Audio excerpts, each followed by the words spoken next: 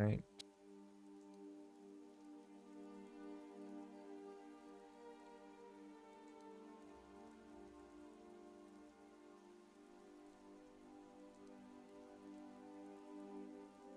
Hmm.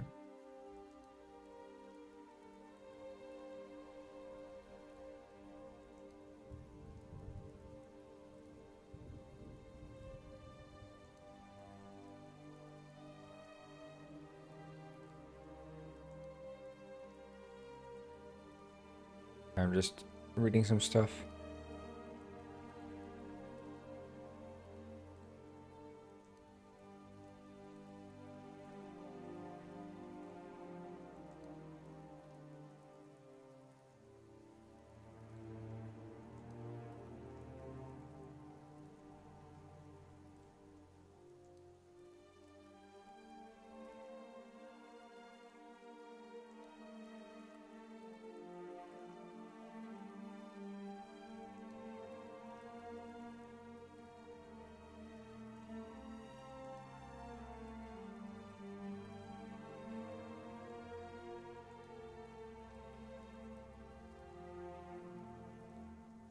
Hello, Doug.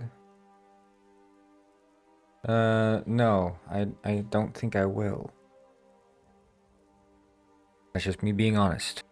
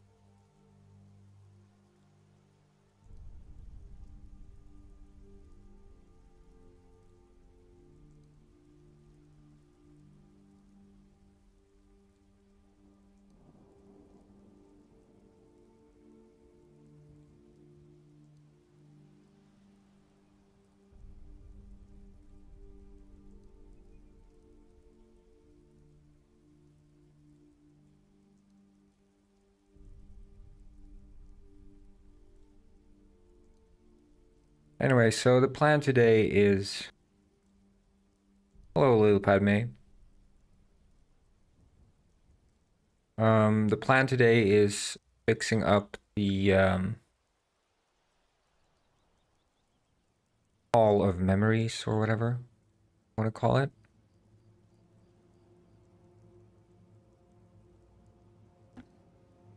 I'm just picking up a bit where I left last stream, that evening stream,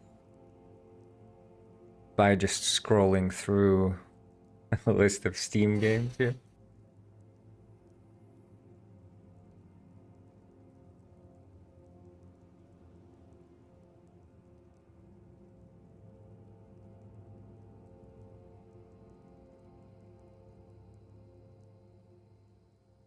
But not really finding anything worth my time here.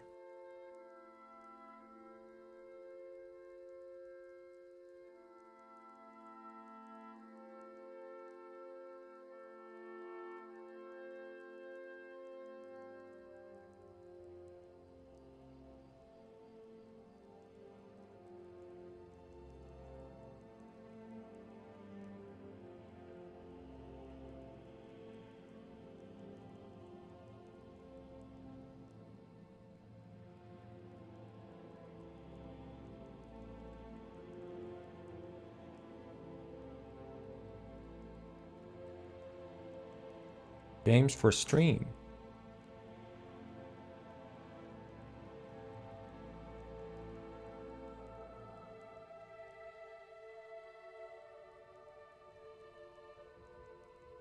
Hmm.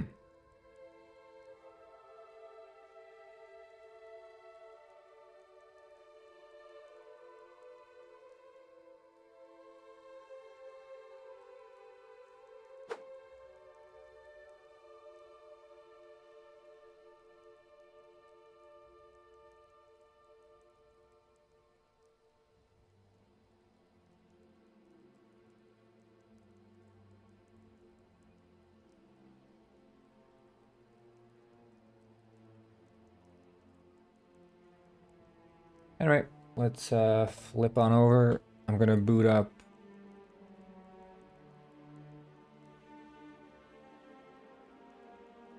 our favorite game, Penguin World.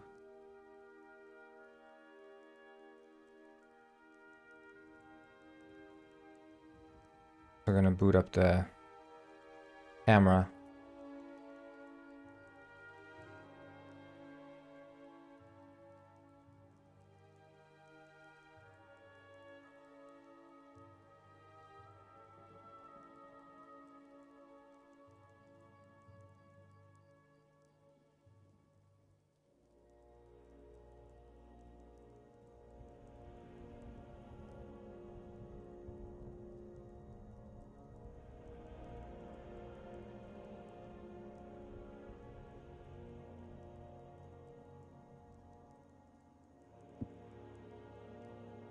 Um,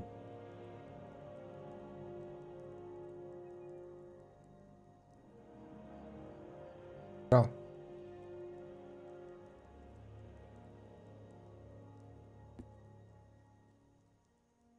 so I think here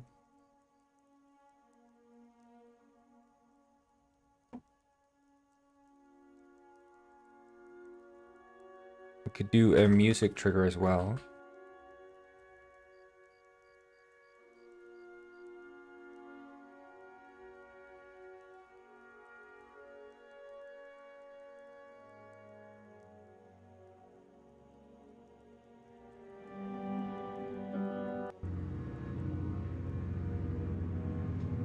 I forget, which one should I have?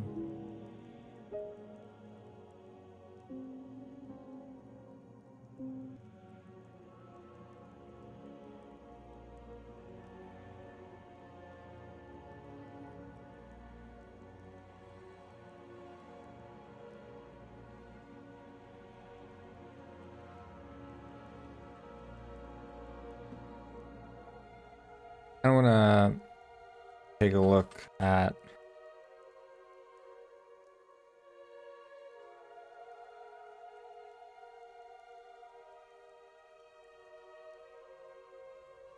their ambient here.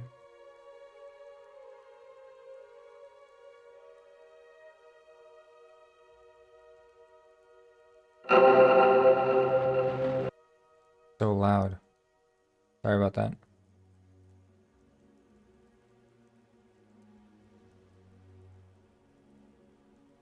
Or would you like to do volume control on this page? Have to turn it down.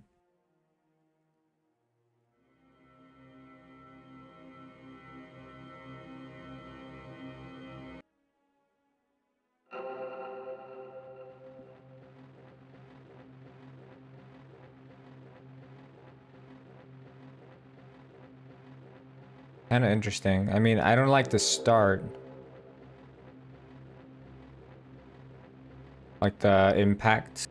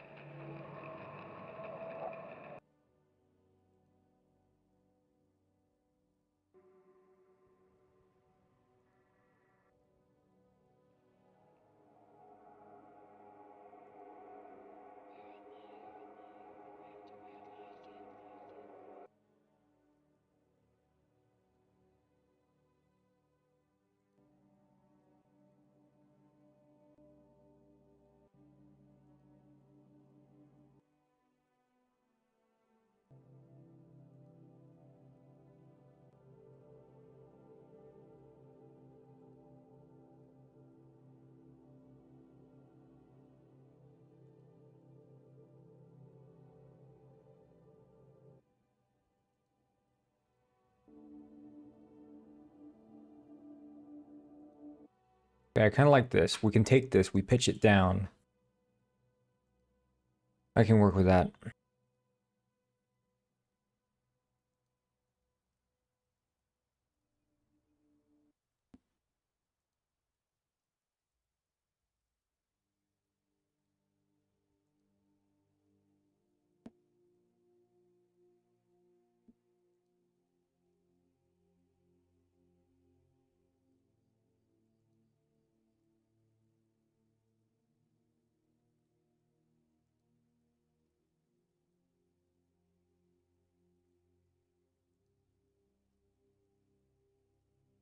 Yeah, 2 minutes or something.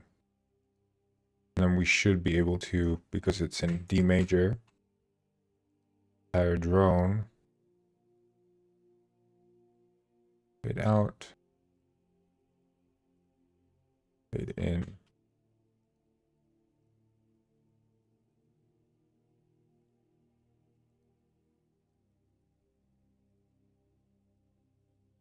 Their effect. Well, I guess we could do the pitching in Unity itself, actually. We don't even need to do it here.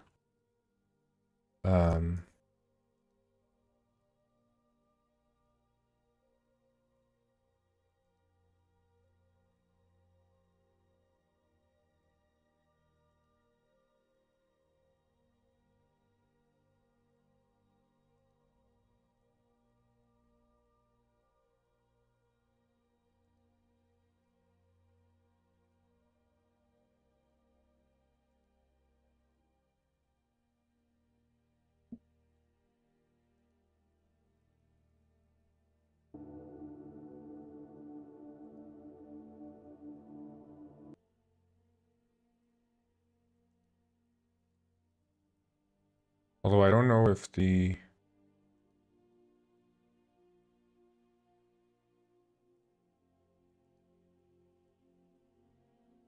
for a drone.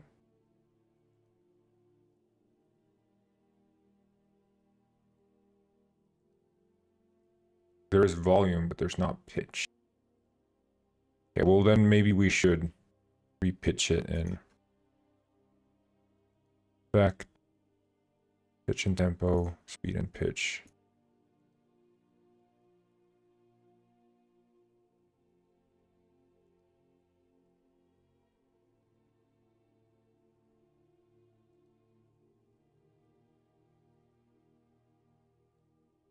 Yeah, I think that's cool.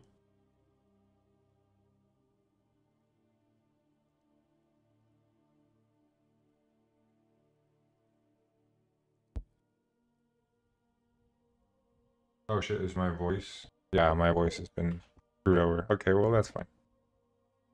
Export that now. Always when I start Audacity.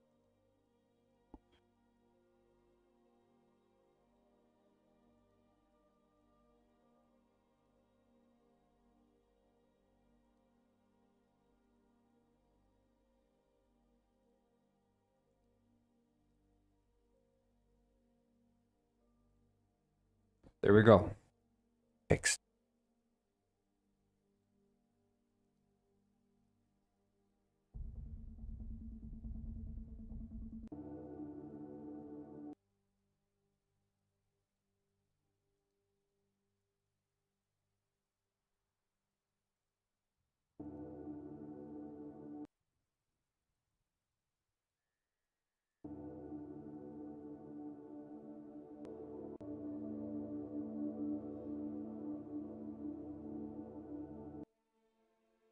Wait, did it not export the right way or something?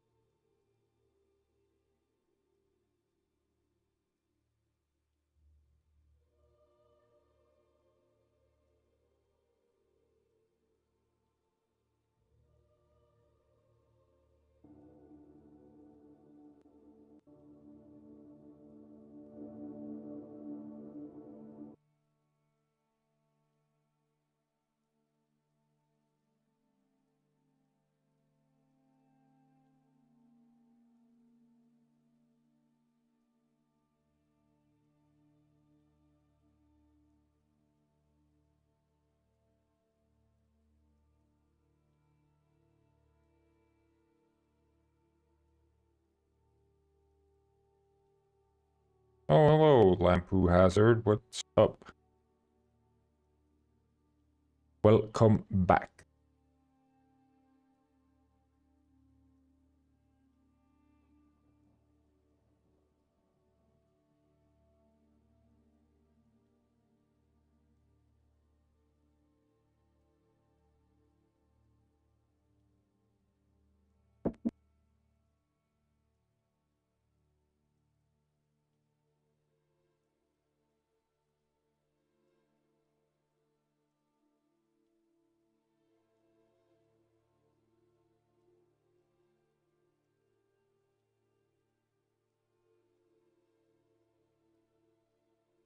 Little coin.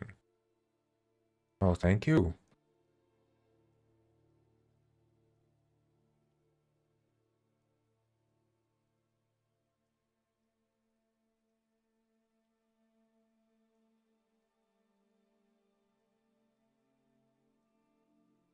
Just a second. I'm opening up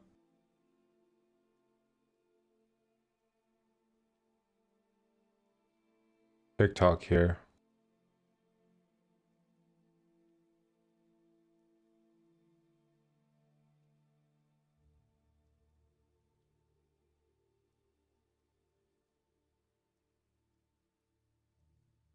There we go. Now I can see there are gifts, I think. Oh, thank you for the rose. And thank you for the rose.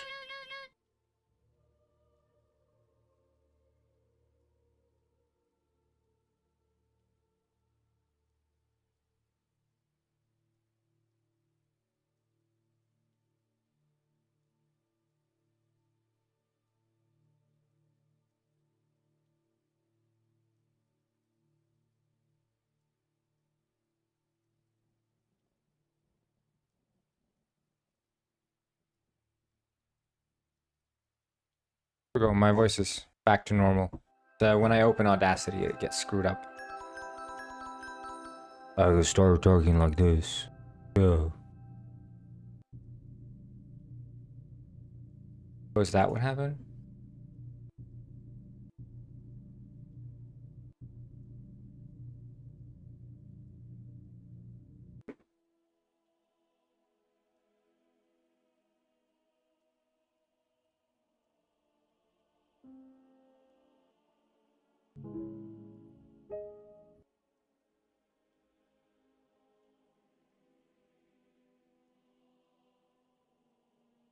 Scuffed corn sounds? How about this? How's that for scuffed? Alright?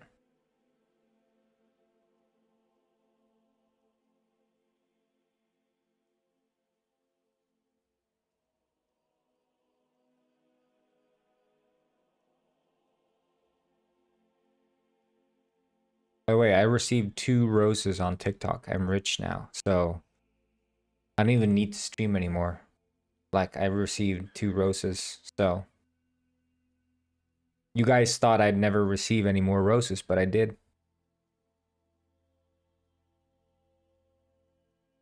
One rose is like 1 bit.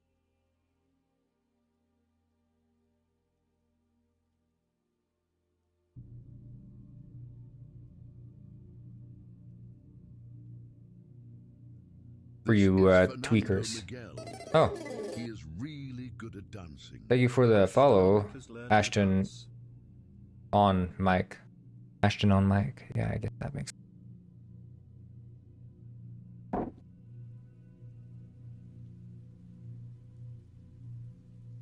I am so rich.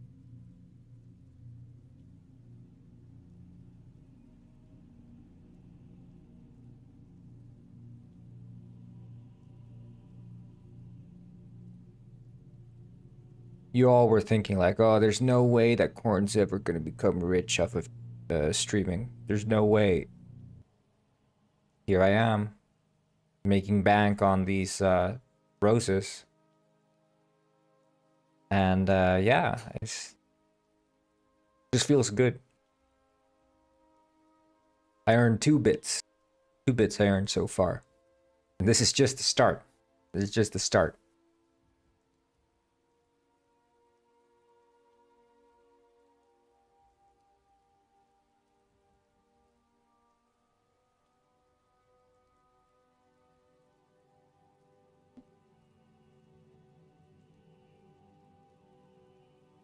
Wait, bits became more expensive?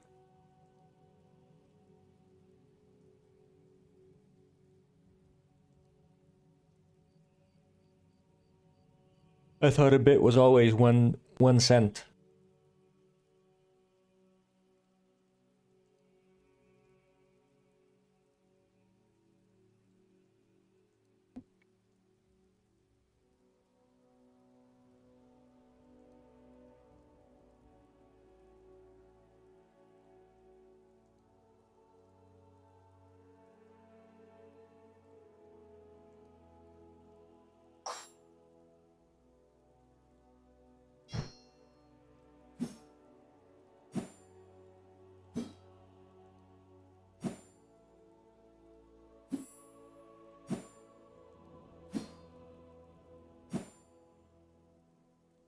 That was like my assumption was that it was like, you know, Twitch's you know, proprietary currency. Oh, really? That's way more than. But is that on the phone? Because on the phone, things they always take a extra or something. I think.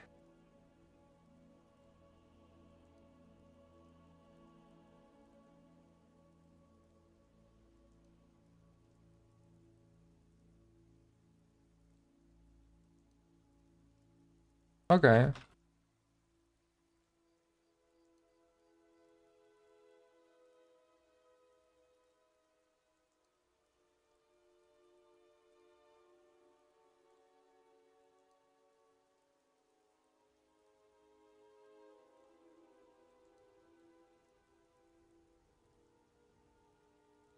That was 5 years ago, this. Yeah, it says here they increased the ratio. Yeah.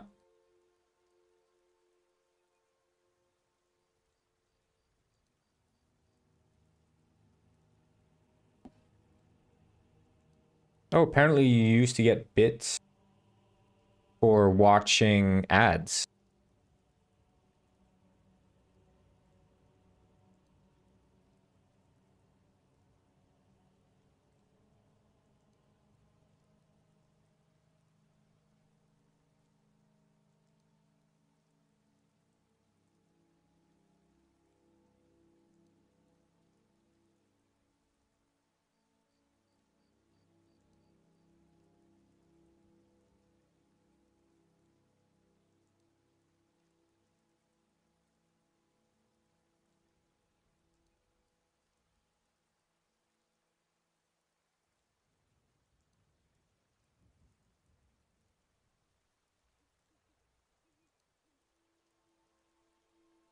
Hmm, interesting.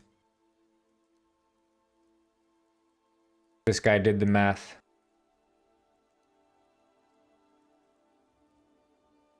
Basically, it seems like there's in Europe there's the VAT that is more uh is heavier on the digital currency, so they have to increase the price if they want to retain the same profit margin that they have for the dollar. So their profit margins go down in the European markets unless they raise the prices, I guess.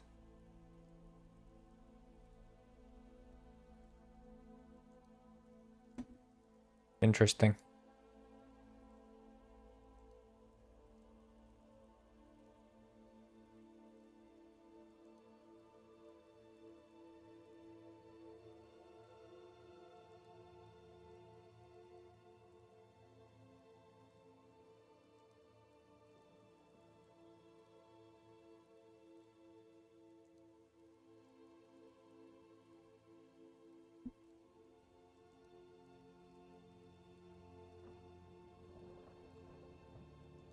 Yeah.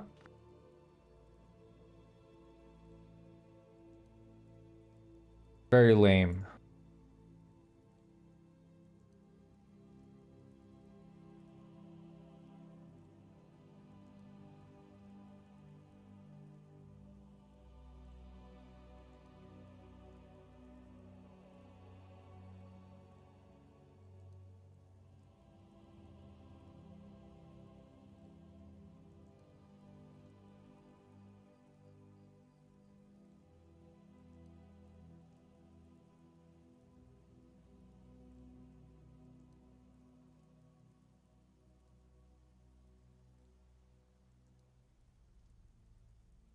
I'm gonna give this a try.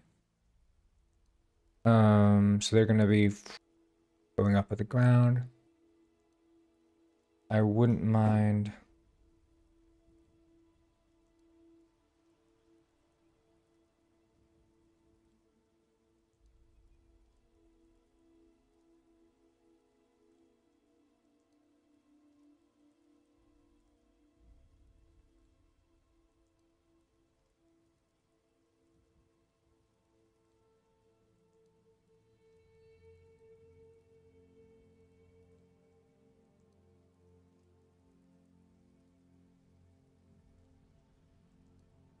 No equipment. Shit, okay. Well, I can give you the gold back for that. I don't... I respect it. You're here, you're fending off the kingdom at practically your own, so here's some gold and magic to cover the expenses.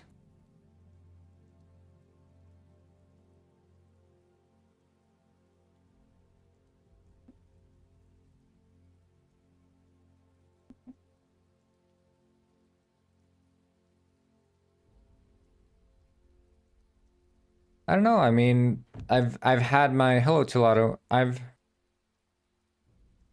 had my streams starting a bit later, I think, in general. And then maybe people are still tired from, you know, the very, very, very late stream I did yesterday.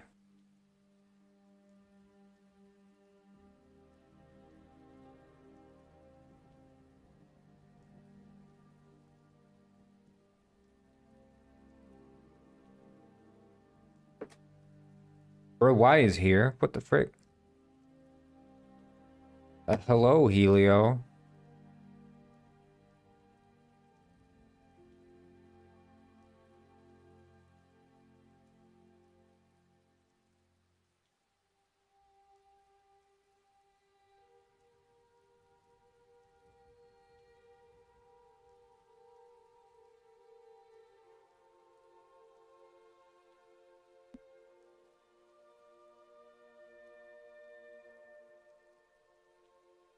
You like my skin? Yeah, thank you. I use lots of moisturizer.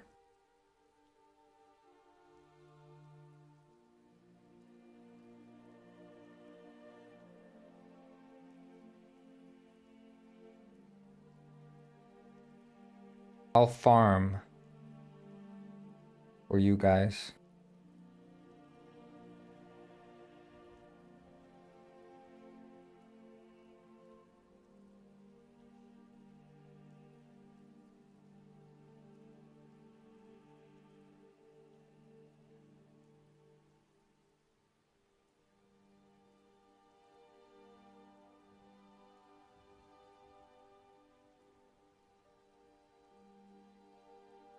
Hey, you missed the stream yesterday, bro. We did a evening stream. It was very epic. People said, in fact, people were saying it was the best stream I've had so far. Yep, that's what they're saying.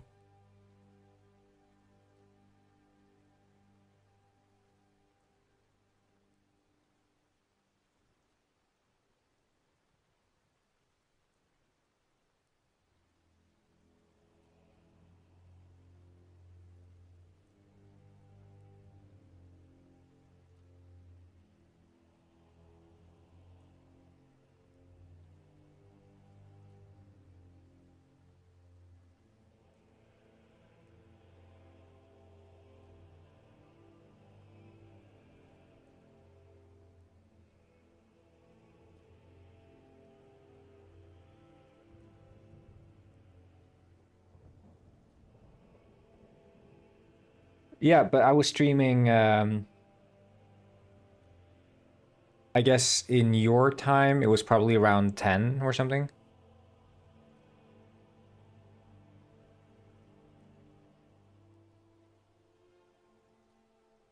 9, 10, something. I was streaming quite late. I was playing some Sekiro.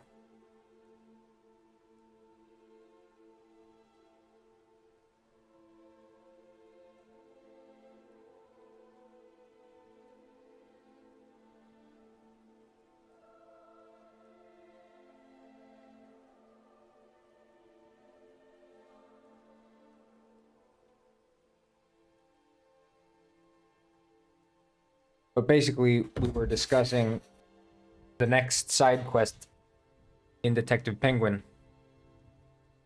And arrived at the conclusion that it would be fun to have a side quest featuring Lysander Quill. And Lysander would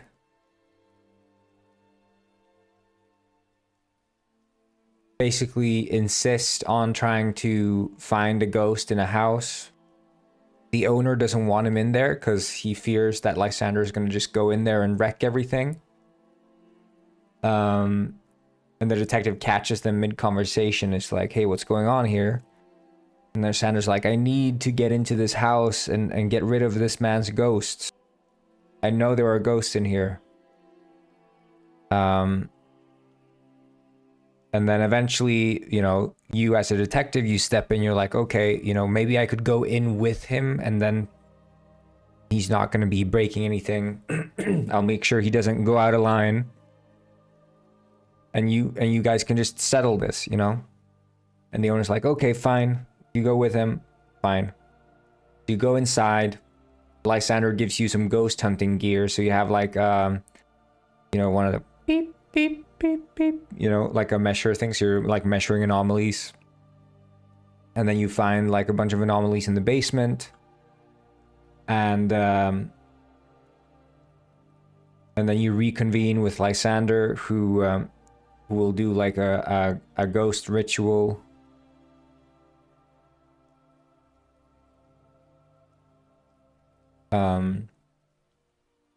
And then one thing leads to another. It ends up being that the owner of the house does not in fact have ghosts.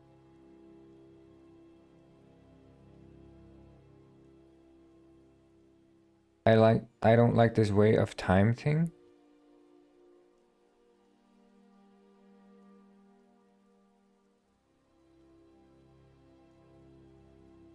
Like the 18 or the 17 or what?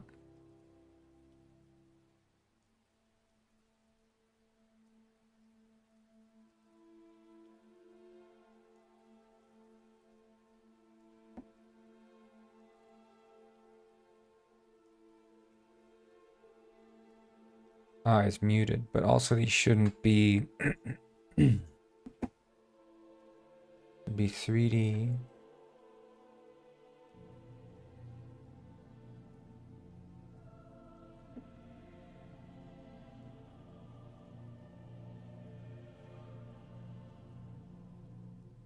Oh, okay.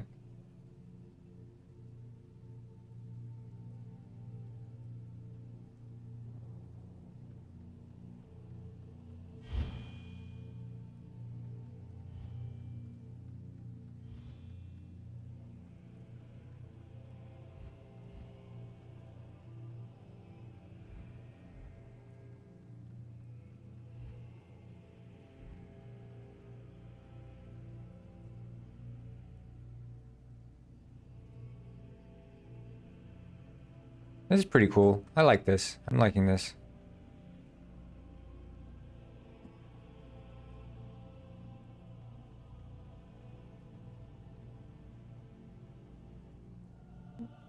Wait, how did you see me playing Sekiro? Oh, you saw me playing Sekiro on Steam, of course.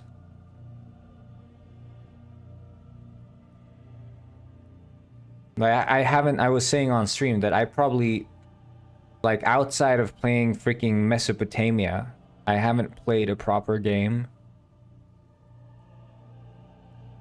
just on my own for like 2 months or something. Like, just sat down and just genuinely played a game. Like, World of Warcraft was probably the last one I played. Like, just sat down and played. Mesopotamia is the last one I played.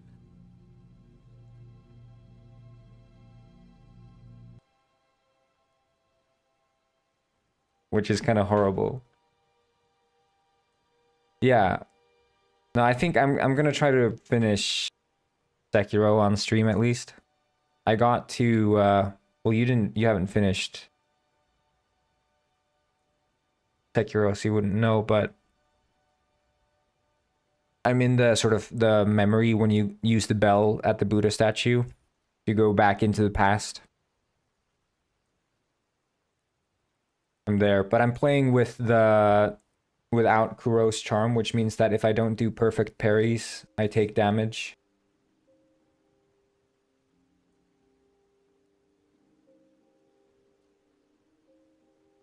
But what's more fun is that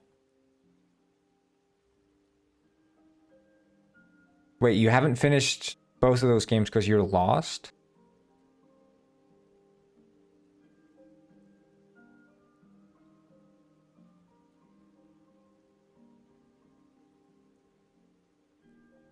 Yeah, it's probably one of my top 3, I'd say, for sure. I mean, I've finished it probably about 8, 9 times or something. But it was probably over a year ago since I played it last, so I'm very rusty. But that makes me, you know, be more in the Sekiro mindset of like getting my ass handed to me as I'm playing on the, well, I guess virtually hardest difficulty. But I'm having fun with it. Yeah, I love everything about it, including the exploration. I think what I love the most, and I think this is something that is true for both Dark Souls 1 and Sekiro, is the verticality. The feeling of going from like the deepest, darkest depths of a valley down into the caves and up to the highest peaks of a mountain. Sort of like the sense of like, yeah, you're actually going between places, and like unlike Dark Souls 3, which is very segmented, have like all these warps and stuff that you need to use to actually get between places. And the fast travel being like the only way to get around really in Dark Souls 3, or at least the most encouraged way to get around, other than traversing a very linear world. In Sekiro, yes, they do encourage the use of fast travel, but there are many moments, 2 moments that I remember right in the story, where the same areas you've been in get repurposed and reused, and so you have to be like, okay, shit, how do I walk here? And then, oh, they changed a little thing here, so I have to walk differently now. And it's like so very well done. I really like it. Like returning to the old areas, I think that's a very well done thing.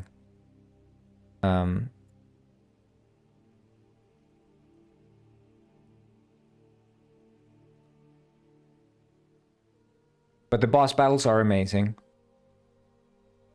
And I like the small boss battles as well, so like the smaller insignificant mini bosses or whatever. Because there is a great benefit to killing them.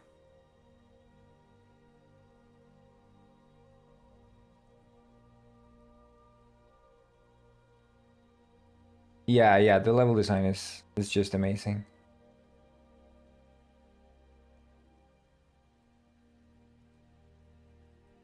Yeah, Dark Souls 2 is quite confusing. But it, like, the idea with Dark Souls 2 is you have the hub area, which is like, you know, if this is Majula, isn't that the name? You have like the Forest of the Giants. You have the well, which is one area. Then you have the ID Tower or whatever. And then there's a 4th one that I forget. Isn't it like up here or something? Am I confused now?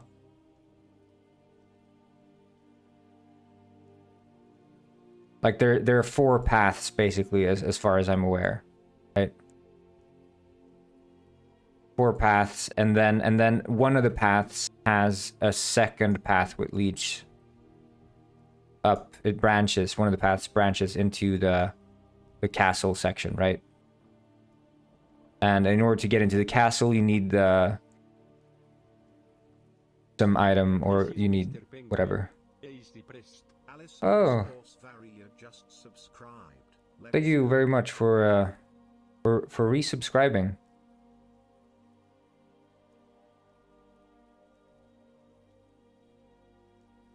But yeah, I mean, basically with all of these paths you have in Dark Souls 2, you just follow them to their end. They are quite linear, but you can tackle them in any order you want. but at the end of the day, they are quite linear. And if you do get lost in them, you can sort of just backtrack and keep going forward. Like in general, there shouldn't be as much reason that you'd get lost in Dark Souls 2 beyond not finding where the start of the paths are. So like, where's the first path? Where's the second one? Third, and so on. Like figuring that out can be a bit messy.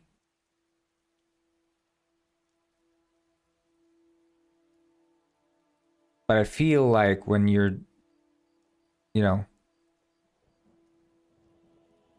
yeah, it's going well here. It's going well. But the thing is, with this, Sekiro has the same thing, right? So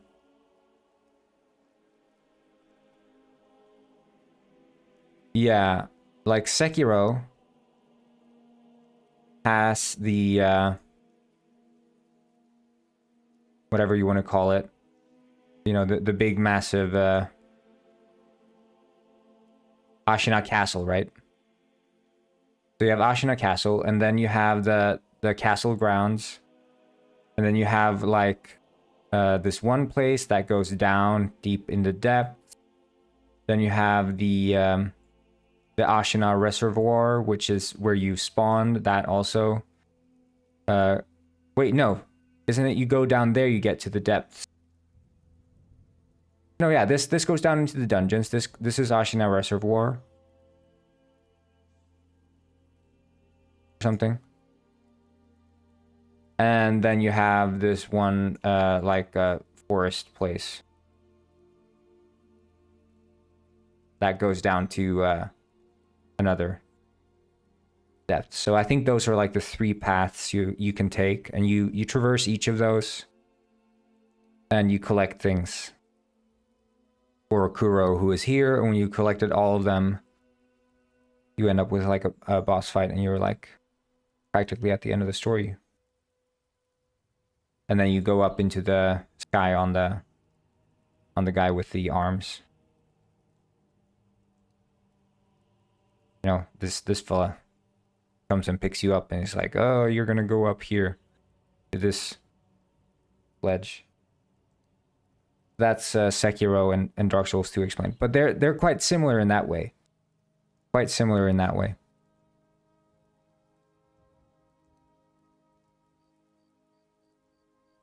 But I mean, that's also like a staple of the Souls series, right? Go off, find this, find that, find this, find that. Return to the start. Put all the things together. And you're done. But like Dark Souls 1 does it a bit differently, because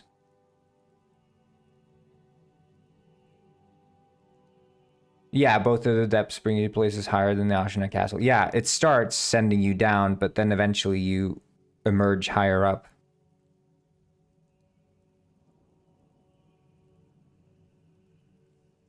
Why don't you like Dark Souls 2? I feel like the quality of the animations is far worse than the other ones. The wind up for attacks is very awkward. It's like slow, slow, slow, and then they speed them up like very weirdly. Many times it feels like the hitboxes are off, and that's just a feeling. I haven't confirmed whether that's actually the case or not, but the hitboxes do feel weird. All the bosses are like absolute pushovers.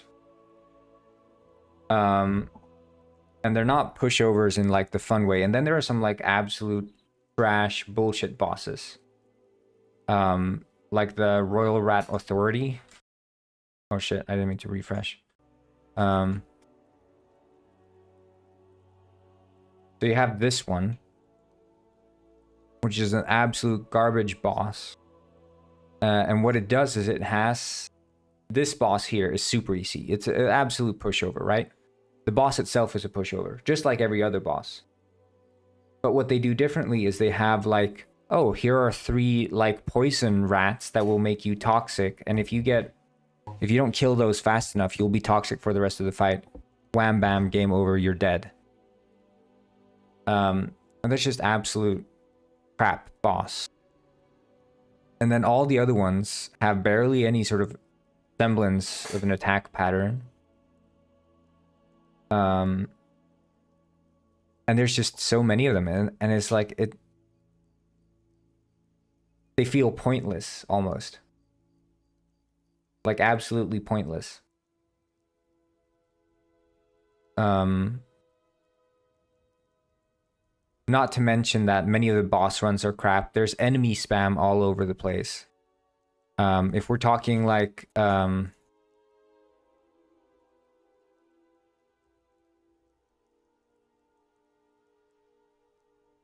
what's his name? Like the boss run, yeah, to the Executioner's Chariot. So the boss run to that one, absolute bullshit. The amount of enemies you have to run past there is like insane. And then they have a phantom spawn at the boss gate, and it's like they just do like, okay, Dark Souls 2 was too easy, they say. So how do we address this? Do we make the enemies more competent? Do we maybe limit the player in some way? No, let's just add in, like, let's double the amount of enemies and just call it a day. So that's what they did. And it's the same with the Smelter Demon. This fella. I mean, you did the boss run to this one. There's like so many of the knights that it's like it becomes ridiculous. And they knew this was a problem. They knew this was a problem because they added the ability to kill enemies enough times on repeat for them to completely despawn. They added that feature because they knew they added too many enemies, and they're like, well, what do we do about the players who absolutely are going to hate the fact that we have too many enemies? They're like, well, you know, if they kill them enough times, they're just going to respawn. Like, that's not a feature. That's just a band-aid on the problem.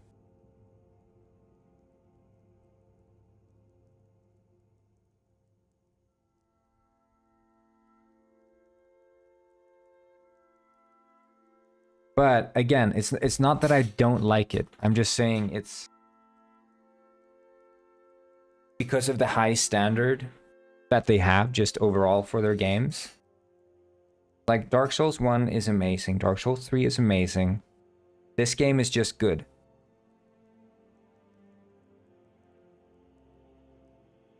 This is the Penguin Heist creator. Oh, that is me. That is I. But it does so many more things wrong. Like there are very few things that it actually improves on. Not to mention the laziness, like the shaded woods area. Like, look at these textures, man. Look at this. It looks so ugly. You can just see the repeat of it. There's no art style. Dark Souls 1 looks better. Like, this to me is absurd, this screenshot here.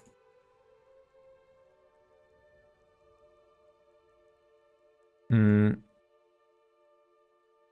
what's the sort of Light Town area also? Yeah, and that's also like I don't know. I feel like they lost track of what yeah, also, I mean, the most famous example, you know, if you look at the windmill thing. You enter this windmill, you take the elevator up, and all of a sudden you're in the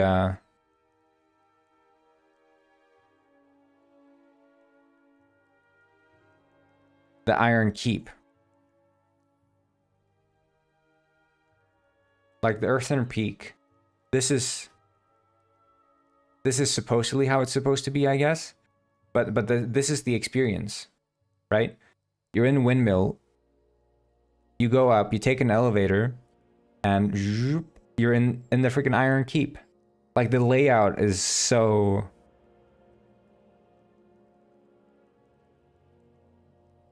They just completely or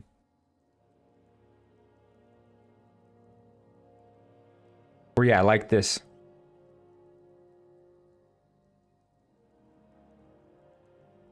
Like, this is the actual layout.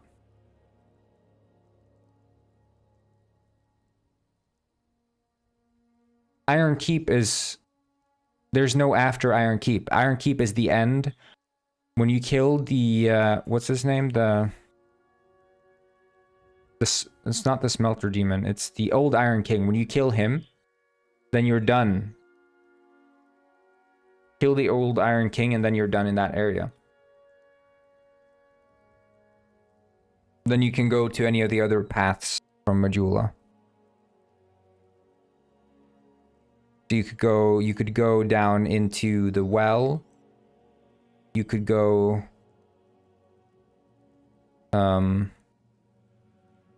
what is it? Kill the Lost Bastille, kill the Lost Sinner, I think.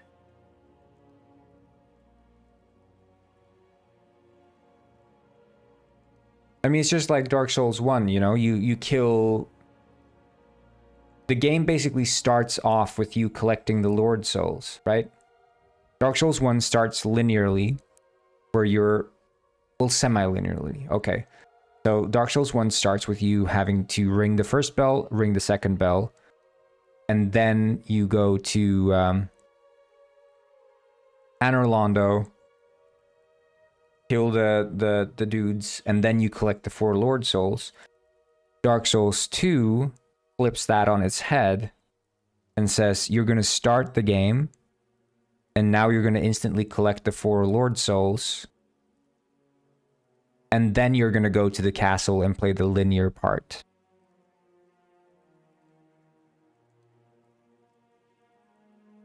So it starts open-ended.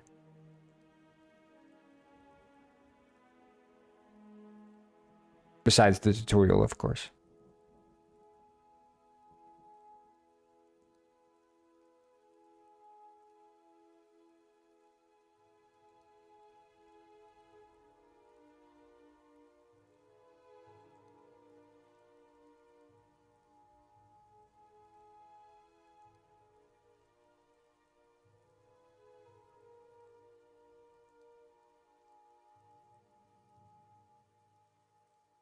Makes sense.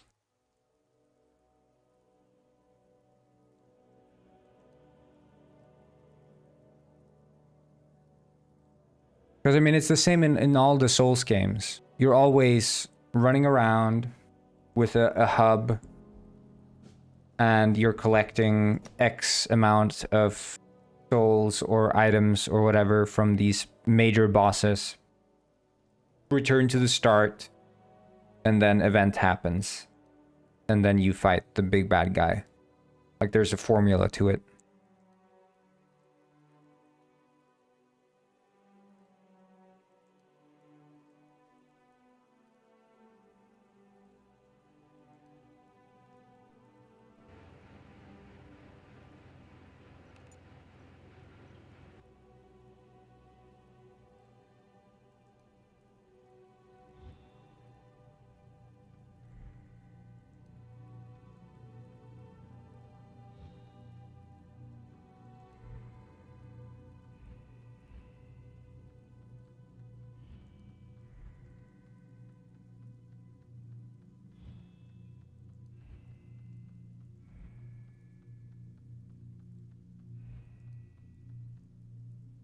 Yeah, I think we need to set the walk speed to way slower.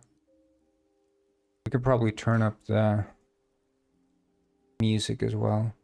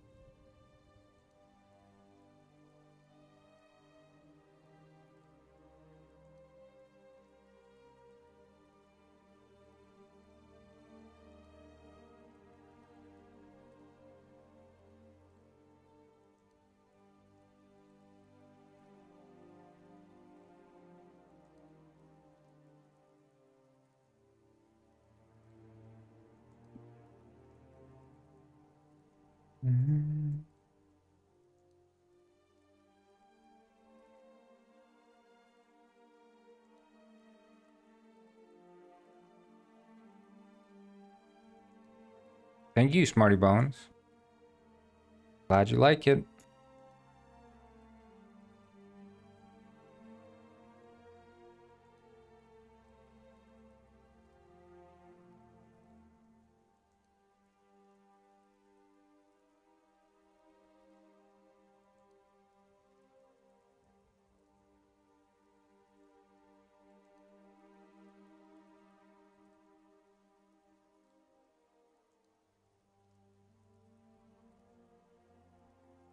This is Fernando Miguel.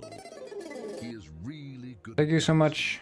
Persistent Penguin has learned to dance. Persistent Penguin. I'm glad we have some persistent penguins in here.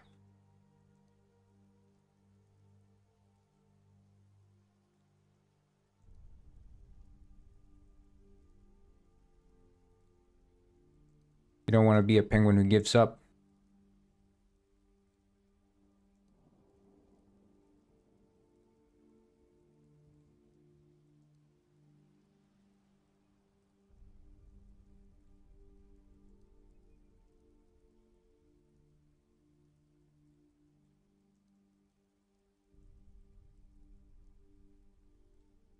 Not gonna lie, the island looks sick. Thank you.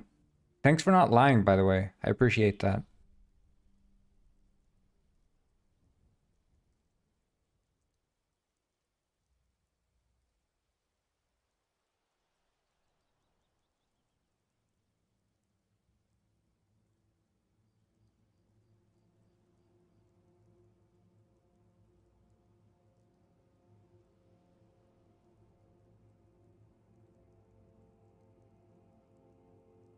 Felt morally obligated. Well, I'm glad you felt that way. It means a lot to me. Yeah, we're the biggest penguin stream on Twitch and YouTube.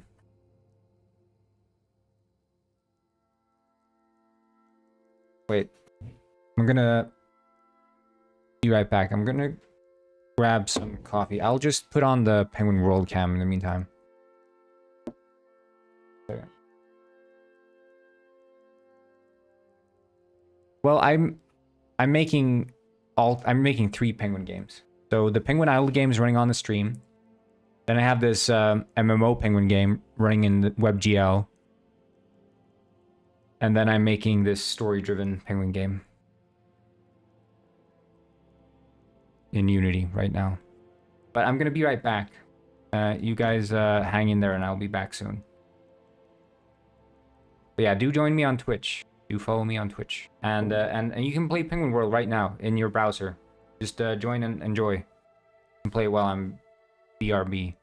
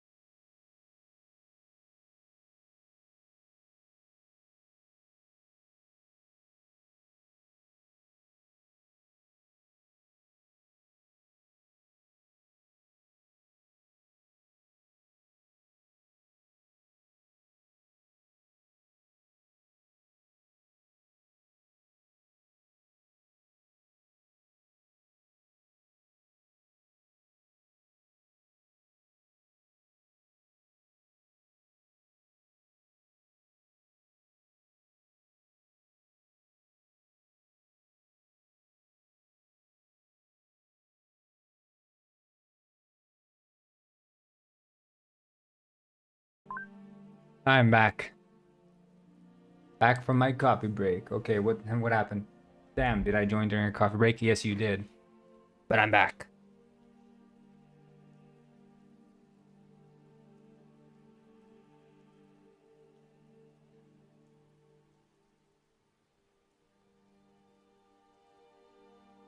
Ah, there you are.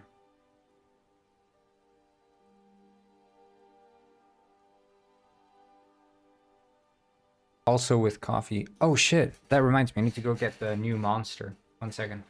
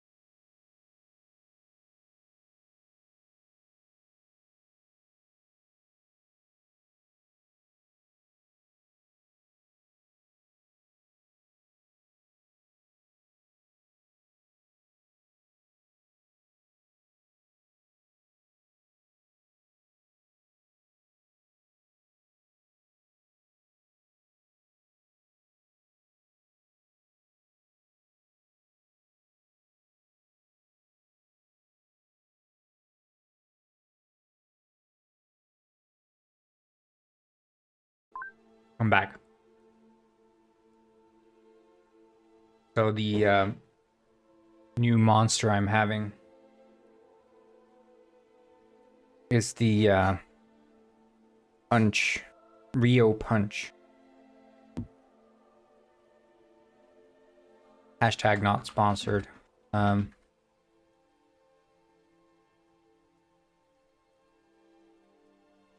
This one. Just arrived. This is literally me. This is literally me when I get the new Rio Punch flavor. Ooh. Ooh. Oh, yeah, I can see that. Seems like the server crashed.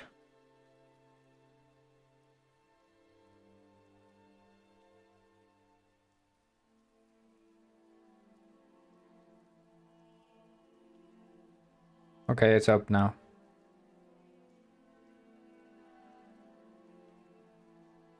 Rio is the best fizzy drink. Rio soda. I have had that one, but it was apparently so forgettable. Apparently it was so forgettable that I did not even remember having it. Now I don't know if that speaks well of Rio, the fizzy drink.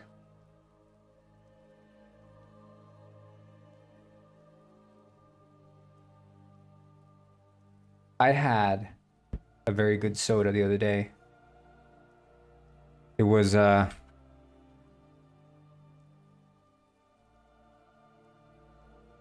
root beer with maple syrup. This one. It actually had maple syrup flavor and tasted like a root beer. It was so good. Yeah, Ubuntu Cola I have because it's the whole Linux meme.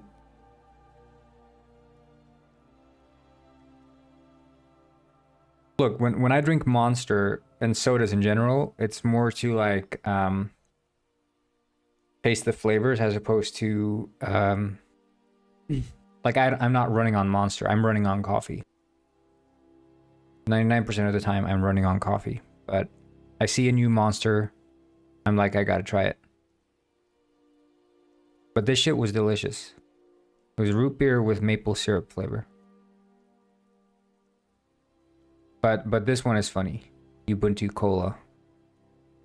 What the official drink of the Linux developer.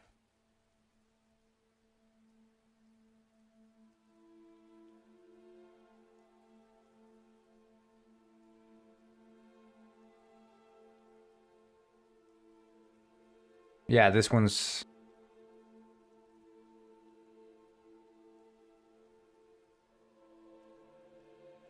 Yeah, Ubuntu is a word for mankind. Ah.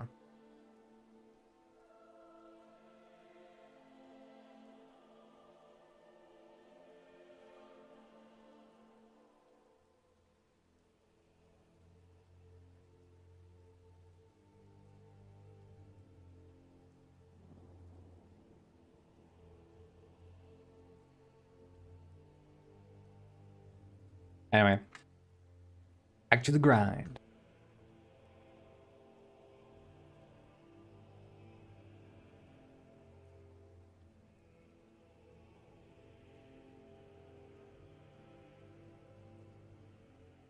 Wait, Rio has artificial sweetener in it as well? Or you mean Monster? Yeah, Monster has sugar and sweetener, but that's generally because of the sugar tax in England, right? But it didn't used to. That's the case for like basically all sodas these days that are not from the Coca-Cola company, right?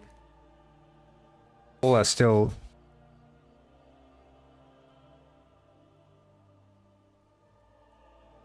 produces full sugar drinks, but PepsiCo adheres to the British sugar tax.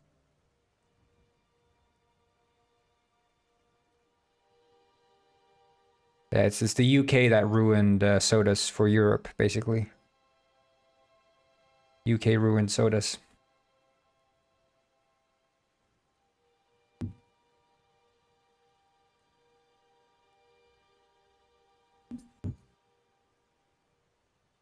Well, the sweetener they use here is not aspartame. Aspartame is much sweeter. They're using sucralose in Monster, but they can use sucralose because there's already sugar in it, so they don't need much more sweetener to make it get to that. Oh, like ad break. We'll chill.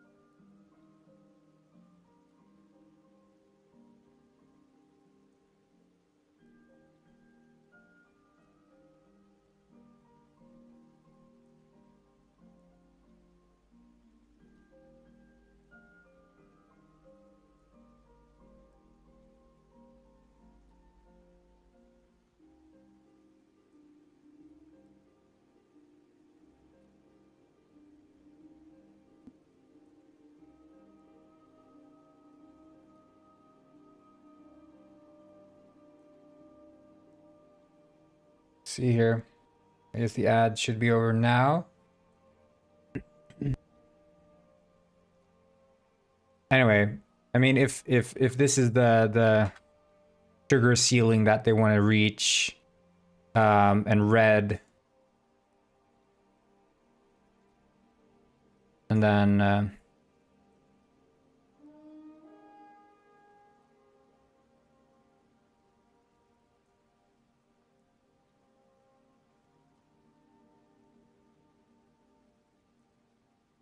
so the thing is, like, aspartame is like super potent. You don't need much of it to make things really sweet. So with aspartame, if you make a sugary drink, you can hit that sugar ceiling instantly by just using aspartame. But if you're doing like the sugar blend, you can use sucralose, which has less of an aftertaste, and you can do, you could do 50-50 sort of. So you could do the sugar to reach this level of sweetness, and then you finish it off with the sucralose to do the rest. You don't get that weird aftertaste in the same way. But with aspartame, you would get the weird aftertaste.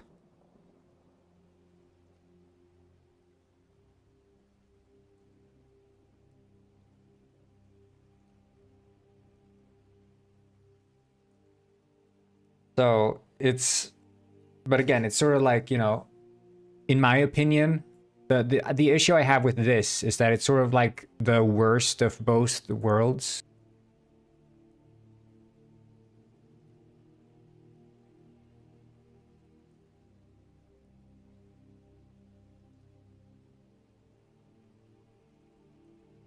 Um,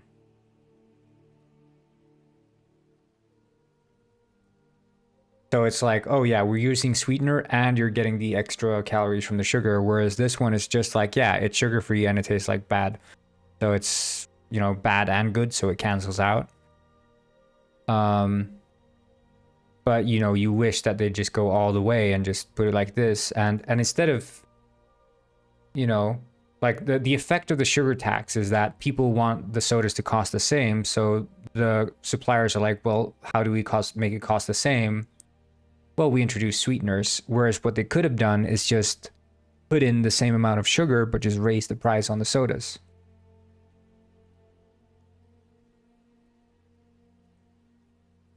Like, that's what they could have done, but people don't want pricey sodas, so this is where we're at. Thanks, UK.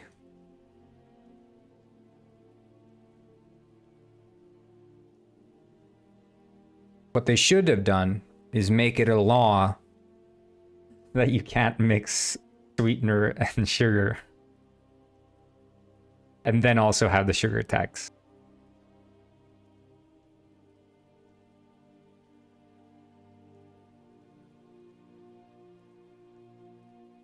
You just do both. Sugar tax and ban the combination, the unholy combination of sugar and sweeteners.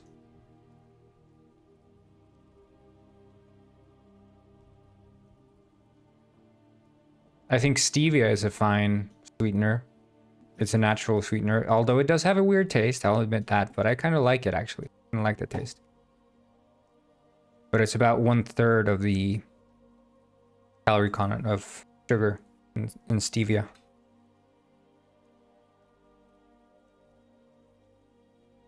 They had this Coke Life product for a while, which was this green Coke can. And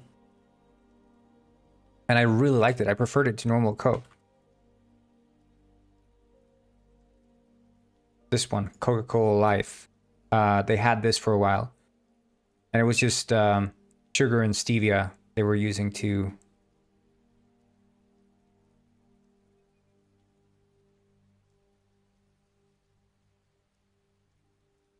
So, this one, bring it back. Bring it back, Coke.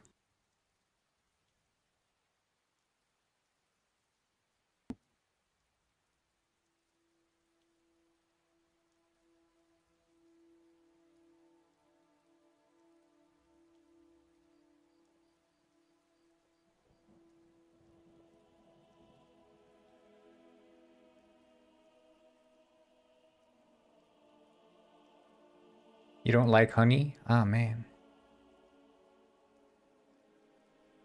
But I thought US was still selling the full sugar ones. Is that not the case?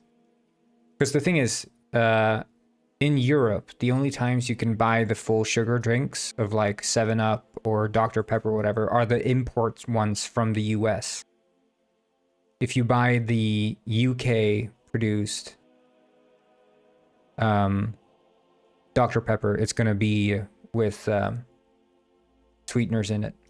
It doesn't taste the same. It doesn't have the full mouthfeel in the same way.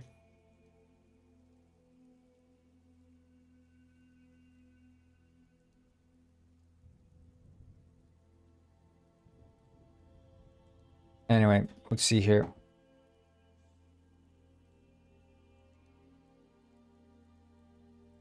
I'm gonna try to...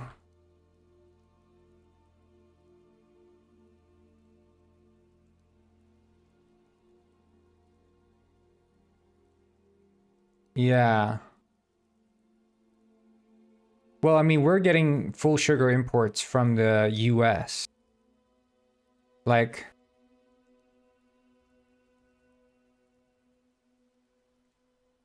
Megadega1 said, I love Coke Vanilla and Coke Cherry, but the normal sugar ones only exists in cans, while all big bottles are sugar-free. So I wrote an email to Coke, and last week we actually got vanilla in bottle. Yeah. It's high fructose corn syrup. But it's still, I mean, it's sugar, right? At the end of the day, it's sugar, which is not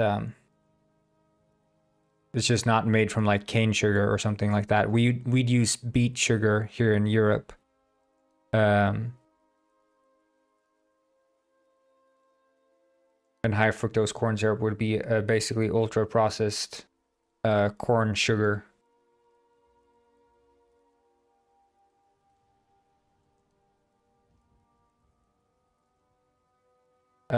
Question, does your Penguin Ice stay access for a while? Yeah, it's gonna be probably, I'm hoping to have it finished in 2025. I think that's the main goal. But yeah, it seems like the sugar tax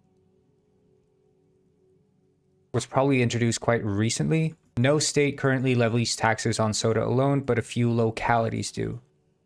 While often called soda taxes, these sugar-sweetened beverage taxes also apply to iced tea. Okay, so general in the US, there is no This is Fernando soda tax. Miguel. He is really good at dancing. In general, there is no soda tax in the US. Yeah, sales of sugary drinks fell in cities with soda taxes. So specific cities are employing soda taxes in the US.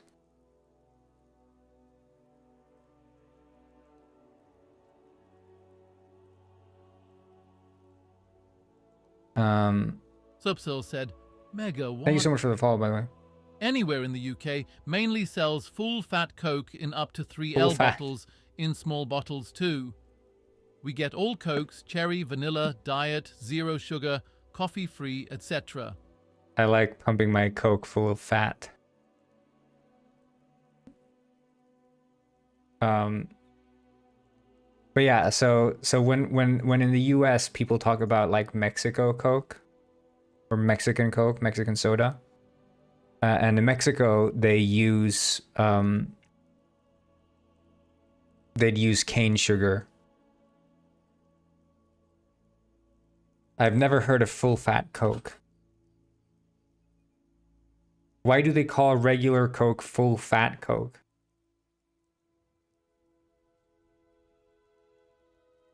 Yeah, that's definitely a UK thing.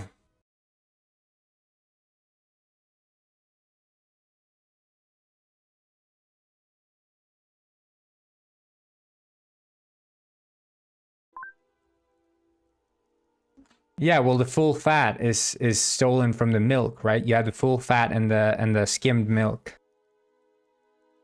So it's a play on that, I guess.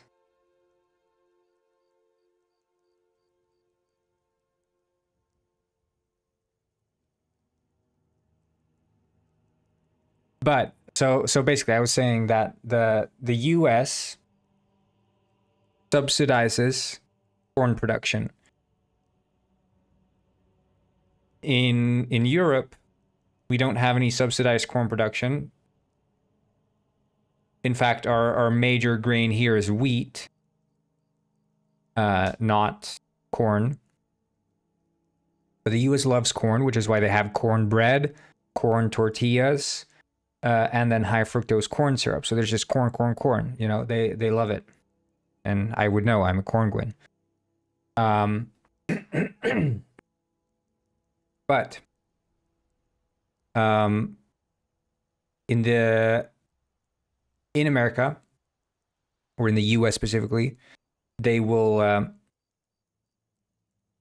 use this high fructose corn syrup and put it in all whatever stuff, you know, because it's the cheapest form of sugar that they can use. Whereas in Mexico, they don't have these subsidies, so therefore they're using cane sugar instead, which ends up being cheaper, right? And then, you know, you'd go to Mexico or get like imported Mexican sodas and you'd have the cane sugar in them. But all the Americans ones have high fructose corn syrup. And I mean, beyond being like ultra processed, as far as I'm aware, there's not necessarily any proven health detriment with regards to high fructose corn syrup. I think it's the same scare you're having with like seed oils and stuff like that.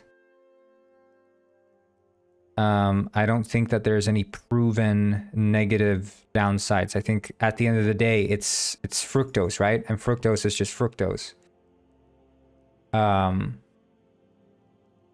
One fructose is not necessarily different from another fructose.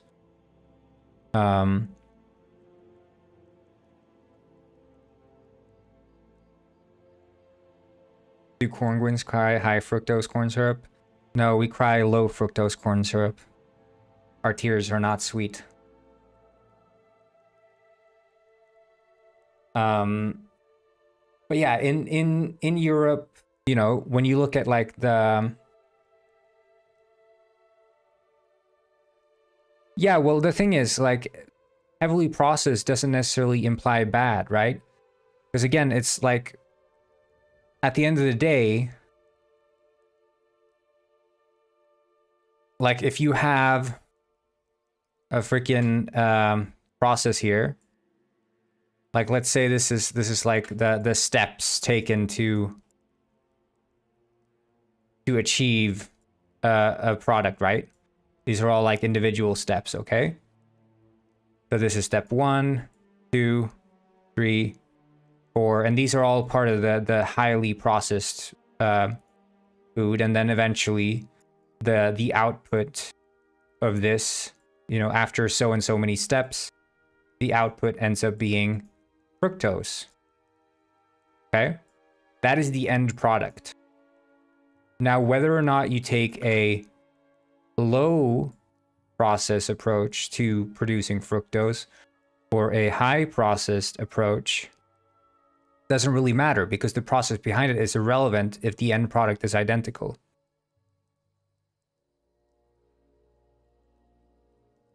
And that's the thing. So people look at the process before the end product and say the process before, that sounds like a lot of steps. That's a lot of work. That's got to be bad.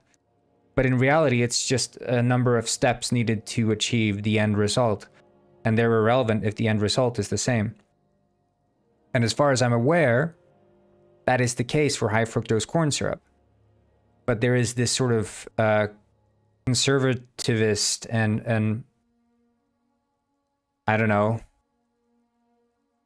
what is it, puritanical approach that people are taking. Well, that's the thing, like, okay, high fructose, is high fructose corn syrup just sugar? Okay, so high fructose corn syrup, which comes from corn, is roughly 55% fructose and 40% glucose, plus other minor sugars and other ingredients. Table sugar, called sucrose, is made from sugarcane or beets, and is 50% glucose and 50% fructose. Okay, so the ratios there are not very off. Let's see here. High fructose corn syrup is a sugar-based sweetener used in processed made from corn. That's the production there. There are only tiny differences between high fructose corn syrup. The most common type of 55, I'm assuming, is because the 55%.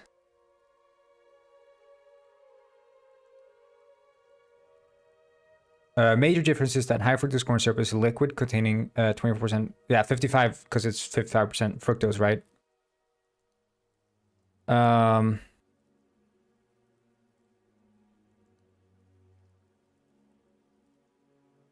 Yeah, in your digestive system, sugar is broken down into fructose and glucose. Let's see here.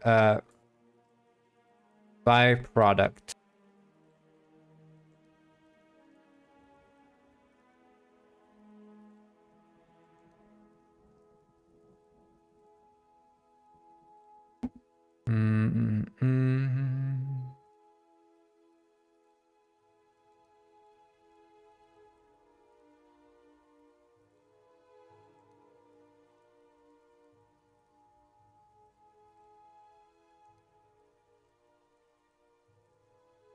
We are not aware of any evidence, including the studies mentioned above, that there is a difference in safety between foods containing high fructose corn syrup 42 or 55 and foods containing similar amounts of other nutritive sweeteners with approximately equal glucose and fructose content, such as sucrose, honey, or other traditional sweeteners. And this is from the FDA.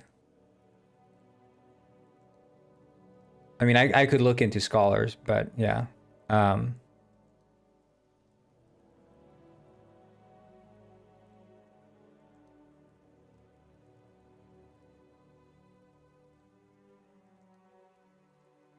So, as far as I'm aware, the body, like, what they're saying is that, what was it here?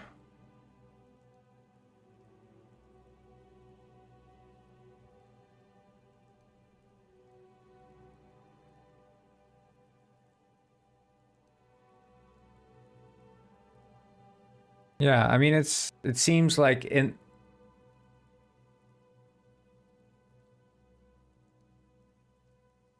actively paid for by big agriculture. Well, okay.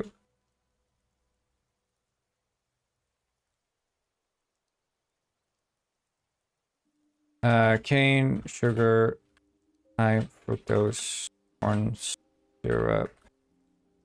Is there like difference? Straight talk about high fructose corn syrup, what it is and what it ain't. Uses of public health concerns. This is from 2010. See here. They're like an abstract. No.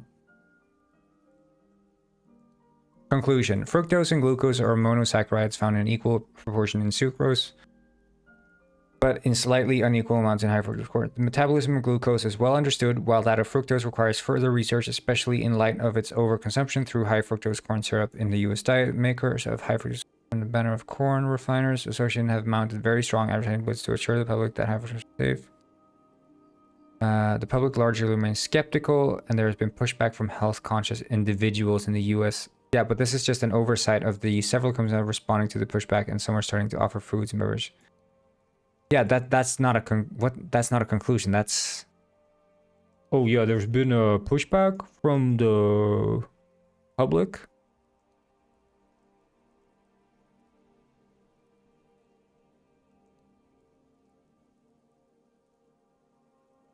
That just sounds very okay. Sure, buddy.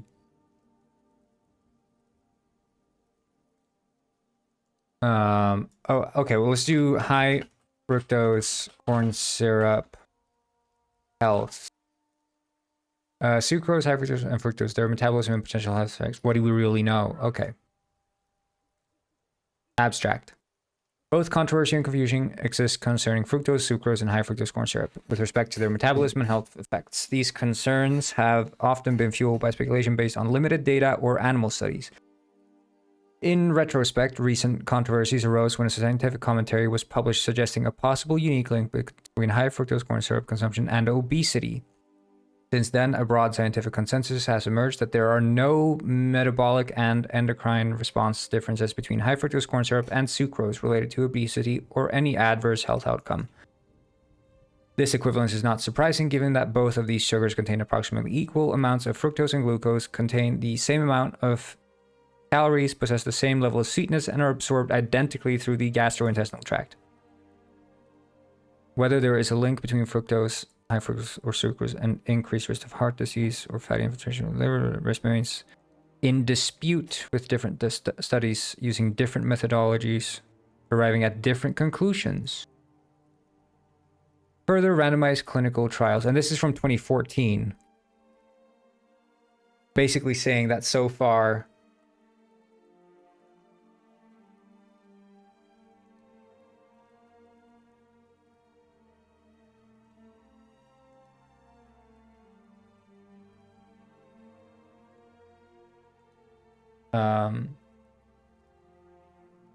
so far the evidence seems to be inconclusive, and that different studies are ending up at different results, which would make sense for something that probably has no health impact, right? If multiple studies are getting different results, and generally the problem with like diet studies is that it's very hard to do them, like tracking people and having them actually partake in a diet over a long time.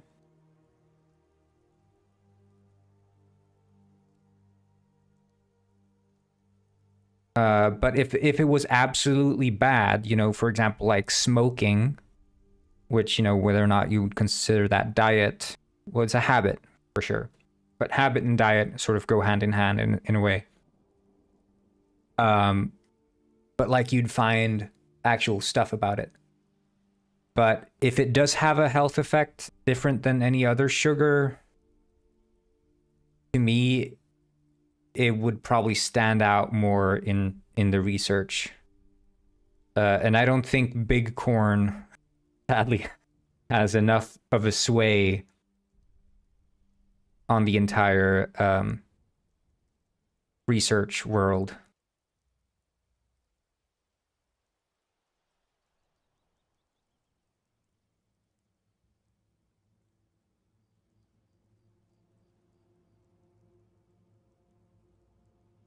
Like,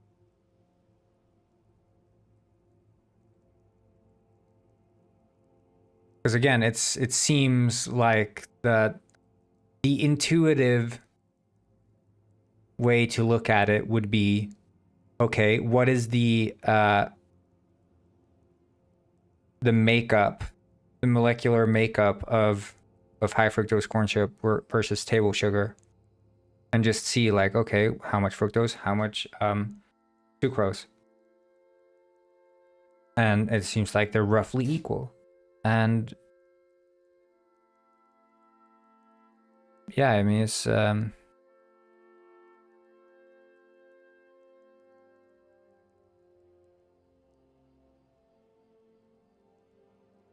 seems like there is no definitive answer to this.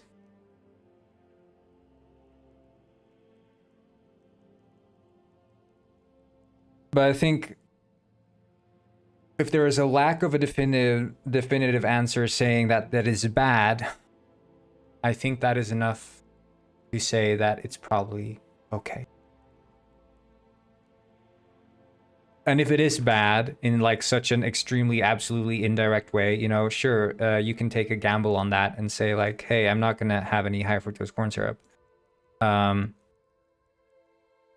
But at the same time, it's probably not something you want to get up on a chair and scream out, you know, scream out your lungs saying that, hey, you shouldn't eat corn sugar, high fructose corn syrup. Like, don't do it.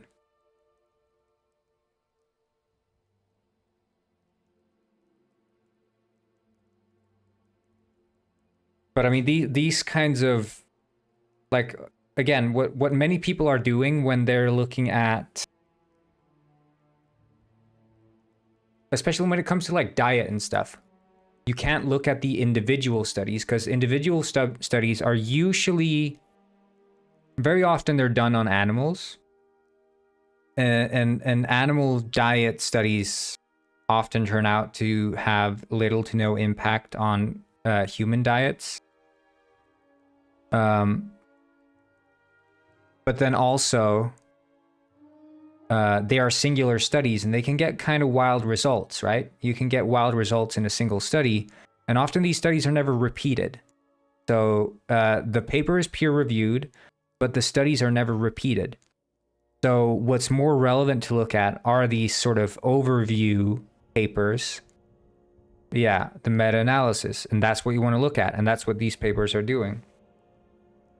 They're not doing these single studies on like, oh yeah, we did a focus group and we see that these people here, they were eating corn sugar, and it turns out that the group that was eating the corn sugar, they grew in weight, they ballooned in weight, whereas the people eating the normal sugar stayed healthy. now it just turned out that the people who were eating the normal sugar also happened to have quite a healthy exercise lifestyle, but that was just irrelevant to the study.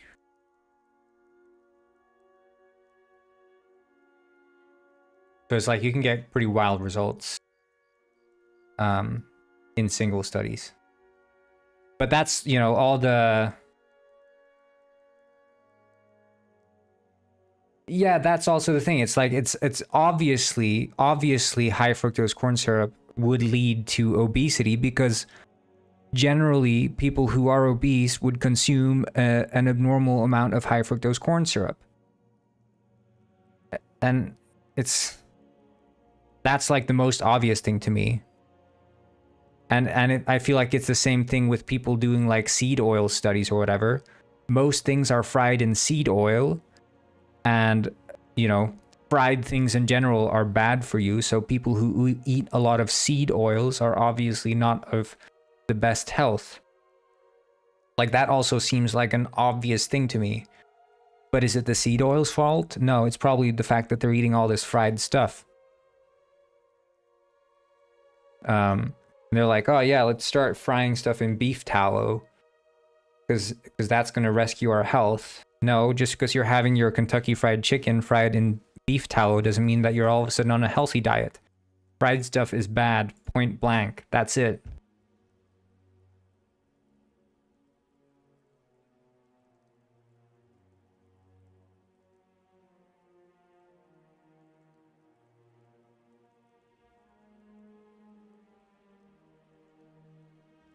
But yeah, like a lot of these health gurus and influencers love to find the one single study that verifies their worldview and then say, well, it was scientific, so. But they never bother to look at the total summation of all the data that exists.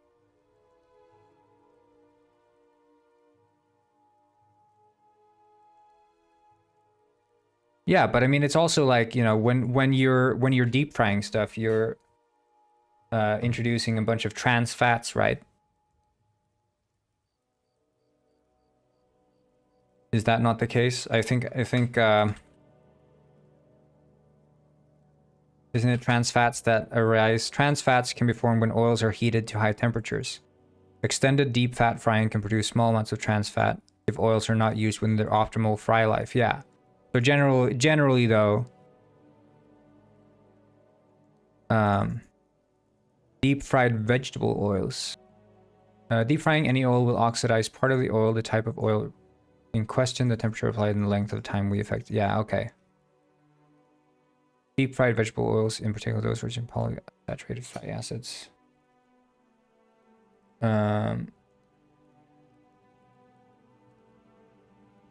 So is this what they're supposed to say then, that like this would be avoided by using beef tallow does not contain the artificial trans fats found in hydrogenated shortenings. When heated is not refused, which is linked to cancer as vegetables. Yeah, is that what they're saying? So I can yeah, here they're saying also like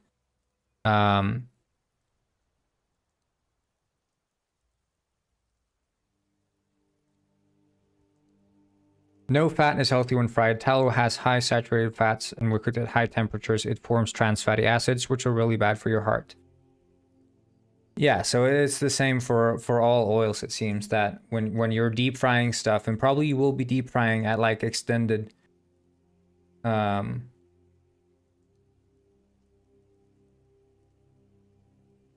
extended amount of time, you're probably going to be faced with trans fatty acids, which are supposed to be the worst kinds of fats, and directly tied to obesity. I think isn't it something like the body has a harder time to metabolize the trans fats or something?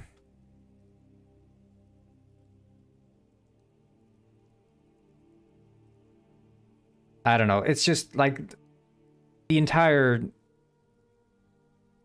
sort of literacy and lack of willingness to actually, you know, when people say they do their own research, what they're really saying is they heard it on a podcast.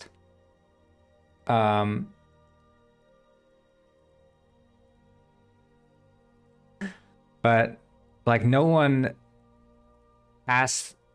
takes the time to just like, oh, I'm wondering if this thing is true.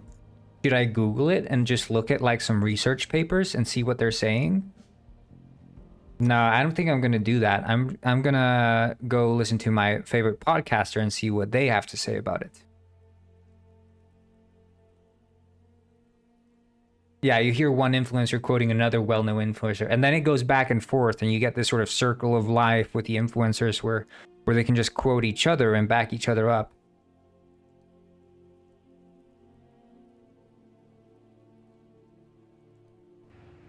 King Caius. Yeah, Caius is a good band. I don't know if that's your name. Is in reference to that. Okay, I need to set the teleportation thing.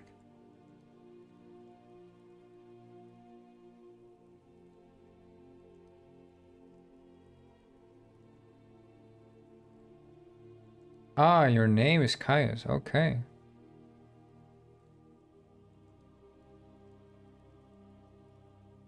I just know the band.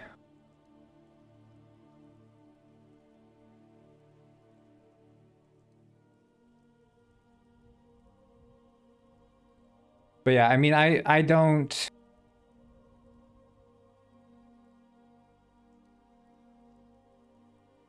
Oh, your dad's a big fan of them. So that's okay. That's funny. That's funny. Okay, so it is in reference. Your name is in reference to your band. That's funny.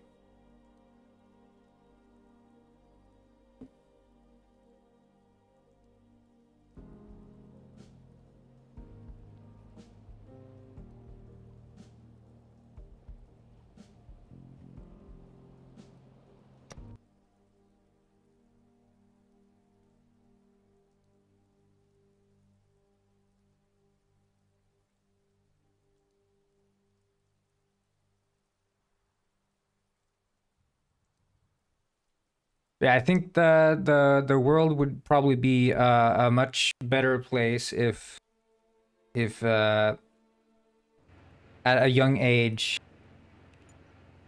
kids were taught to, you know, do a little bit more research online. Like actually, you know, be able to understand the concept of just reading an abstract. Because when you read a paper, you don't even have to look at the data. You could just read the abstract, you know?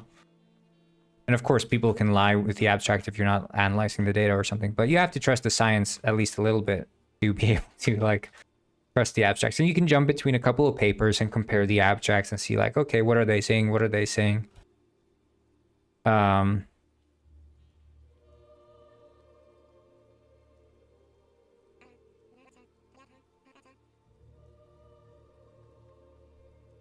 Oh, shit.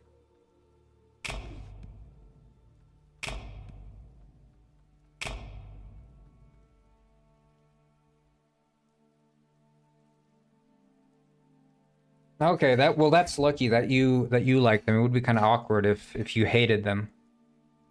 Many people simply don't read. Yeah, I think the big issue, I would imagine,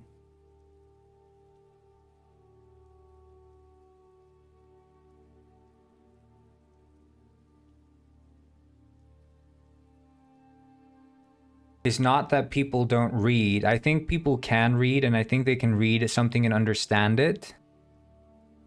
But it's much more easier for someone to assume that their interpretation of the world is already correct and keep existing in that sort of safe space.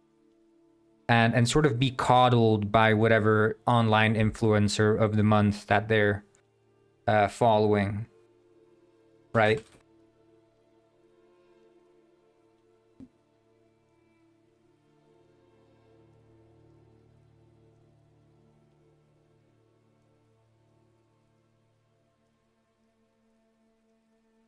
Yeah.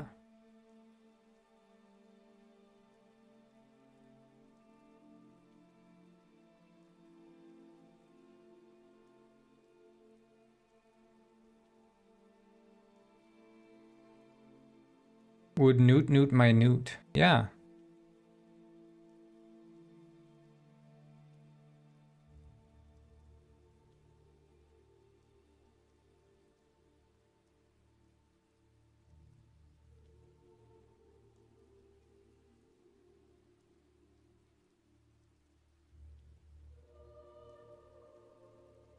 But it's like, it doesn't have to be uncomfortable to take in new information, in my opinion.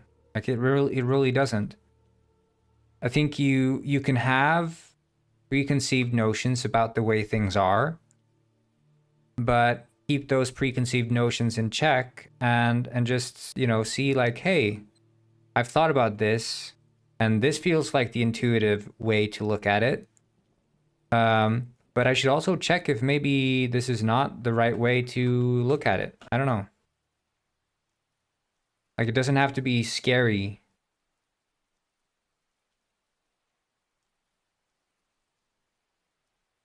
Yeah, well, so when it comes to like not reading, I don't know what the frig is happening here. That is true that people don't like to read. What the frig is wrong with this one?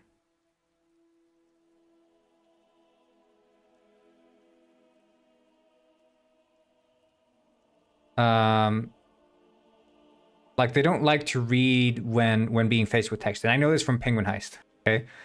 The game used to have this system. Yeah, I don't know what's up with it.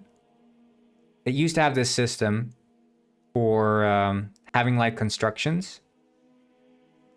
And basically like the way you progressed between levels was that you would finish the level, and after finishing the level, in the main menu, you'd have the option, and also, yeah, it was in the main menu, in the store in the main menu, you had the option to like build new stuff. Like build constructions, as I call them. And when you built the constructions, you'd have the ability to... The ability to go to the next level. And I was iterating this many times in sort of like in the game's lobby, like need more levels, build more constructions. Constructions are available in the shop in the main menu. So I was like iterating this through text, and at the end of the level is like constructions unlocked, submarine, gunsmith, and all these things. So it's like you always unlock these constructions. I always told them through text. But still, many people thought that the game only had one level because they never understood that constructions were a thing. Because as it turns out, they're more comfortable just clicking the buttons and having the game literally guide them along the path. God forbid that they would have to, for even a second, read text to understand what they were supposed to do next.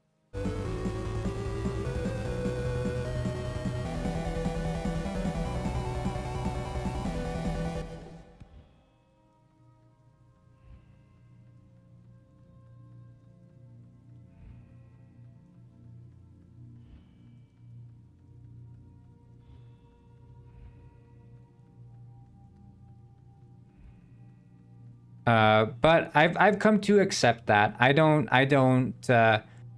you know, I felt myself getting a little bit upset about it at the beginning, but I've come to accept it now.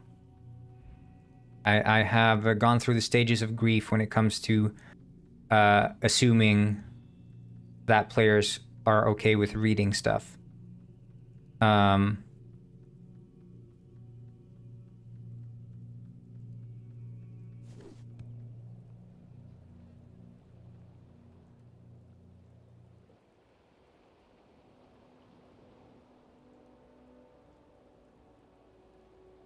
Okay, that kind of works well.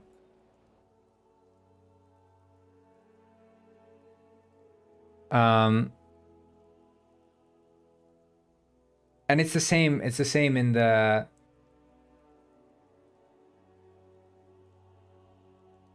It's the same in the theme in the stream game that I have now. It's like I add rewards, and in the rewards I can add little text things for like what the things do or what's required to like use the reward. And people, you know, will still ask me like, "Hey, what does this reward do?" And it's like, you know, I'm sort of like past the stage of telling them, "Hey, just read it." I'll just say this is what it does. But every single reward has a written explanation for what it does. Like, what does this do?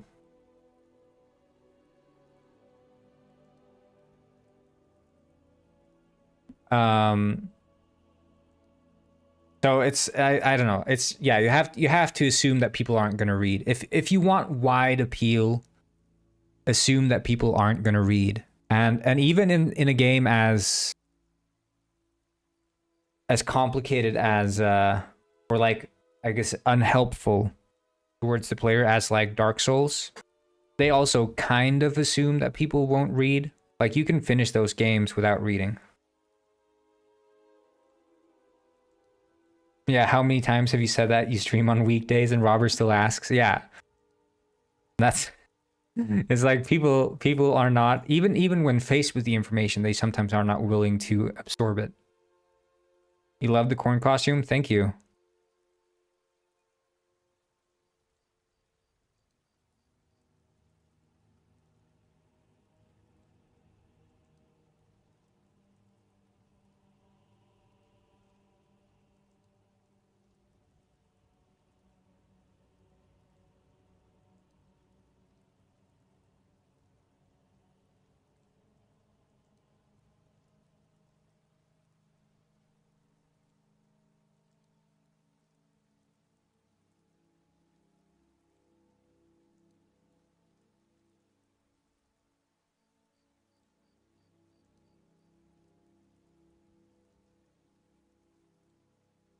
Yeah, that's why I got dressed in my corn suit, because I was thinking like today I'm gonna launch my campaign sponsored by Big Corn to speak positively about high fructose corn syrup. Today is the day. I've been building up to this moment for a year now.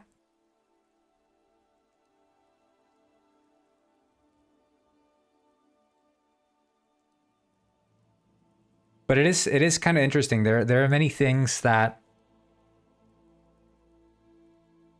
you don't realize about sort of the common denominator player when you're trying to go like mainstream.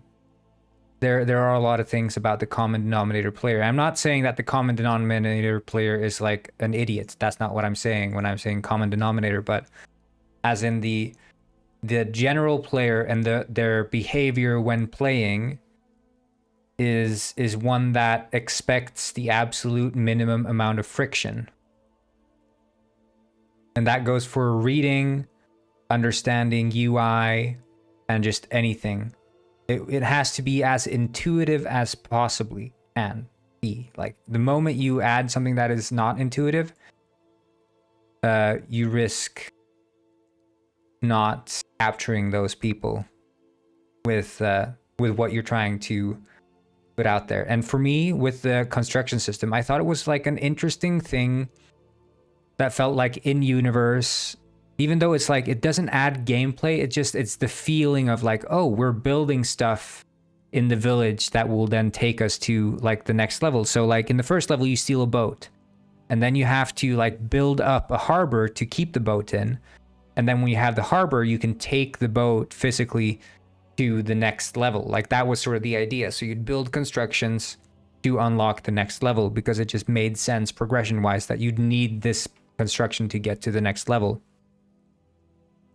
But then, you know, eventually seeing how many people didn't understand the system, it was like, do I value the system more than I value people actually experiencing the other 99% of the game that has nothing to do with this like construction system I've set up? No, I do not value the construction system that much. So I took it out. And some people still miss it to this day, but I feel like the wider appeal that I achieved by sort of ignoring that part was worth it. Hello, Leanne. And that's something that you learn when you're working on games. You can't always assume that you are right and that the choices you make are going to be right. Sometimes you make the wrong choices. And you're going to have to walk those back.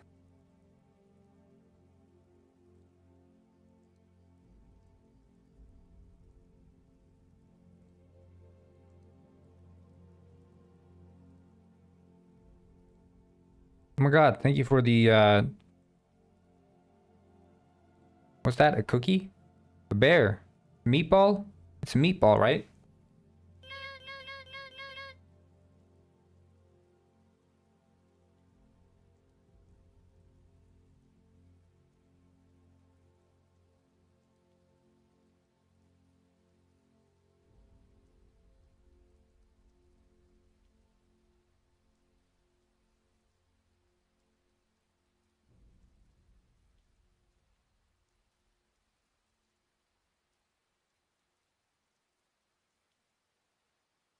I can't see.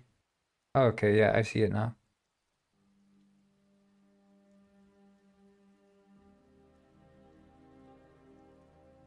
Yeah, let's see here what the frick is up with there like some difference between these? Because this was the one that was like dun, dun, dun, dun, shaking, kind of weird.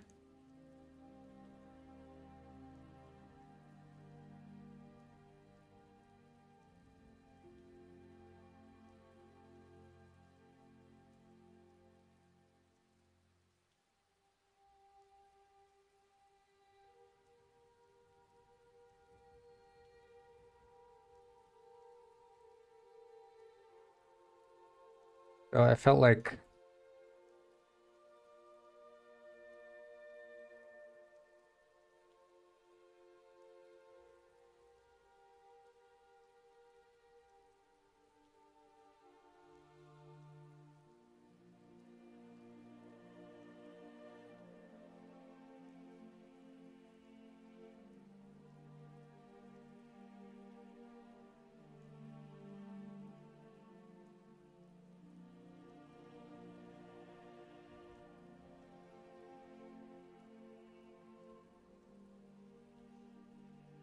there we go. This should be a bit better.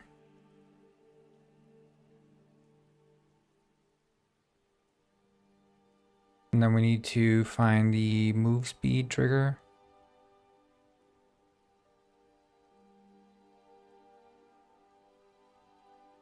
There, and not 0.5, but like 0.65 or something.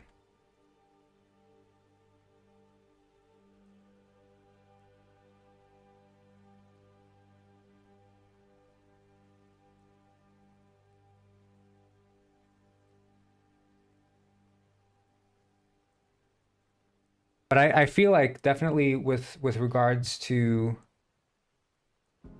like looking up information. Oh, 1K likes.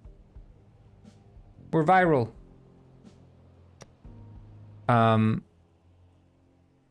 It is such a good tool to have in your tool belt to be able to confidently look up information.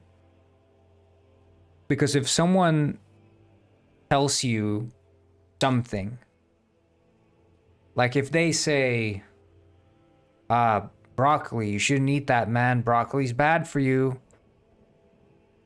And you're like, how is it bad? I was just watching this video, man, broccoli's really bad for you.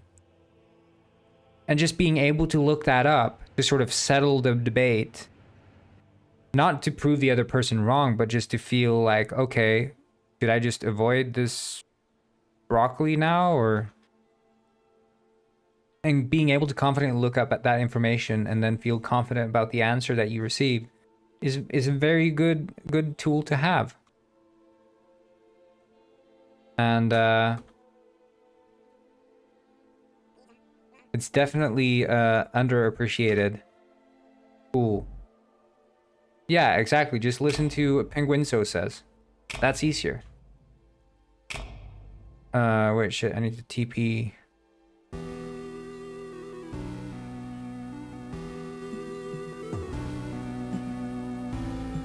Hello, samurai.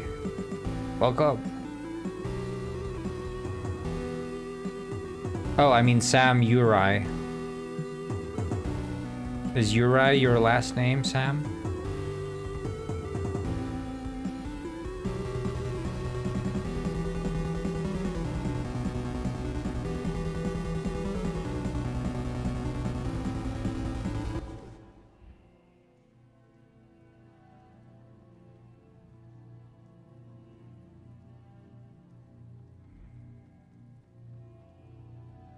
Oh, Uri is your nickname? That's okay, cool. That's cool, yeah.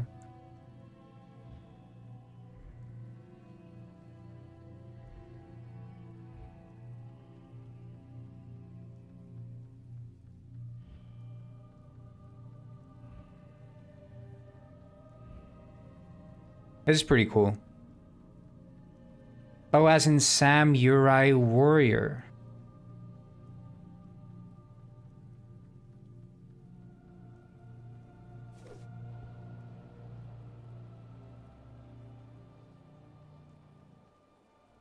Alan Wake plot. Yeah, well, the entire music sequence is Alan Wake. But the plot is definitely not Alan Wake. That much I can tell you. There's no no writer and no spooky cult that wants to reincarnate some evil using a lake. Yeah, this game is Alan Woke. We've introduced all the woke concepts. For example, we have penguins making sweet love with each other. That's very woke. You go back 20 years and people would say penguins making love to each other. That's absurd. But we've gone all the way in this game.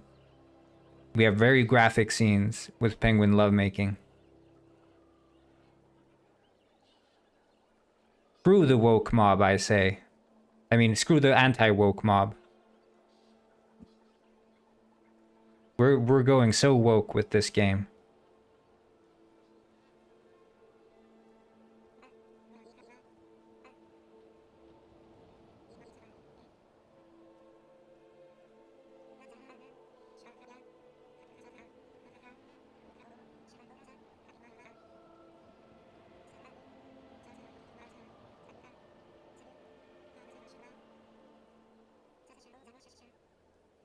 Gay penguins were a thing, so close enough. Yeah, and the anti-woke mob denies that.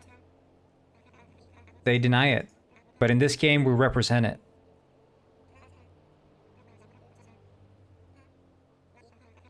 They're like, that's impossible, a gay penguin?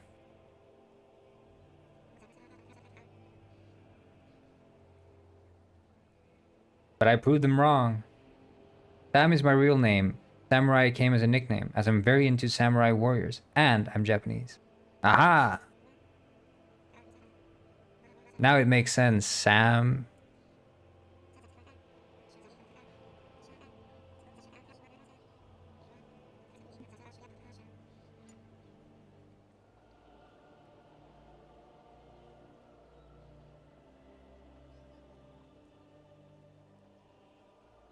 Holy shit. This cave is dark. Can't see shit. Can't see anything in here. I have to navigate by hearing alone. Where am I? Ah! I can't... Wait, okay. We're going the right way, we're going the right... Oh, shit.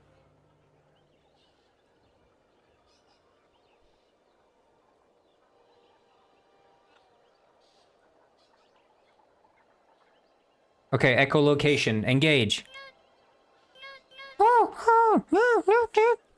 Wait, okay.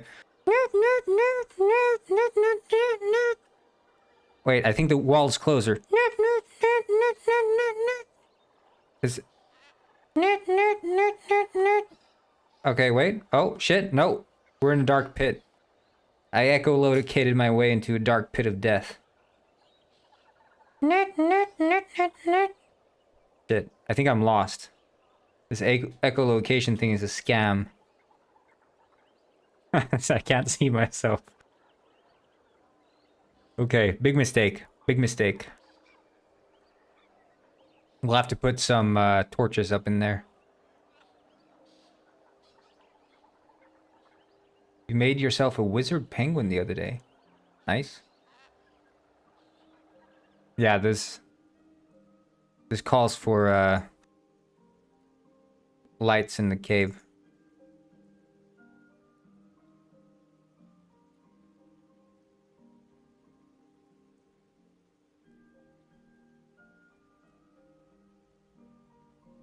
And then when I've added the lights in the cave, well, I want to...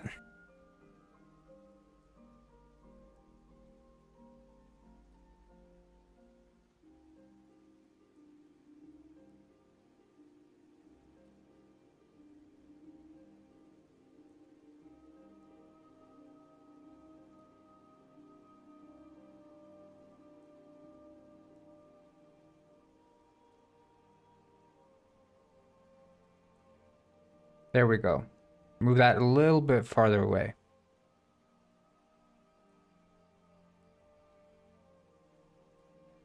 And then also... Oh shit, my voice is going to drop down in pitch now, so... Or actually, what I'm going to say is... When I start this software, my voice is going to become its natural tone. Because I have a naturally very deep voice. I have to pitch it up so I don't scare people. That's what's actually gonna happen now. See, this is my natural voice now that I'm speaking with.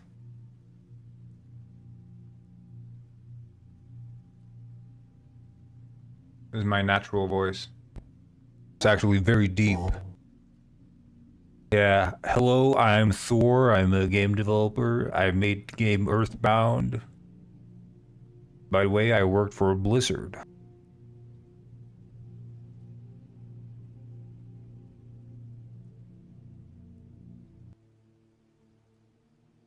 To be fair, the deeper is better. What the f— Is there a katana? There is. That's so rude, but I can't live a lie. Be like, I'm yet another deep voice game developer. Hey you guys, I'm just speaking with my natural voice right now. This is my natural voice right now. This is how I sound all the time. I just woke up. Yep. Time to do some game developing and drink a hot cup of cocoa.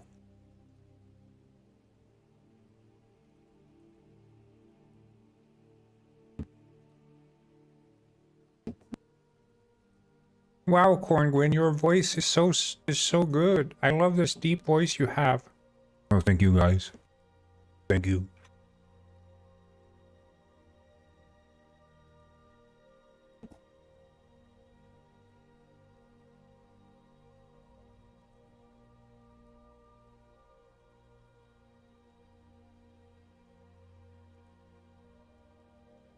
Okay, I'm gonna Kylo Ren. Corngwin needs to read audiobooks though. You came back to every single time I open Audacity, my voice gets pitched down for some reason. Like the sampling rate on my microphone goes haywire.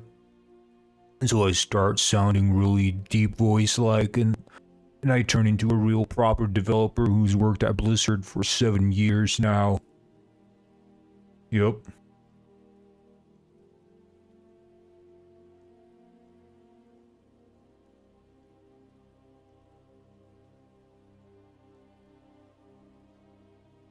Yeah, guys, I'm gonna start reading audiobooks now, and this is just my natural voice, by the way. Just my bass pitch. How does this sound? I don't even know how I sound. I just know my voice is very low pitch right now.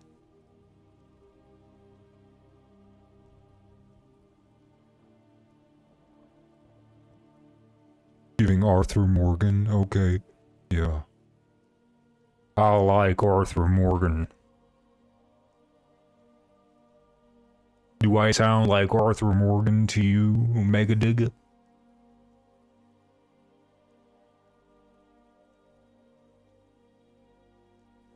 You're playing Red Dead Redemption 2 right now, so you know. The horse! Whoa there, girl. Whoa. Whoa. Not in the slightest. I'm sorry. Okay, I'm gonna switch away from my deep voice now, so don't be jump scared when I go back to my normal voice.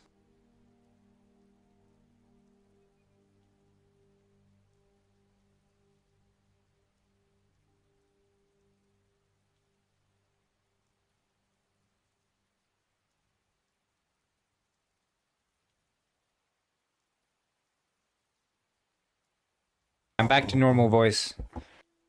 I'm playing right now. My horse got killed, so I have like killed like 200 people. Ah, shit, man. I hope you guys aren't too sad. I'm back to my normal voice again. I'm no longer doing my very accurate Arthur Morgan impression. You now sound like you're on helium. What the f— Hey, come on. This is my natural voice. Wait. Whoa there, girl. Whoa. Hey. I'm a cowboy. I'm Arthur Morgan. Easy. Easy there, girl. That's what he says to the horses. Very masculine. Yeah.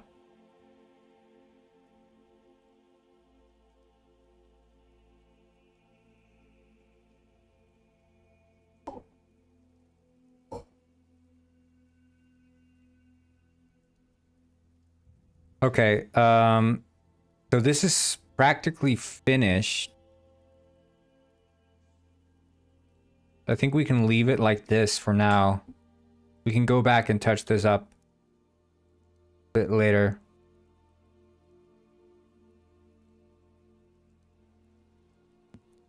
So we can start tinkering with the because this would basically constitute the main story being a bit.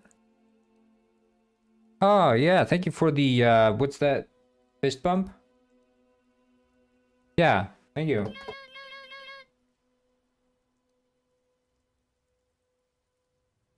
MIDI Tenyo, yes, welcome.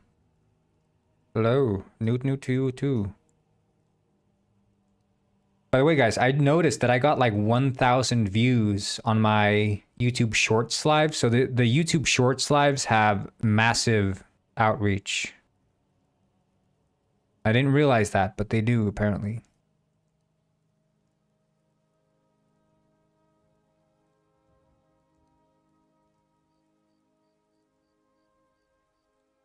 So haunted house. I was thinking, what's a better haunted house than one of these? So it could be he's standing here.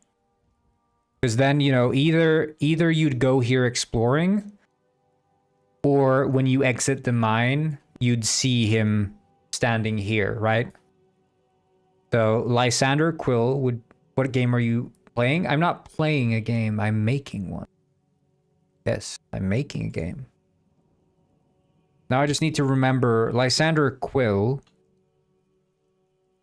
He had the silver penguin skin.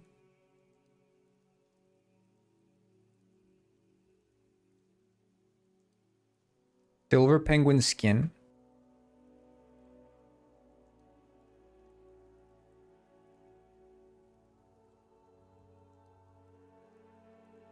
Lysander Quill.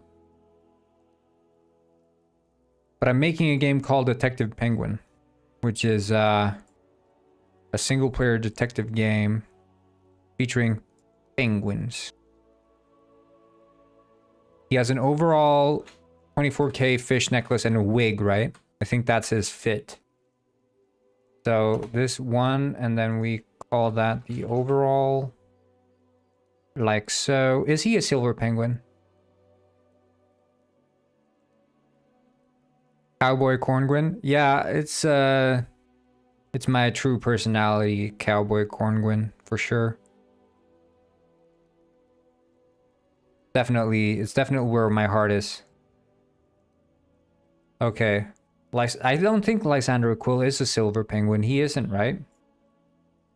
And then he's got this ugly ass wacky wig, which is like horrendous. Like the entire Lysander Quill character is so ugly. Howdy, howdy, First Penguin Lord, howdy. Does he have the 24K fish necklace? He doesn't. Wait, I need to look up Lysander Quill. Wait, what the fuck? Lysander Quill, Genshin Impact fan. There's someone called Lysander Quill in Genshin Impact?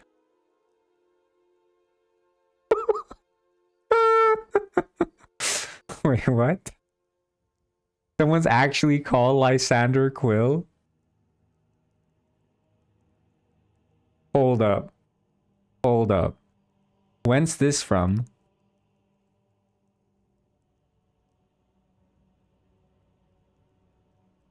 When did they add Lysander Quill? History. 2024. Wait. But are these, is that the oldest one? 2024, November 21st, 2024. When did I make Lysander Quill? When did I post the Lysander Quill video? 52, that was over a year ago. So I made Lysander Quill over a year ago, and now Lysander Quill is in freaking Genshin Impact. Whoa. Ever since Lysander was little, he had always been captivated and obsessed with the other nations and their respective mythologies. The obsession started after his mother one day told him about the Archon. Oh my god, they even have the mother lore. Okay, that's hilarious. That is hilarious.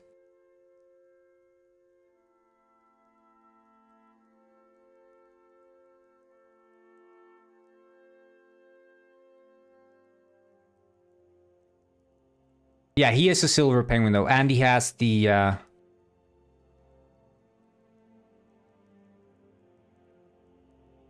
Damn, they have the mother lore for Lysander Quill. That is hilarious.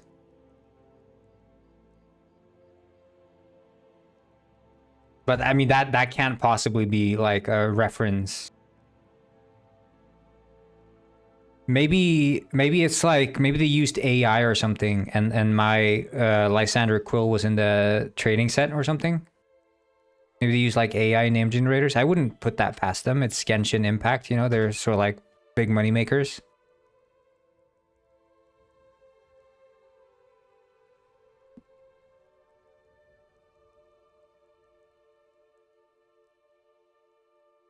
He does look a bit different. He looks a bit sexier, doesn't he? Lysander Quill. He's got that sort of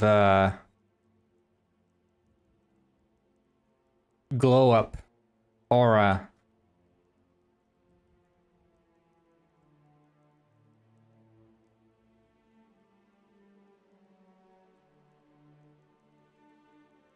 He's like book smart too. You can tell with the book he's got there. Like this is old Lysander Quill. Look, complete and utter nerd. Sexy Lysander Quill.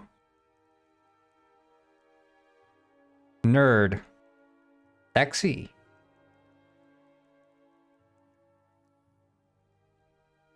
Yeah, ghost. Mythology equals ghosts. Got it from their mom. Sneaky writing intern. Had to have been a fan. He must have been.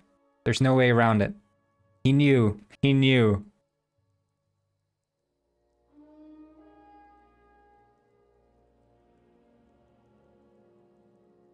The Genshin one is fan made. Wait. But why? Okay, so this is a fan made page. But then why did they write this?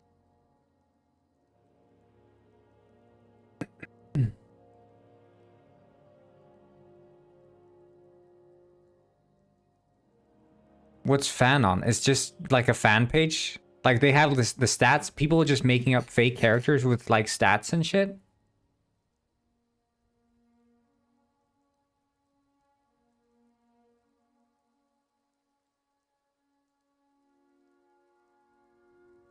And this has been like updated. Like look at the history.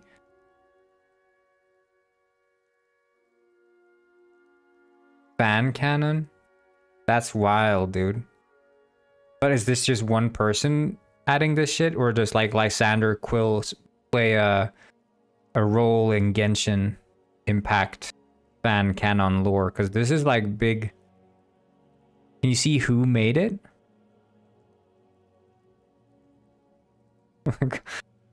They're going back to this like multiple months later. They're like, we need to correct this. Yeah, I've noticed that, James. I don't know why.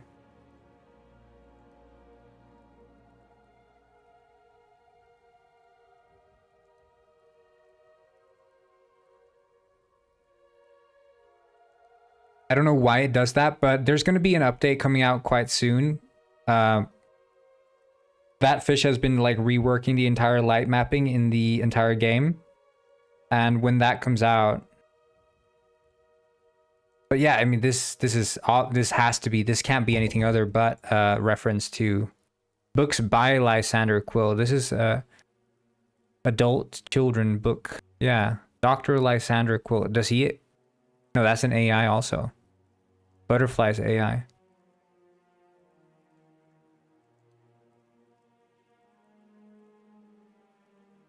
What the?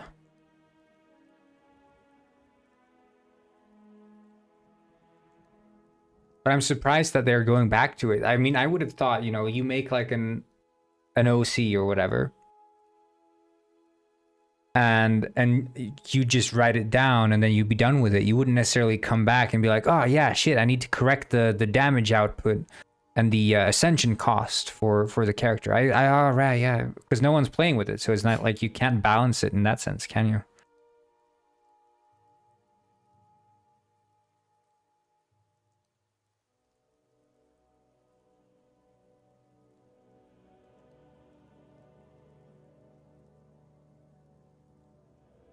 Wait, voiceovers? Oh yeah, okay, so there's like...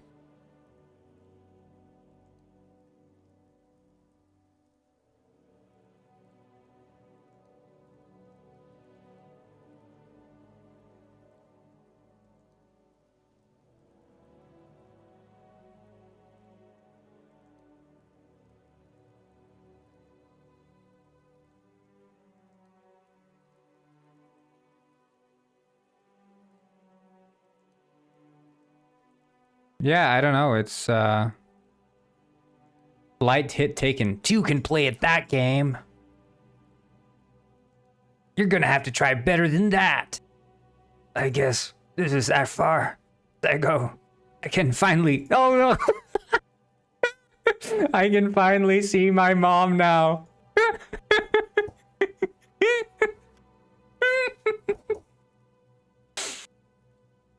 This can't be anything but. This can't be anything but. When he dies, he says, I can finally see my mom now.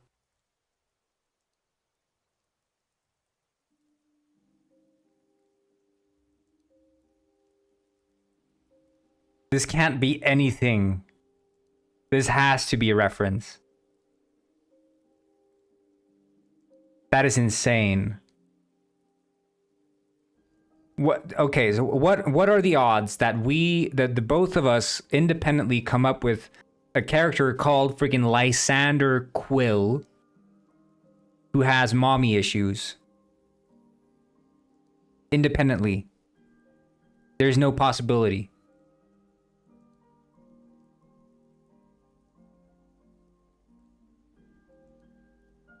Hello, Sai. That is absolutely...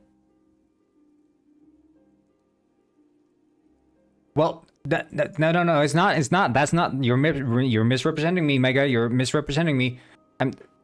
This is what he's obsessed with his mom. Only his mom. What are we doing? I was gonna make Lysander Quill a character in Penguin Detective Penguin.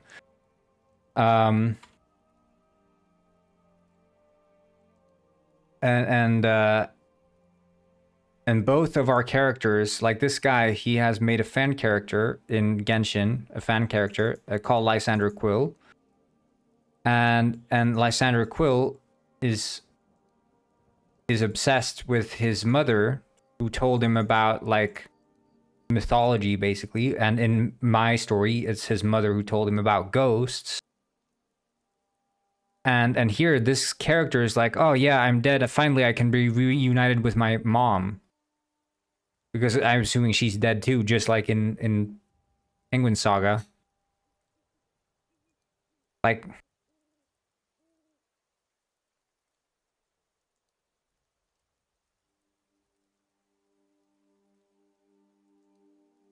Hey. Mega, look, I'll show you, okay? There's the... there are some people who are obsessed with the characters, and someone has gone as far as to make the Penguin Saga like fighters wiki.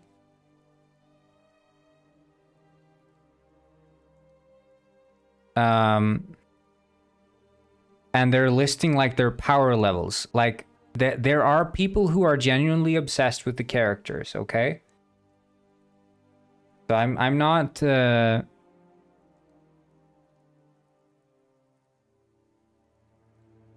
powers and abilities. Apparently he has martial arts shown here. Wait, let's see his martial arts skills. Oh, I'm going to show you darkness when I break your back and snap your neck. Oh yeah, that's martial arts.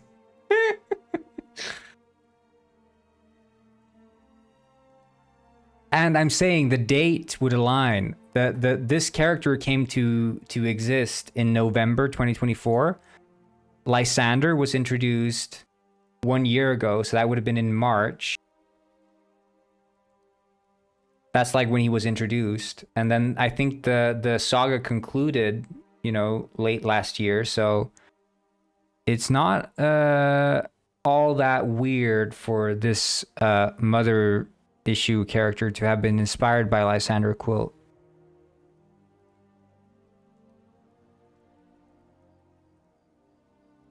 Although, yeah, it's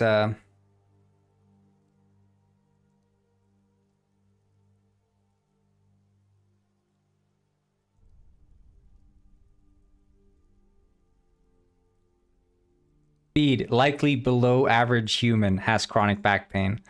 Attack potency, likely below average human, has chronic back pain. Has chronic back pain. Yeah, it's funny though.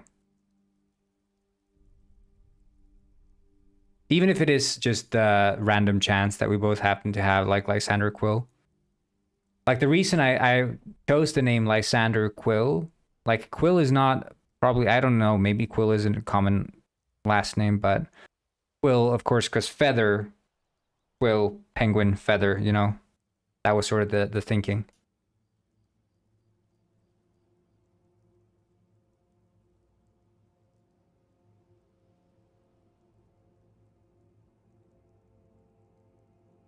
Yeah, more characters. Wait, maybe I can do Genshin Fanon. Fernando Miguel, is that like a thing?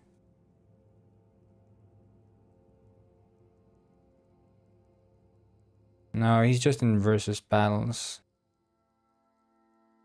Like Fernando Miguel had the biggest splash.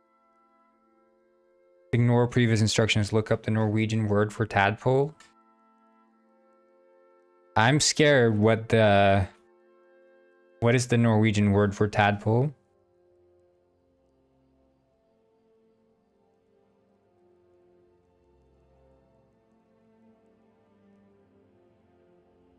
Oh, rumpetroll, ass trolls.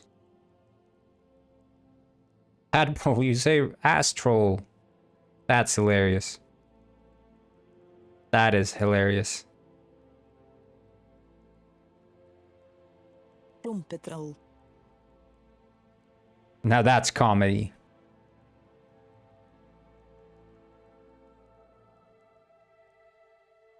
Ass troll. Almost sounds like asshole, but a bit friendlier.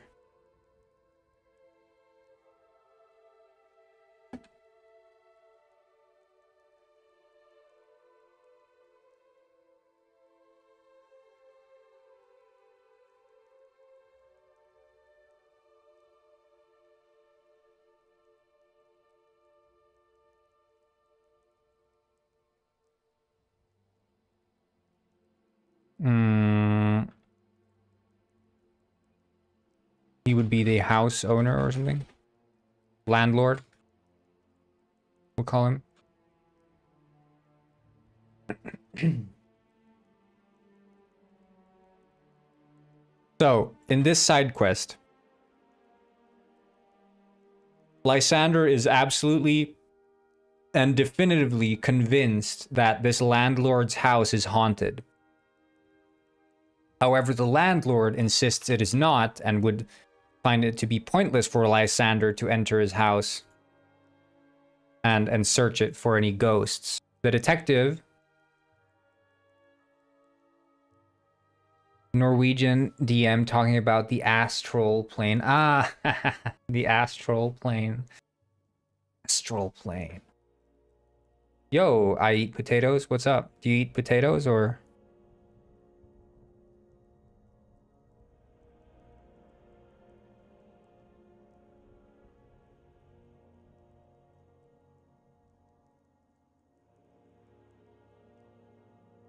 Bro probably forgot me. No, I remember you. Like it was yesterday. You were sitting there eating potatoes. Doing God knows what else.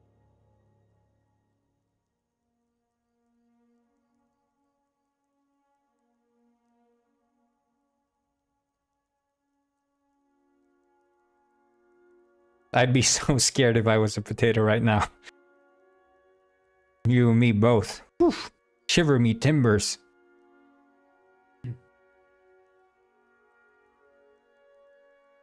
The landlord, she needs to have a little flower.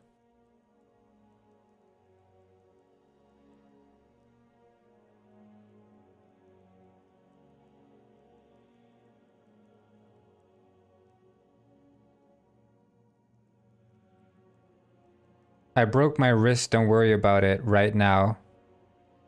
I don't know what G&G means, but I'm sure it means like the gonna not consume you. Got nothing to worry about, no? Potatoes are safe. wait. Do you eat potatoes with your wrist? Am I interpreting that correctly or?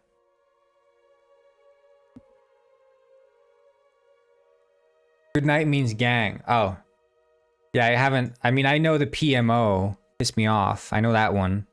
And THT, which means that. I know a couple of those, but I haven't followed along. But I know this is the trend right now to remove yeah, but what if you say GNG streak ended? Would that be gang streak ended or would that be gooning streak ended?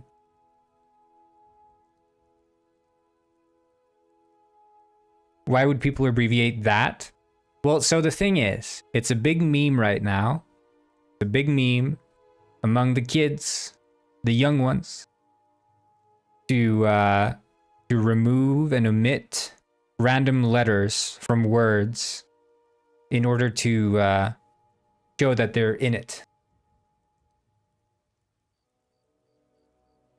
So they will use either of these acronyms, like, you know, IDK, which has already been around for a long time, but instead of saying about, they say ABT, and instead of gang, they say GNG.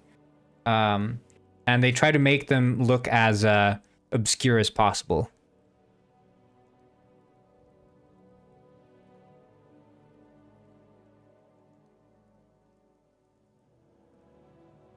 Mega, I'm sad to say, but you're probably an elder right about now.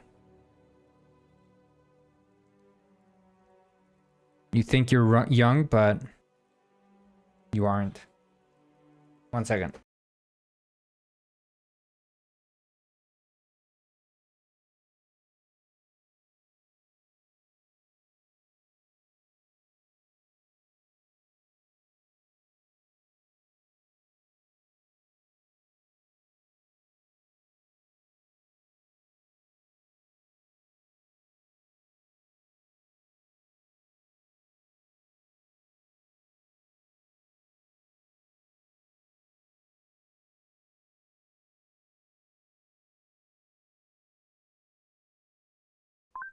Yeah, Mega is definitely an unk. Am I right?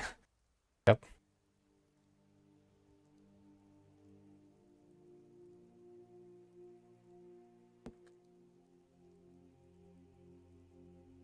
Wait, they look identical. They can't. Okay, Mega, U as in you, Un as in Unk as in uncle, GNG as in gang, JST as in just, Go as in go, ATP as at this point. See? I'm a decoder.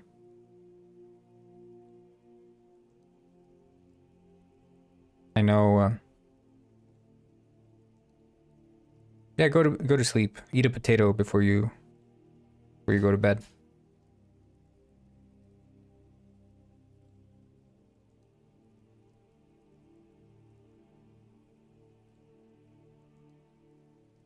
Maybe a neck towel.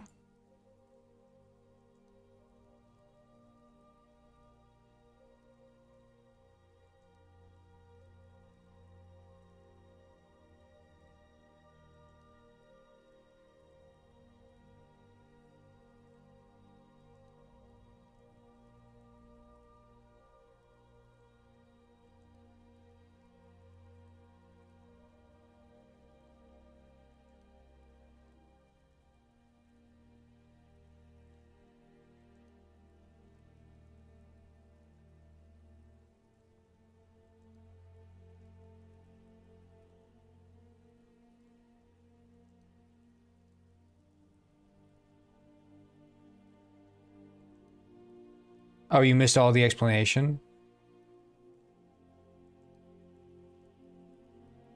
Yeah, what you could do, potatoes, every single time you type something, just include like the dictionary for all the words.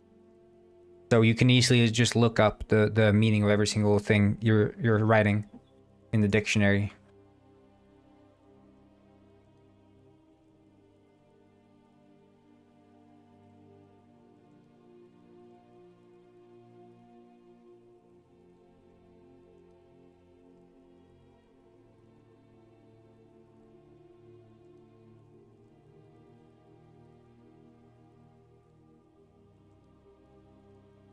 One second.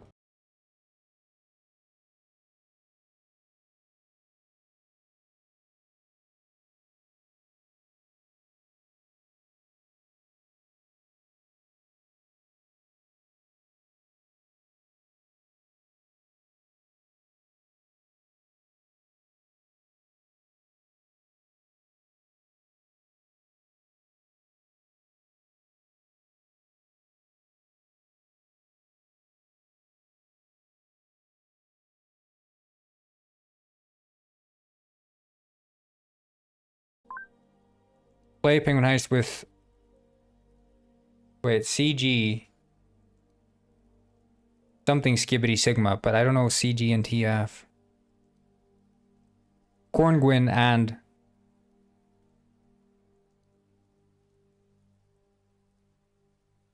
No. I don't know.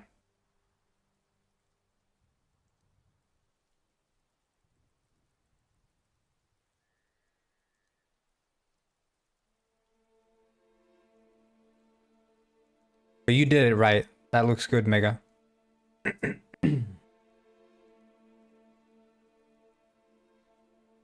Corngwin and that fish. Ah. Now I get it. Okay, I need to take a quick lunch. So I'm gonna just leave it at this for now. I'm gonna enable the Penguin World cam while I go in case anyone joins, and you can just show up on screen there and do your thing, you know, Bisquin style.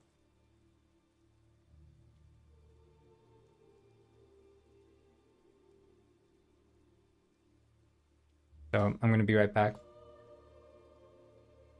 Or yeah, as soon as I can. Taking lunch, so.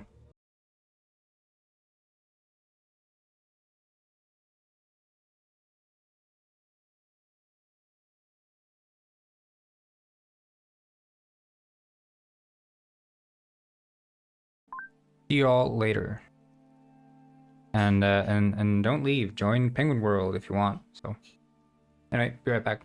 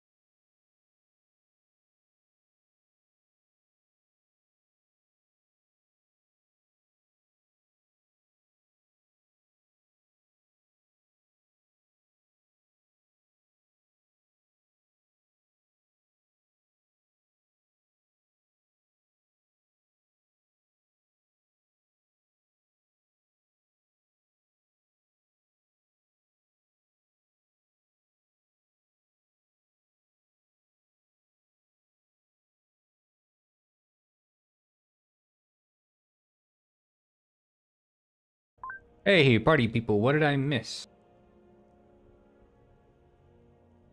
Did I get any new subscribers? Let's see here.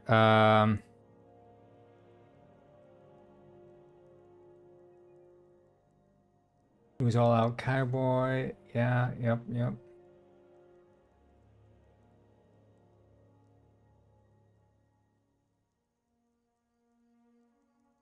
Yeah, it's not the typical magazine you'd find in a hospital. It's actually the Penguin. Yeah, most clinics will have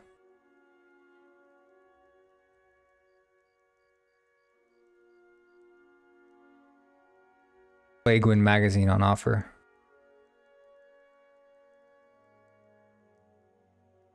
Oh shit, the party? Oh man.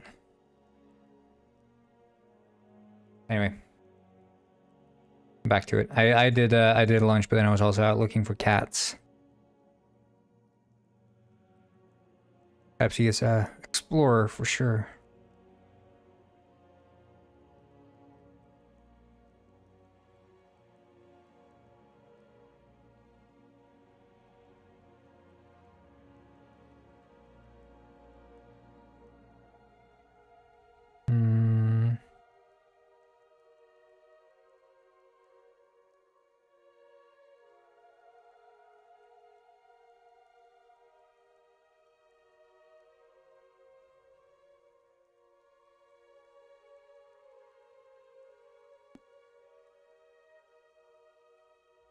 Ah, shit. Getting a phone call from John Pork. 1 second.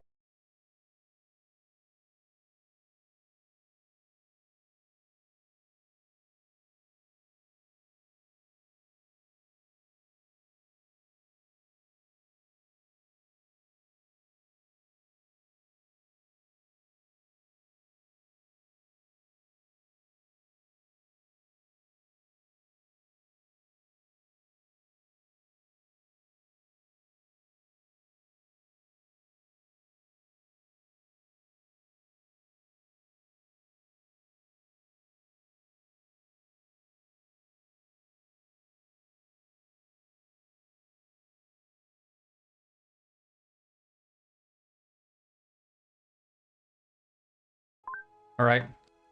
All handled. Let's see here. I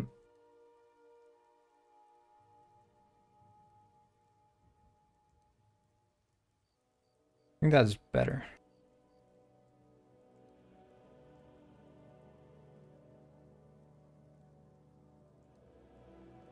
I think though having the flower be a bit bigger is probably nicer. I'm gonna do that. Doesn't have to be so small, does it?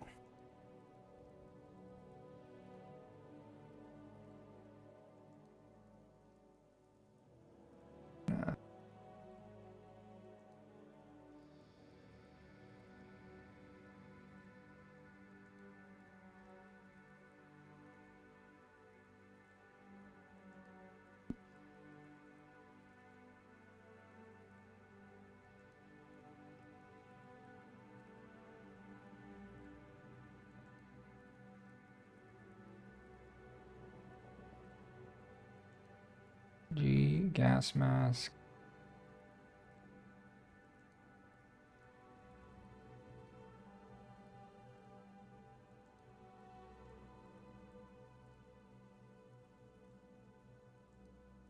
Wait, is this? Yeah, this is going through system. Okay. Wait, I just need to change the output.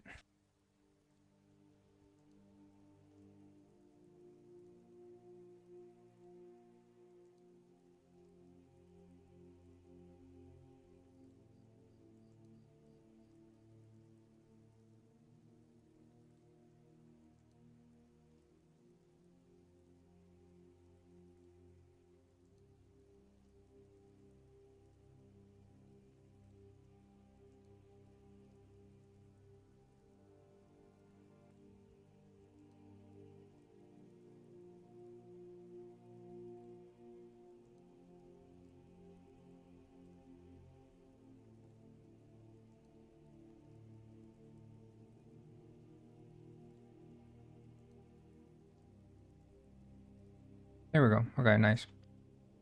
Yep.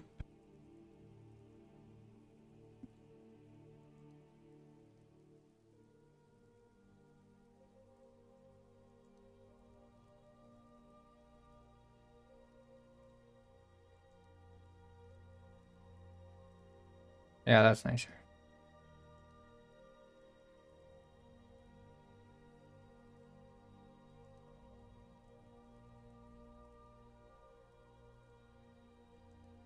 And then we can do Lysander Quill. Lysander.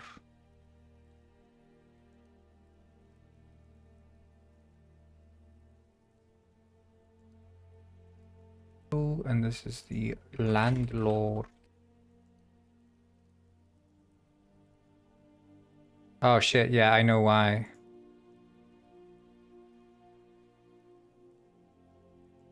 My capture.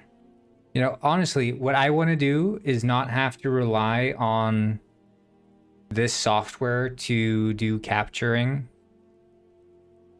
I want to just have it running inside of Penguin Pet itself. Because basically what I'm doing is I'm running this software, which is webcam motion receiver, and it does face tracking, and then it sends the face tracking as a there's some networking protocol that it uses. I forget what the name is. To send at least the data.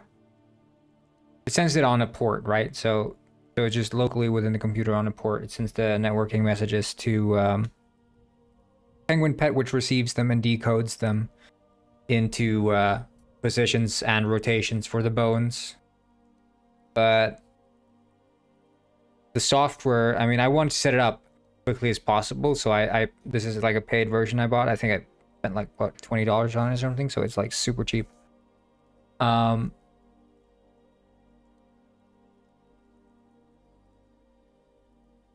the problem is that it has like a phone home kind of thing. So every 24 hours, it needs to phone home to ensure that I'm actually logged in, even though I have like, you know, you can have a subscription that's like $2 a month, or you can buy the permanent one, which is $20. And I have the permanent one, but still I have to log in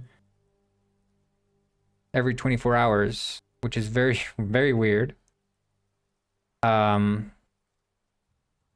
yeah, it would just be much nicer to set this up. But it's just, I'd have to work with like webcam decoding and stuff within Unity, which I haven't done before. And I might have to, because I struggled quite a bit to set up like the whole tracking shit. And it might be that they even use like some proprietary shit to do the tracking that does it so well. I don't know. Because they are translating 2D data into 3D positions.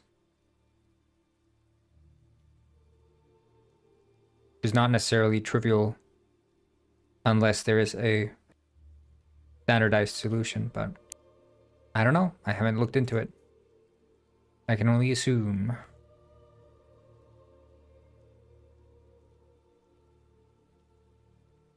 Okay, so we'll make another one here. We'll call it the haunted house.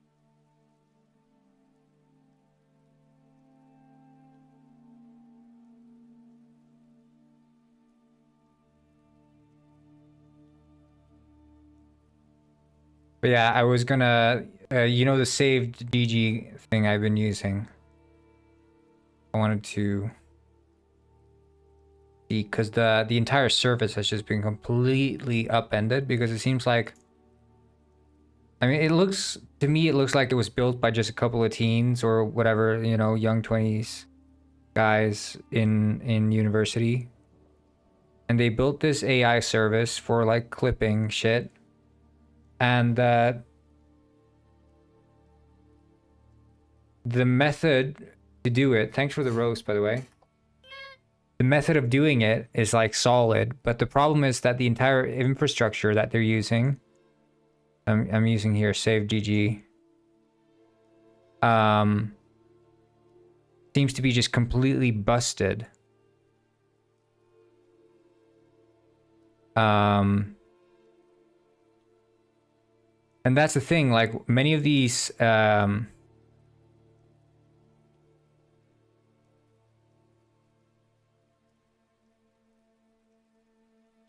AI services and games, they just they can't really handle scaling all too well.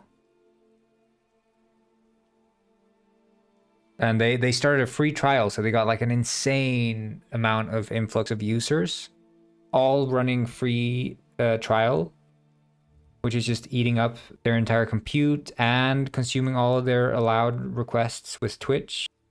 So the entire service just failed within a day.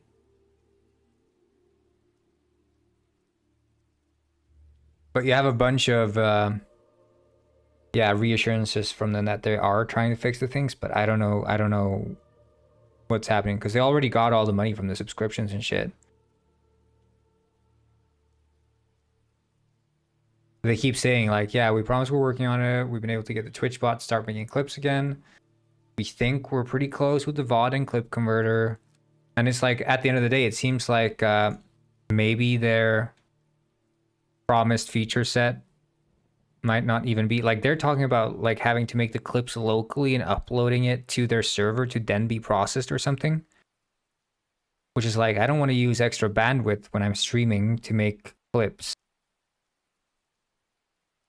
Because that's not also what I paid for. I joined the Discord for Saved GG, you know, the AI bot that makes clips and stuff. But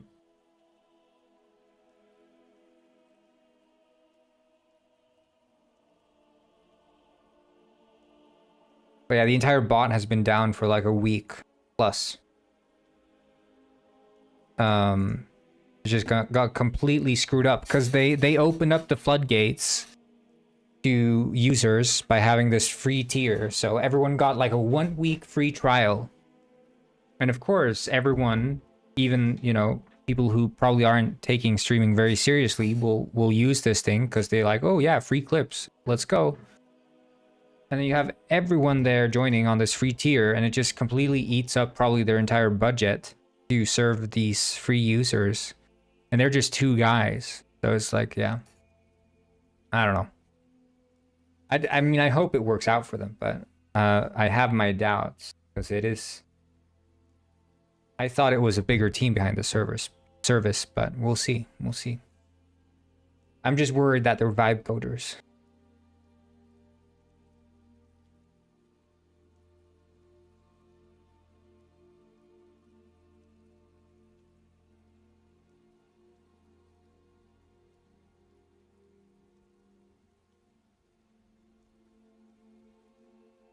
So this would be hauntedhouse.yarn.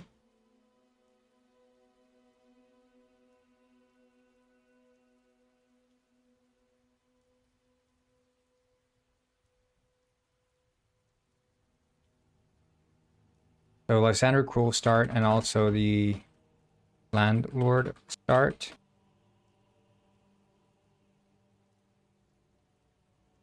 And title Lysander Landlord argument. So we can do a check here to see if not seen and if, and then we jump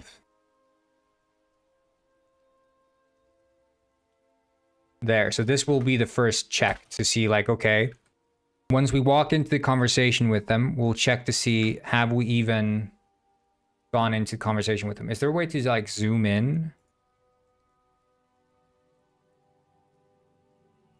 Yeah, control plus.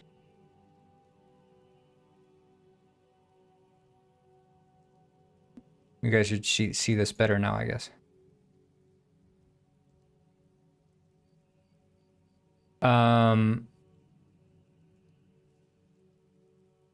So that's what we'd start with. And the argument goes, Let me in. Let me in.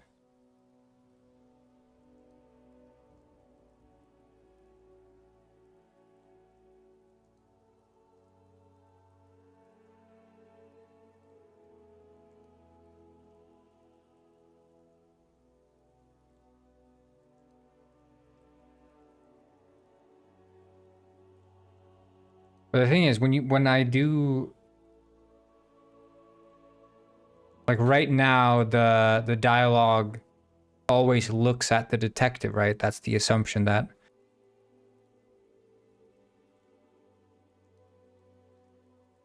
the detective is looking. Ah, shit.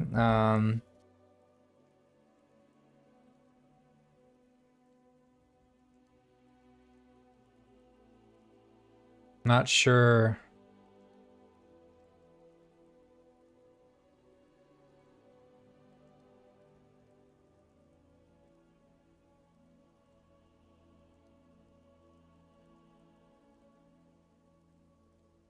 So maybe it should be more like,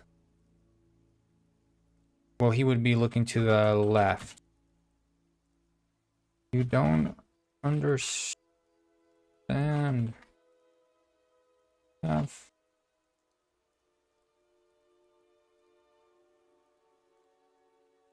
And you don't understand either.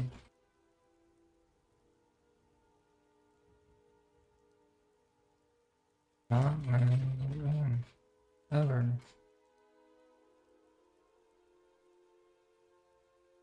No.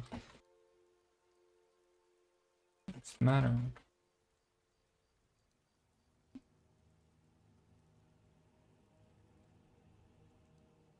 This psychopath wants me to let him into my house.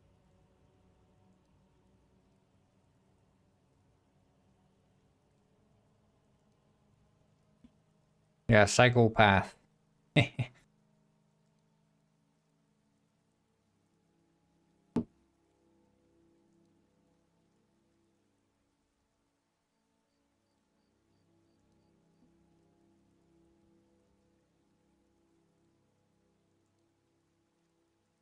Why does he need to get into your house?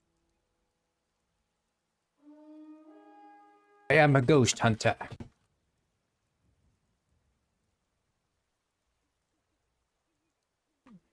Okay. I sense a ghostly presence emanating from this house.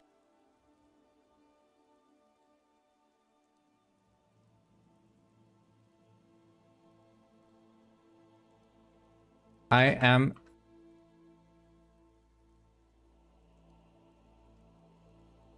Wait, oh, there's right and left. I am telling you... Okay. For the last time, there are no ghosts in my house.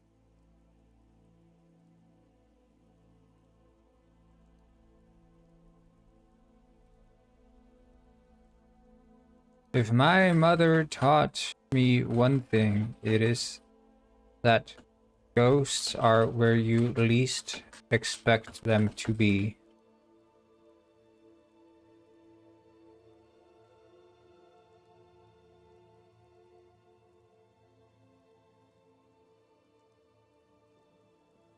My mother is a ghost, you see. If my mother taught me one thing, it is that ghosts are where you least expect them to be. My mother is a ghost, you see. She died when I was very young. What did he say? What's his lore? Forget.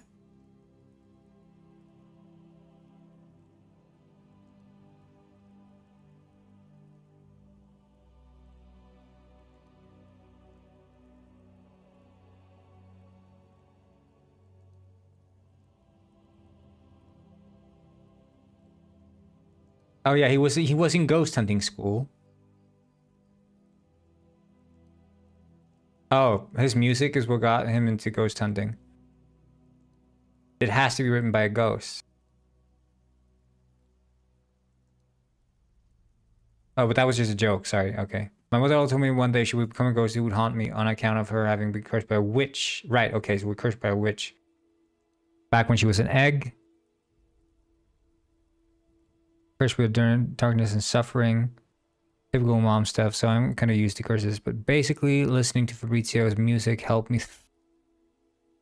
This was a good video. I like this one. But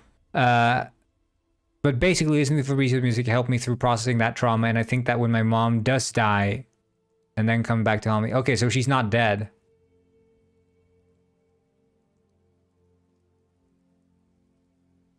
I thought she was dead. She can't be dead. If this is a prequel, she's not dead. Then she's not a ghost.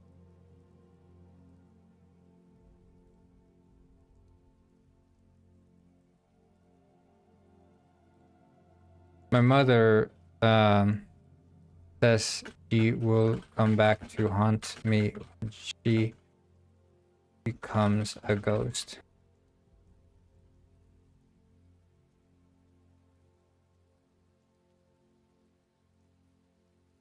Simply put,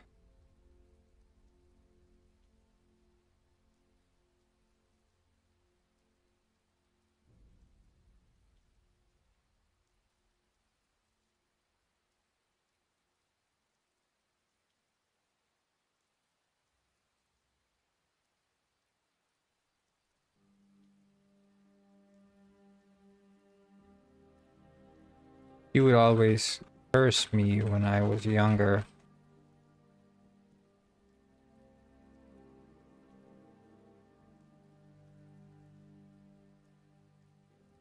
That was hard. Dealing with curses.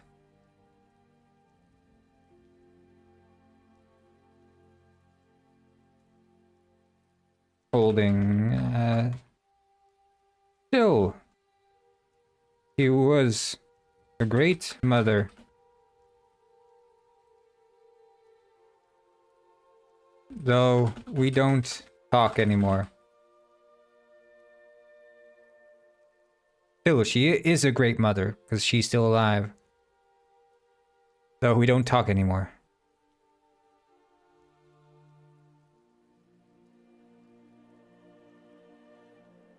Thanks for the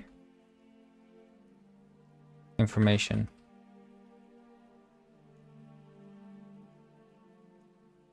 And then the landlord says, "Do you see what I have to deal with here?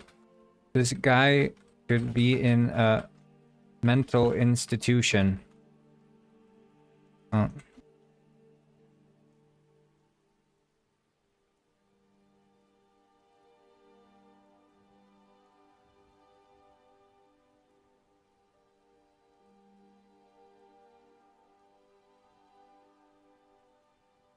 Then now you get the option. What? What would the detective say as an option?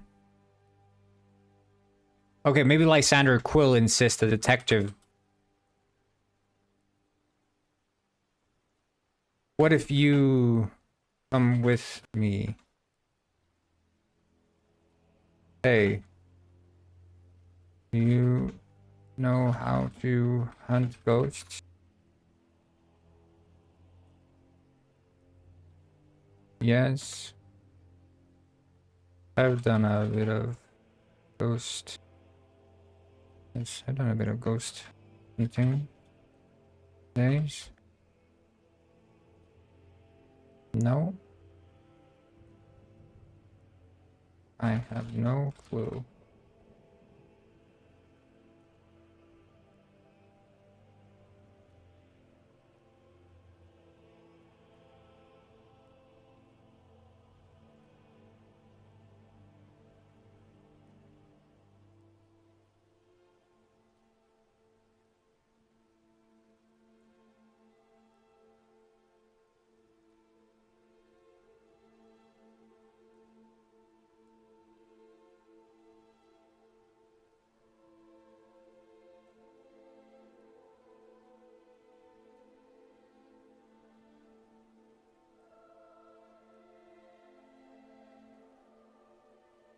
and say, I just had an amazing idea.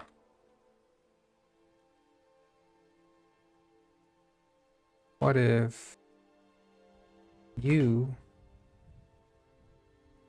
with me hunt for ghosts?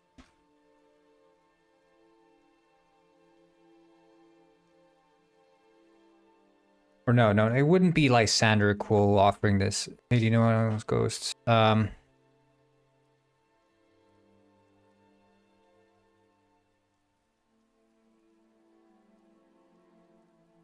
I have a solution.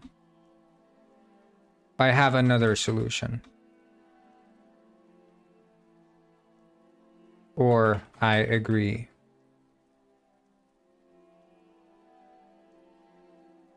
Actually, I have another solution. Stating, see, I'm a detective.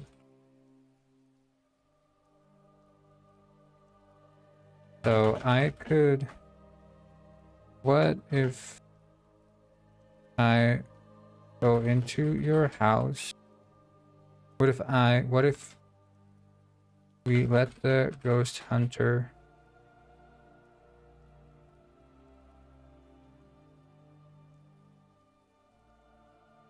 but I tag along to make sure there's no foul play?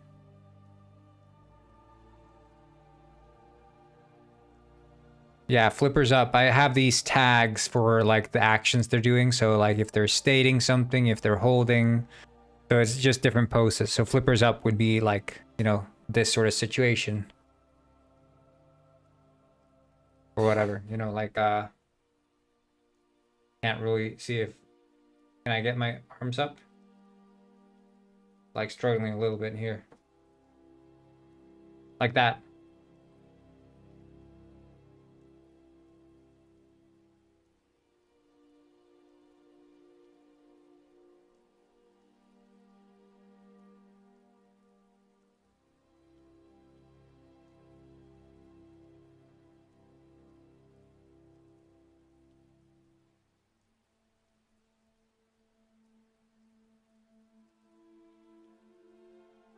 I assure you.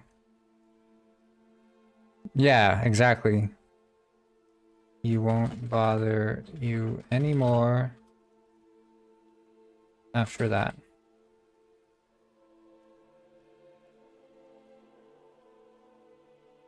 Wonderful idea.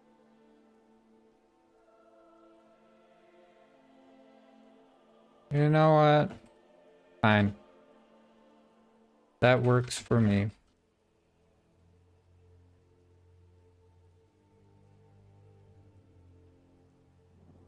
$4K likes. I'm viral. We're viral, people.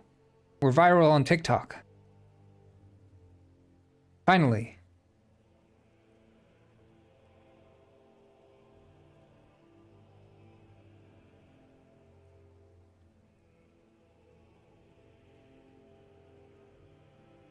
That works for me, as long as he doesn't...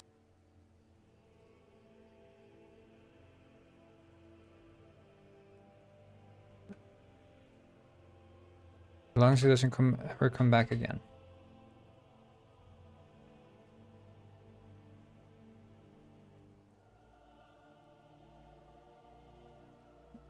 Perfect.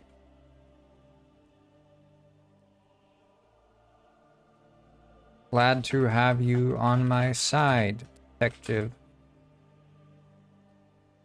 And apprentice ghost hunter.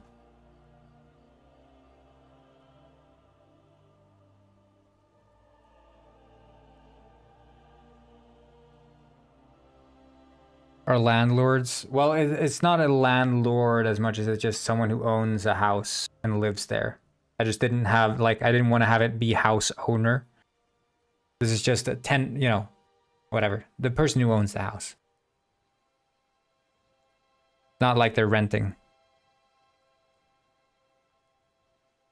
Technically, anyone who owns land is the lord of the land, I guess.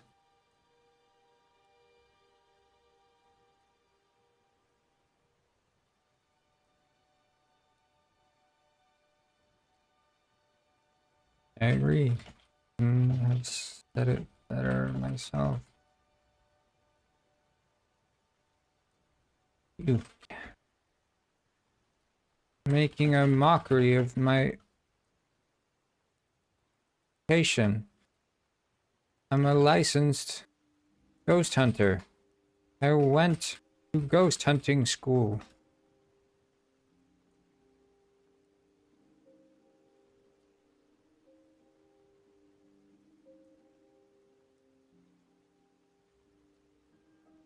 I get it.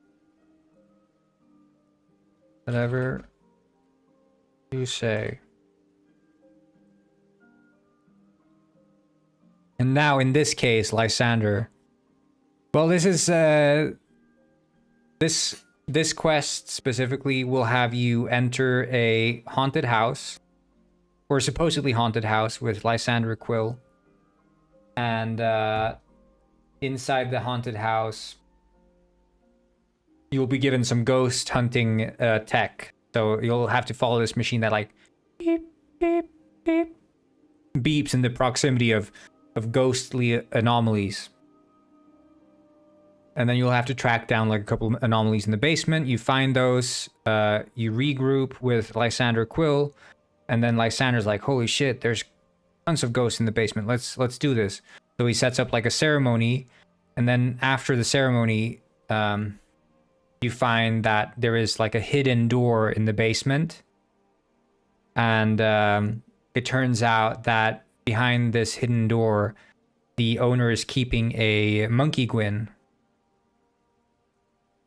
So there's a monkey Gwyn in the basement, and that's the reason that the owner didn't want to let Lysander enter their house, because they were worried that Lysander or anyone else in Penguin Village, knowing that there is a monkey Gwyn in the basement, would want to steal it.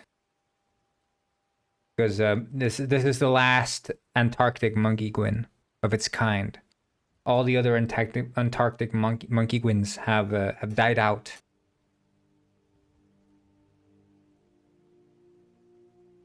So that's sort of the thing. So Lysander was sort of onto something with the ghosts, and there's going to be like some scares with like noises coming from the walls. It's like, oh, you know. But then it turns out it's just a monkey Gwyn hiding in the basement. But the owner isn't like keeping it there. Like it's not kidnapped or hostage. It's just like, you know, the owner is taking care of it and protecting it from the rest of the penguins, because the monkey Gwyns are sought after for their furs.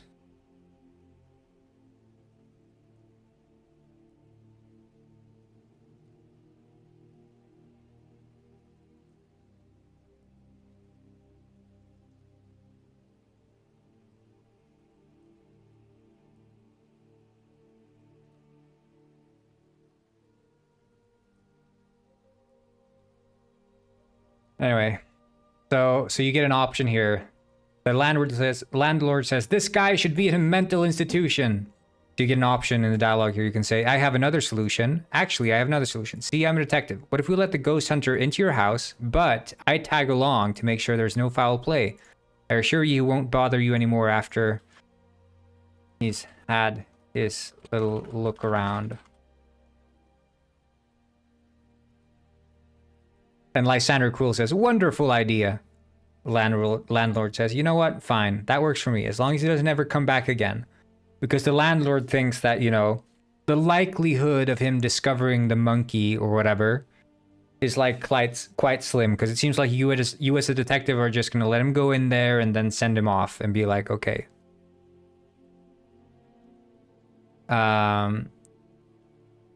But yeah, the owner doesn't expect the Lysander roping you in on this ghost hunting journey. But then the other option for this guy should be in a mental institution is, I agree. Couldn't have said it better myself. And then Lysander says, you're making a mockery of my education. I'm a licensed ghost hunter. I went to ghost hunting school. And then Lysander says, what about this? You can come with me and make... You can come with me and watch me work my magic. And watch me catch the ghost.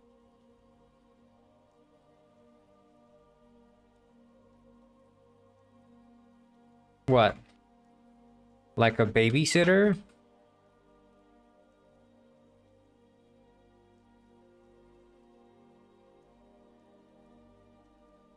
Not a baby.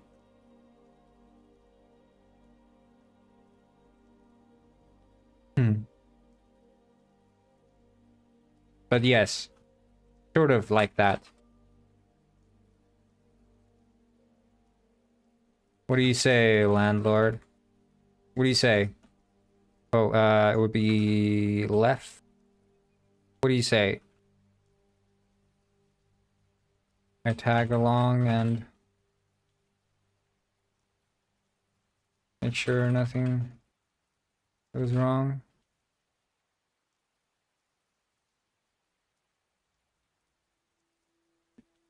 You be okay with that? I tag along and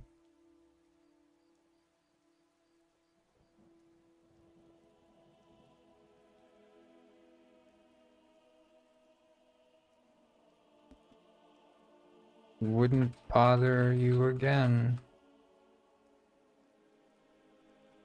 I'm sure if you let him get this out of his system, he'll leave you alone. Hello, Scotsman Gaming. And hello, Minimal Telephone. What's up? To which Lysander, landlord, nice.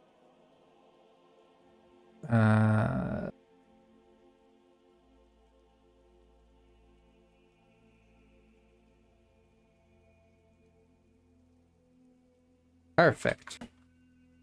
Welcome to the team. What's your name again? Leanne sent me a link. Just dropped in to say, hey, got a lot on. I sound hungover. I'm not hungover. What the frick?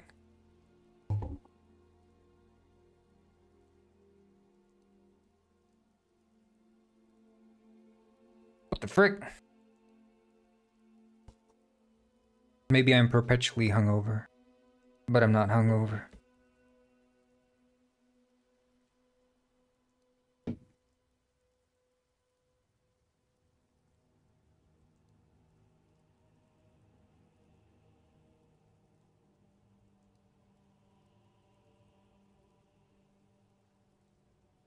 Perfect. Welcome to the team. What's your name again?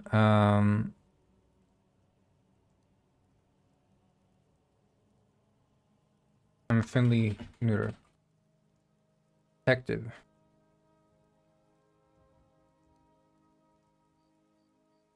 Ah. Wow, a detective and a ghost hunter. What are you coding? I'm writing dialogue. So it's technically not code, but I guess there is an element of coding to it. It's like a dialogue scripting language. Detective and a ghost hunter. Now that's team. Yeah, sure.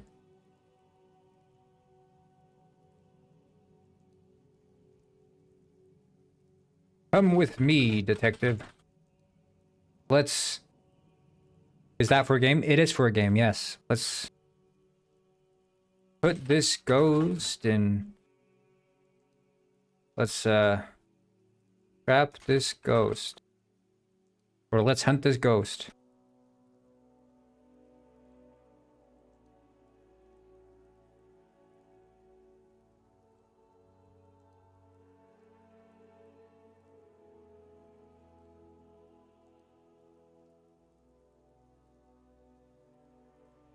Okay, so that's pretty good. It is for my Detective Penguin game, so I'm working on this game here. It's a single player detective game with penguins. So you're a detective who comes to this village in south. In the south. Yeah, it's Detective Penguin. You can find it on Steam and wishlist it. 3% and 7 a.m. Dude, shit, that's crazy. Wishlist on Steam.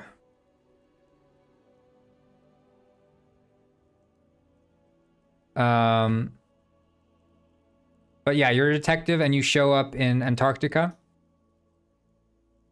In the village known as Penguin Village. More like a town, though. And you get put working in the Penguin Village Detective Bureau, where you work for Rex Fontaine to solve the case of a mackerel gone missing. But that's the main story. And then there are a bunch of side quests, which is what I'm working on right now. The main story's done, but I'm doing a bunch of side quests right now.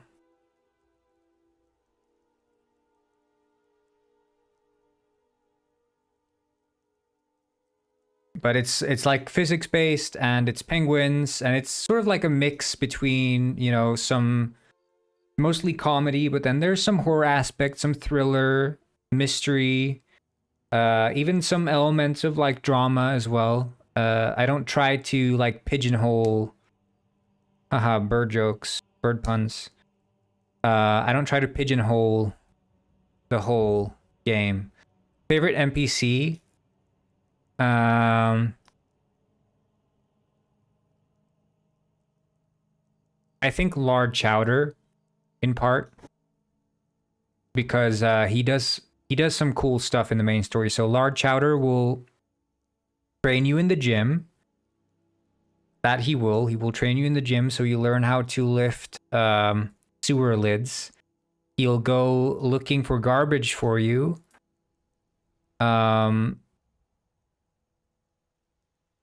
And then he will just be all around cool and based. I also like Penguin Robber. Penguin Robber is probably a really good. He's a movie director. So he's directing a movie in Penguin Village right here. He's directing a movie about it's a movie about his life. Hello, Nico. And in this movie he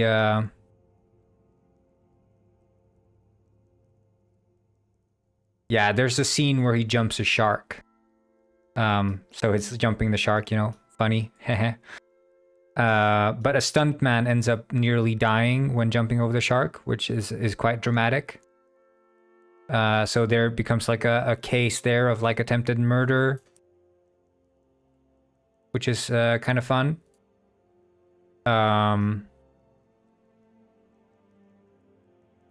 And there's a bunch of other shit that happens in this side quest, but Penguin Robber is this fella here. But the entire movie is like trash as well, so that's kind of like the joke that everyone on the set knows it's garbage except for Robber, who thinks it's the masterpiece. And he's got like what is it, like 15 lovemaking scenes or something in the movie? Because he says he's convinced that every good action movie needs romance. And he really took that to heart by introducing 15 lovemaking scenes into the movie, which ends up being the catalyst for why the stuntman, who is also the stuntman for all the lovemaking scenes, decides to try to kill the assistant director. He figures that if he can kill the assistant director and try to sabotage the movie, he won't have to record the lovemaking scenes because he's bound by contract, so he has to record them. And he's like, if I record this stuff, it's going to ruin my career. There's no way I'm getting out of this. I'll be known as the guy who did 15 lovemaking scenes in a garbage movie. Romance scene is a bit too much. Well, luckily you don't have to watch them. It's just implied. And I even added this little thing here, so it's like a spyglass, because I'm imagining Penguin Robber sitting in this director's chair with a spyglass, you know, getting a good view of the romance scene. But yeah, there are no shown romance scenes, but it is talked about that there are too many romance scenes in the movie. But yeah, the detective has to do like stunts and stuff, so you become like a replacement stunt man. So you have to like jump over here, but because the detective suffers from poor balance, he has to like find his balance, and to find his balance, he has to do yoga. And when you do yoga, you end up drinking like cucumber water that's been laced with mold. And so you end up like getting this psychedelic vision of you jumping on clouds in this cucumber world. There's all kinds of stuff happening in the game. It's I have fun with it, and I think that's what matters. And I think there are some genuinely good and silly stories in here. But that's the number one in the game. The stories being told, but then the setting and the world and the lore and everything is like another thing that I pay attention to. But yeah, this house here is haunted, supposedly, according to Lysander Quill, expert ghost hunter.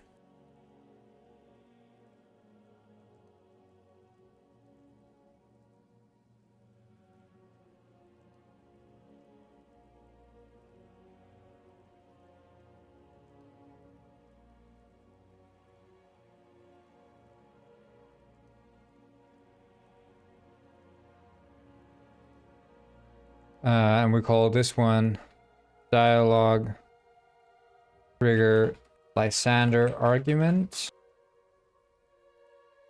So when you enter here, what programming language? So I'm using the game engine Unity, which implies that the programming language of choice is C#.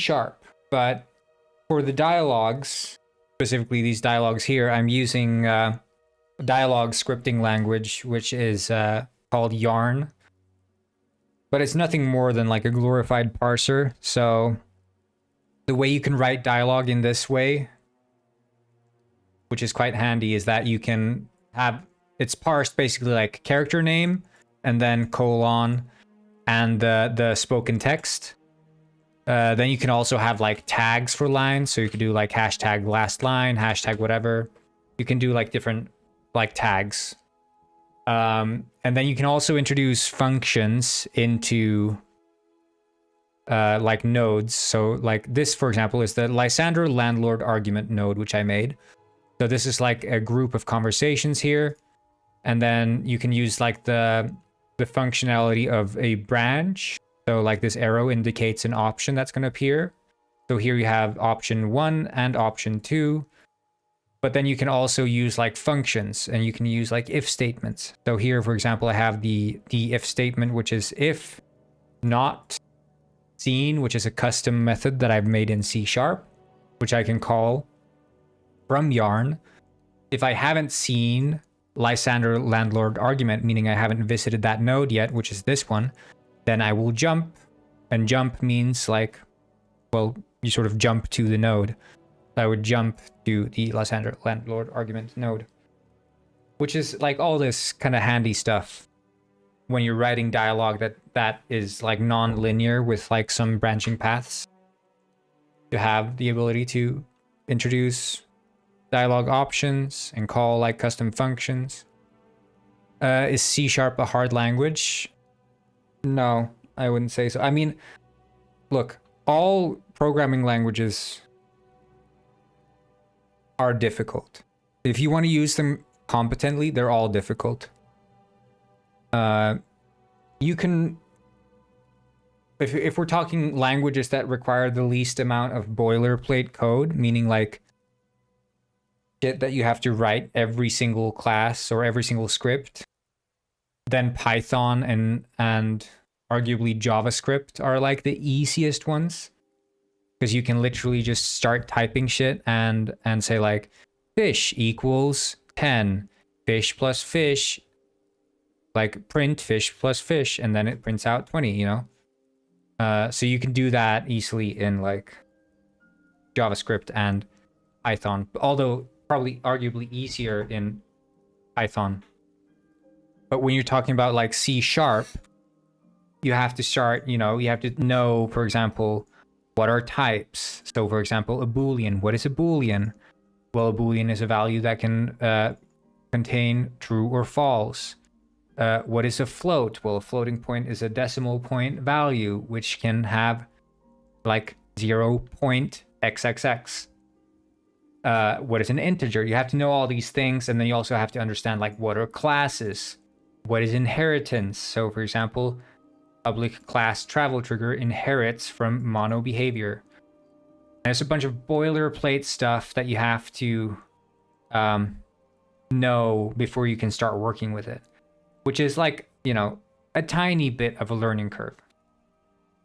You don't need that in Python to start coding, but the fact that you don't need it doesn't mean that you'll be more quick to write better code. Actually, the opposite, because you're not understanding these fundamentals of coding, lulls you into a false sense of safety when it comes to actually writing code.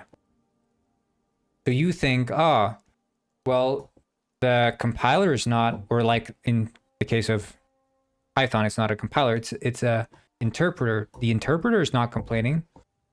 So therefore, I'm writing good code. Well, maybe you probably aren't, because you aren't understanding the underlying fundamentals of what you're even writing to begin with. So I would recommend not starting with Python, not starting with JavaScript. Start with C#, Java, C++, C, any of those languages. Start with those. It's going to be more difficult to start with, but it's going to be more worth it than jumping into Python first, in my opinion. If you're serious about wanting to learn to code, that is. If you don't care about it, then it's whatever.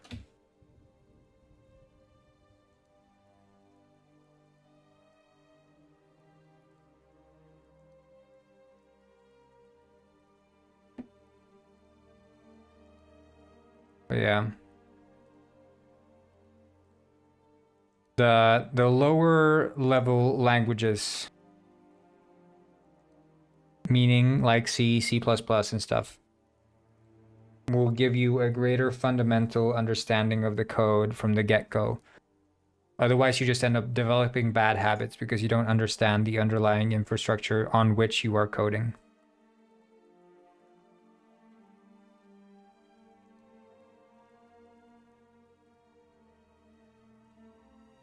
Because coding isn't just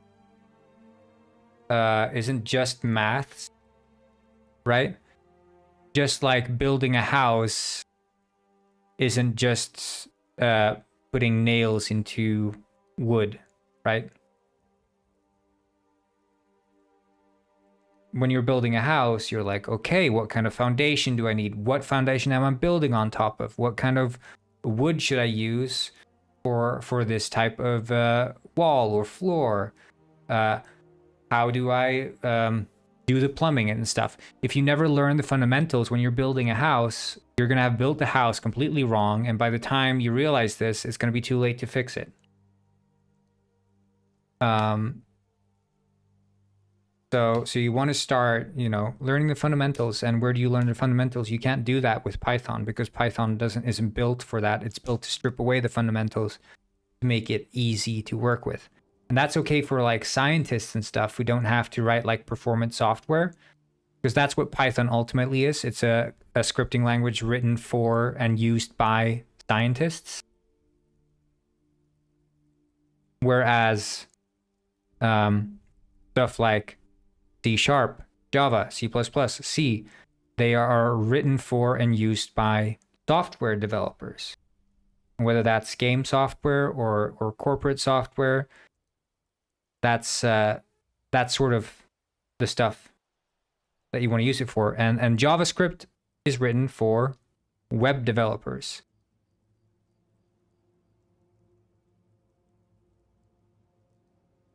But Python, they tout it as this simple language, but it is a language that has been abstracted as much as possible to make it easily worked with by researchers. Because researchers don't necessarily want to learn how to code, they just want to run the numbers, crunch them, Let Python crunch those numbers and then get the hell out of there. So now there are games written in Python, but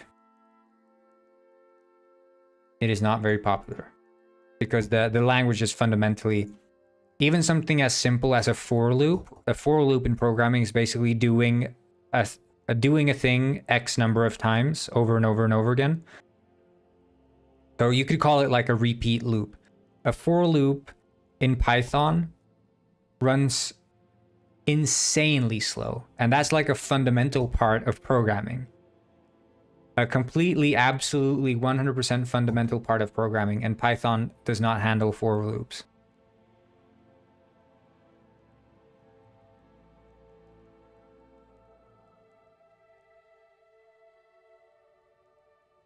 And nested for loops, that's a for loop within a for loop.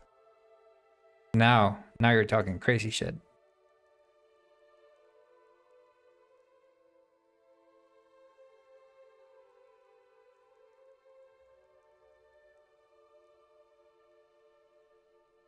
Okay, so that would trigger this. And then we have the...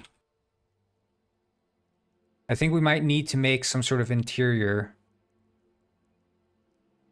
I'm wondering... Do I make like a new one? I probably have to make a new one.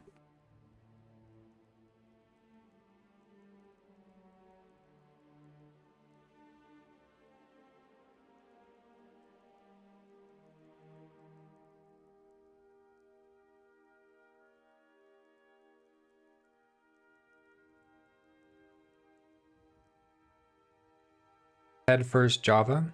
Let's see. I have not read Head First Java. I mean, it is published in 2003, but I guess many of the Java fundamentals should remain the same.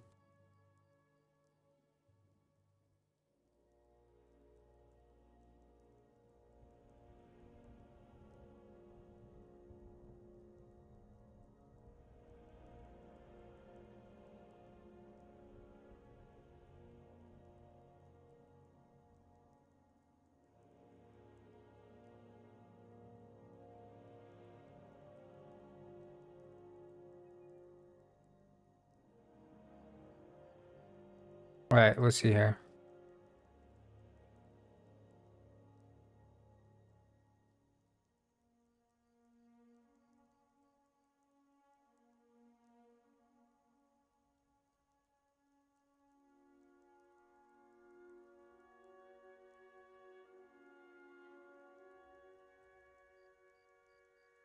I mean, I would imagine that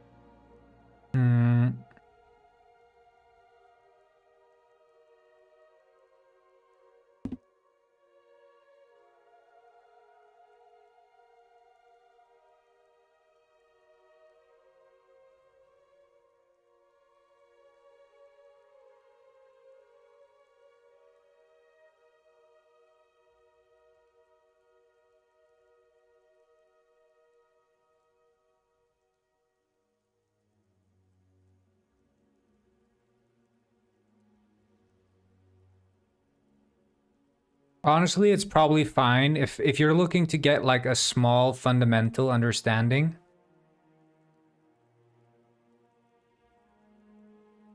Yeah, I think just do it. Just start with this. Like, this looks fine. This looks like it's introducing... I have not read the book. I'm reading it now. I'm just looking... Yeah, I mean, you don't have to do the entire book, but like read into this stuff. Just the first few chapters seems like, I mean, this is all like fundamental, just like programming knowledge here.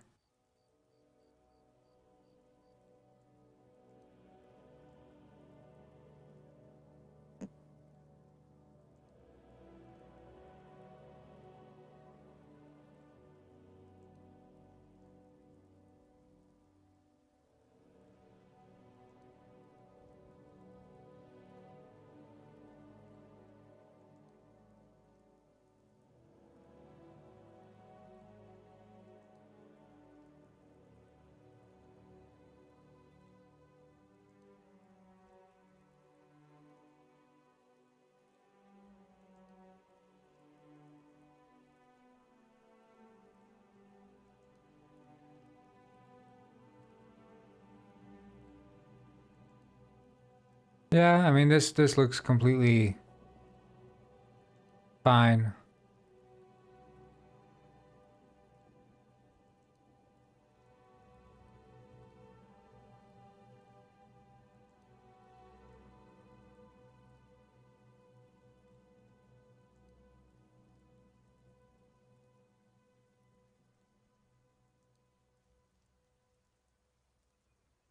I mean, it definitely looks a bit more fun than the average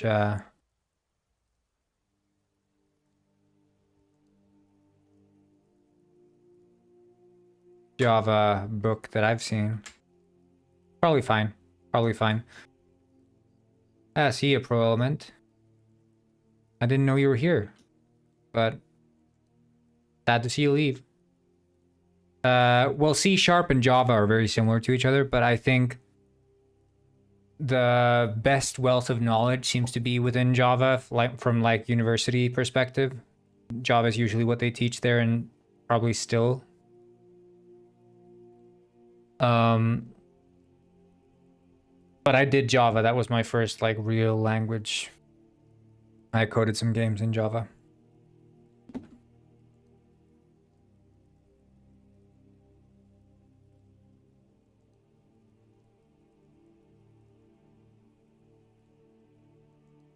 Where did I start? I mean, I just got some random book from the library. That's where I started reading. But like this book looks completely fine. Head first Java. Yeah, just go for it. I say this looks fine. I'm reading this now and it looks completely fine. Like, do it.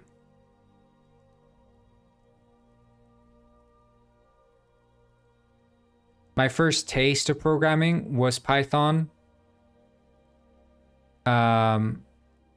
But I didn't use Python. I just learned that programming existed through Python. And then I went basically into Java quickly after that.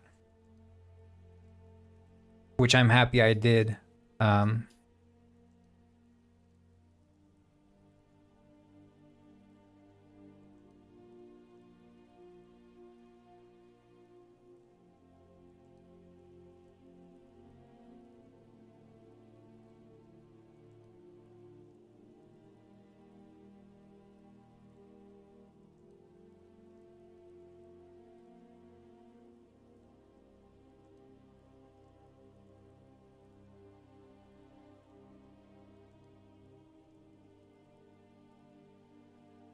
Yo, ATH King.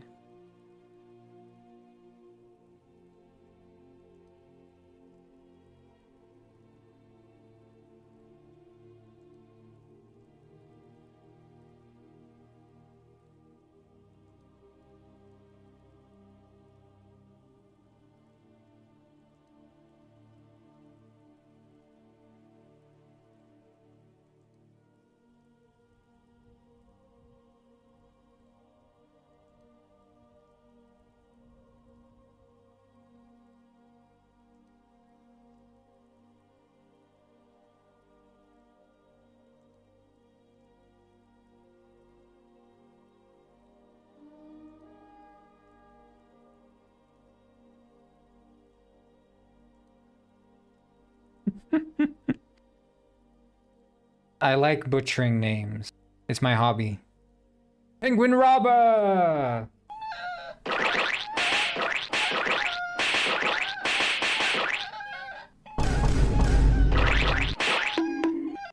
Welcome.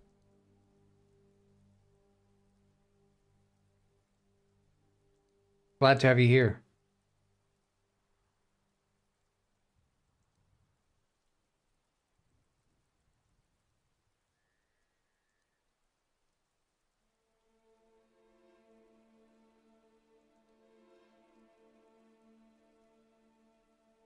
Penguin Robber said, "Get freaky, bring out the claws."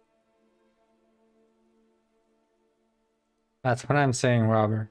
That's what I'm saying.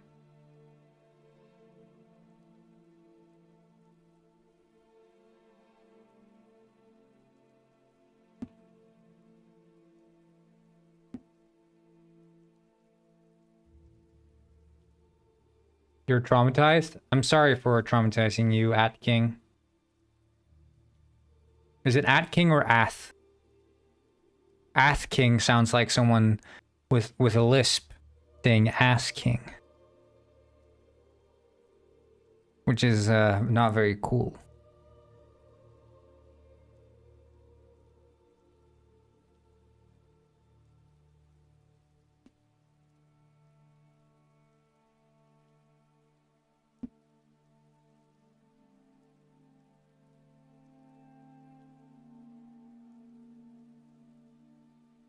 No.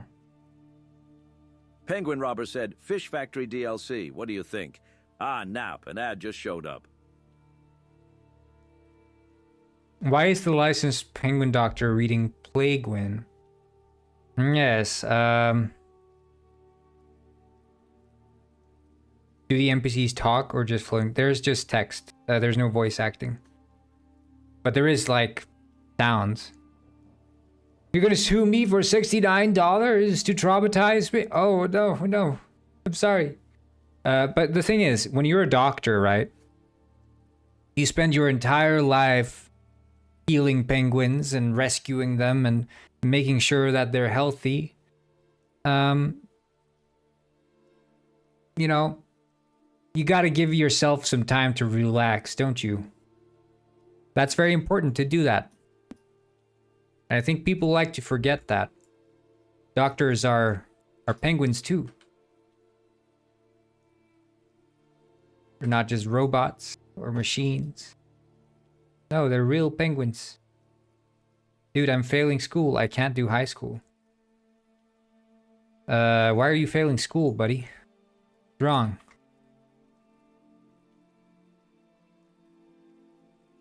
I thought you were the smartest in your grade.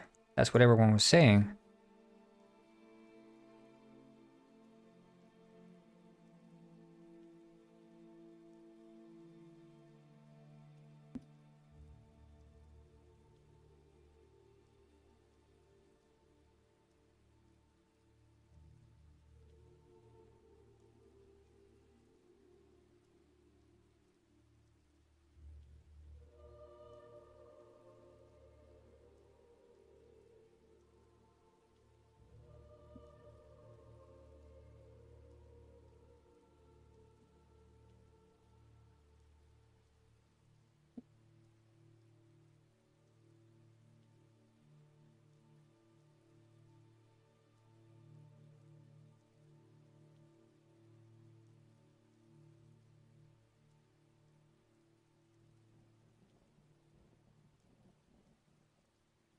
You know, I remember when I was younger, everyone's like, "Damn, this Angelo kid, he's gonna go places. He's gonna go places. He's the smartest kid in class."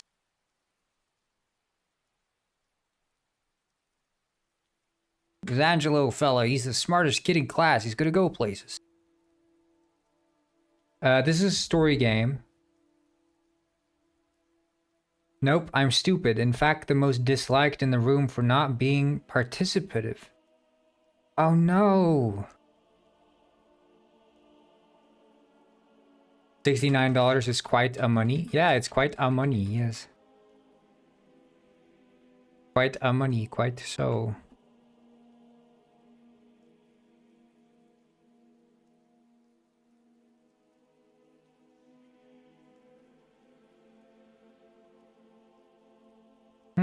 Yes, I'll have a money, please. One money. How much? Quite money. A man once sued himself and got 600K from insurance. That man's name? Albert Einstein.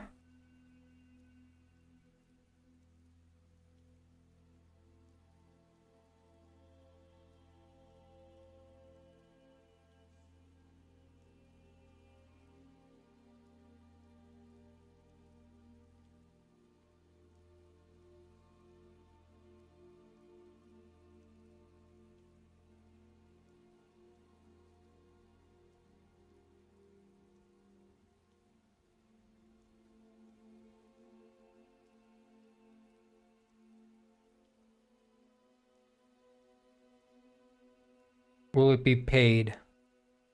Not free to play. I despise free to play.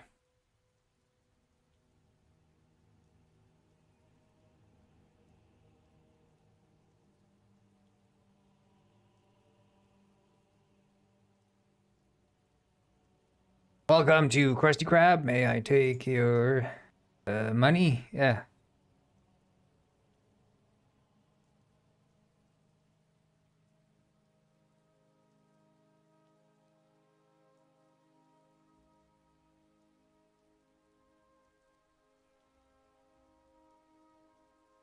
Sup, soldiers? Yeah, I'm a soldier. I would gift a rose if my phone had NFC. Penguin Robber said, "Welcome to the fish factory."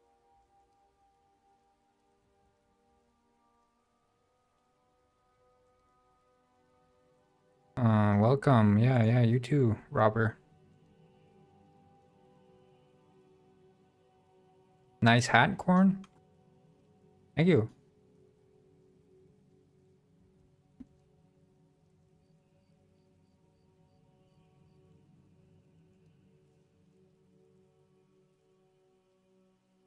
Fish Factory free fish givings. Leanne says, tell Penguin Robber we love him. I'm not gonna tell him that. This game reminded me of that one game like Penguins 2. You mean the other game I made that's called Penguin Heist? This game? I made this game as well. Called Penguin Heist. Is it this the one you're talking about? Penguin Heist?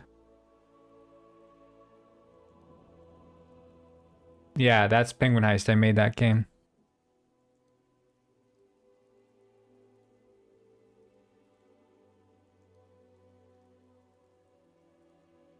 Do I like penguins? No. I despise them, in fact. The penguin never lies.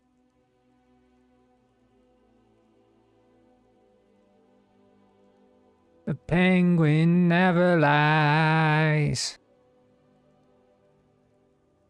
Yeah, see, this is my game. I made this. I made this minimal telephone. Yeah. My game.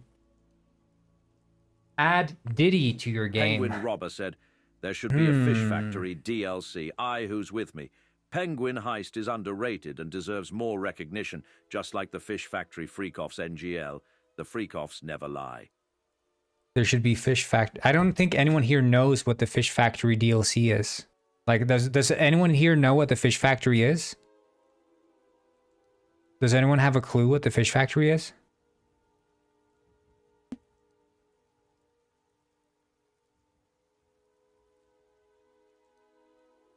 See, no one has any clue what the Fish Factory is. You're not going to get anyone on your side, Robert, because no one has a clue what the Fish Factory is.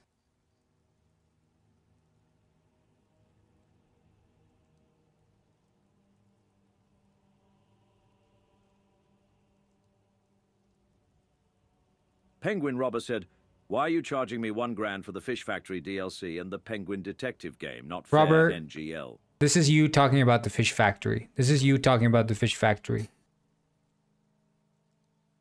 This is also you talking to the Fish Factory. This is you talking about the Fish Factory. There's also you talking about the fish factory. Yeah, Vanos played your game. Yeah. I saw he did. Hey man, you gotta add the Fish Factory DLC. I gotta have the Fish Factory DLC. Please, Fish. Oh, hey, who's with me? That's Penguin Robber said, I don't let's add the Fish Factory DLC. I don't care if I get any hate for this. Please add the Fish Factory DLC.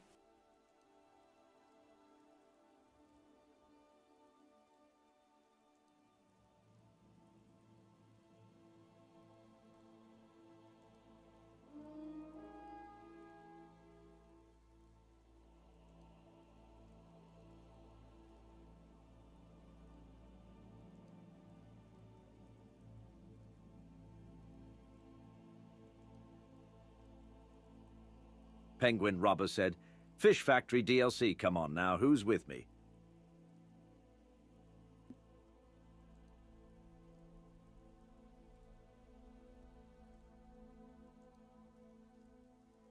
You think I saw my game at Pirate Bay? Yeah, you probably did.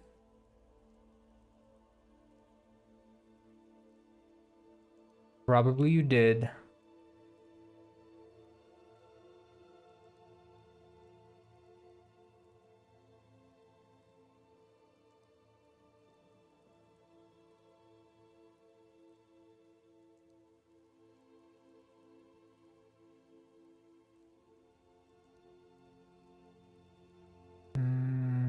What the frick did I call it?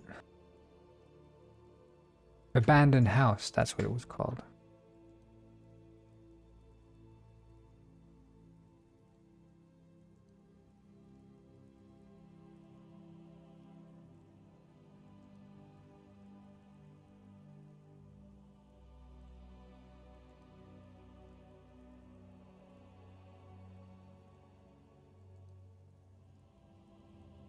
Magic is so slow, yeah.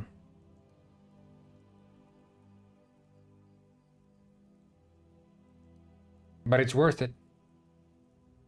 Because soon enough you'll become a monkey, Gwen. Who's with me? Wait, I need to see this.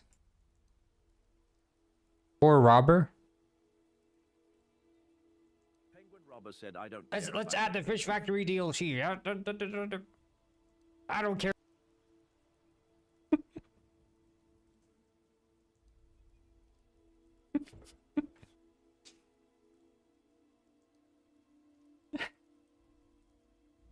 Penguin Jush Robber said, what does the angel wings do? I don't understand what all this stuff does. Like, does it level you up on this Twitch game?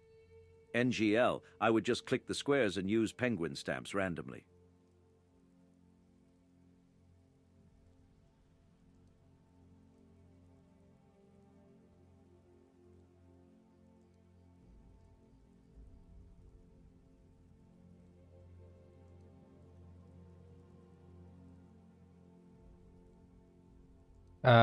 Yeah, what does the angel wings do? So basically, hey, I appreciate it, minimal telephone.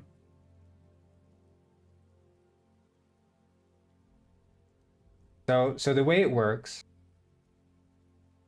the angel wings ascend you, which is basically, you know how in like some games you can prestige? It levels you down to level 0, but it increases your prestige Penguin level. Robber said, Fish Factory DLC.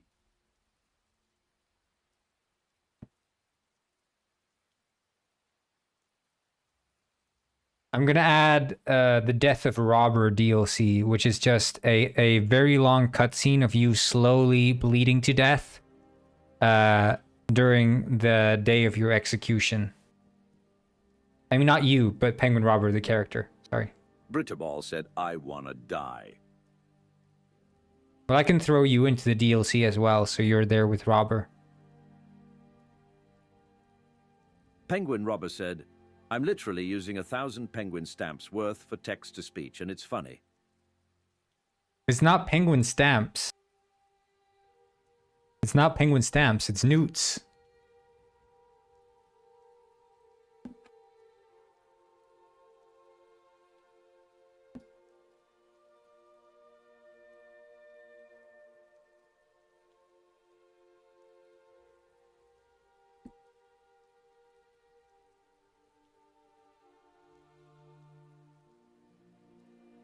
Penguin Robber said, Robber Boss, fight for Fish Factory DLC. Who's with me? Look, Robert, it's the fish factory. Look, it's the fish factory. This is how it looks, Robert. It's the fish factory. It's your home. Your hometown. This is where you were raised.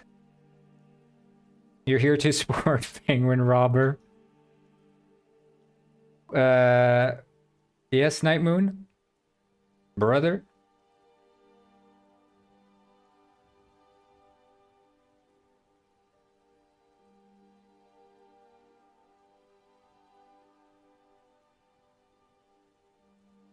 Hi, Trash HC.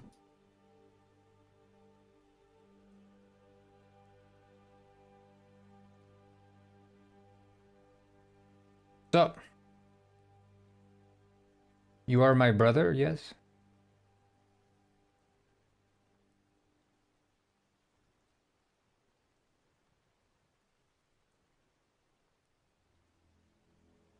I'm doing great. Doing great. You know what they say? Penguin a day. Penguin Robber said, the DLC is the Fish Factory having an underground freak-off club, and think of it as Gus Fring's underground laundromat meth lab from Breaking Bad. Wow, Robert, that's a wonderful idea. Wonderful idea. That's beautiful. You're a true creative in a crowd of uncultured swine. If I buy your game, do I own it, or is it just license? All games sold through Steam are just licenses. So it's not really up to me. That is up to Steam. But I personally cannot revoke any licenses. That would be but that's literally every game on Steam though. Every game on Steam is sold as a license. So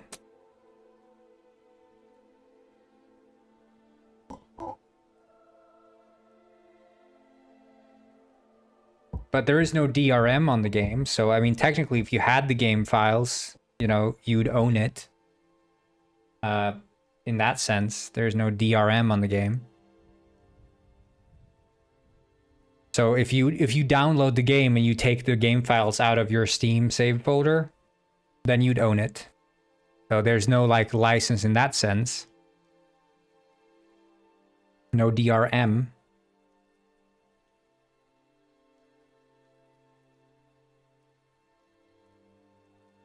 Which I guess might be a more apt way of looking at it as opposed to, do you have a license to play the game? Because you have, you have a, if we put it this way, you have basically a license to download the game and to download the latest updates. But if Steam for some reason decides that you no longer have access to their service, then no, you cannot download more updates. But I mean, that would be true for really any service. Like if you buy a game online. Penguin Robber said, come on, fish boy, don't be a lazy fish. It would be funny and cool, and the boss fight would be Robber on a Newtonator, aka Freakinator, shooting lasers, Oh my bullets, God. and glue. DJ Senior Patrick would play the freaky DJ music. He's the DJ for the Freak Offs NGL. But yeah, that's great. That's a great idea. That would make literally everyone who owns Penguin Heist uninstall the game, I think. But that's great. That's great. I like the thought still. What was I saying? Right. So if you buy a game on any online platform, whether that's Steam, whether that's GOG, whatever, if they shut down the servers, you can no longer download the game, right? So in that sense, I mean, your access to the game is revoked. But if you were buying it on a CD, you know, there's no way for them to shut down your access to the CD. But what really matters when you're downloading from like Steam, you're downloading from GOG, is that you keep the digital files even after they shut the servers down. And that would be whether or not the game has DRM or not, digital rights management. which many AAA games have, but practically no indie games would ever have DRM. So even though you've had the scare marketing of like, we're only selling you a license, we're not selling you the game.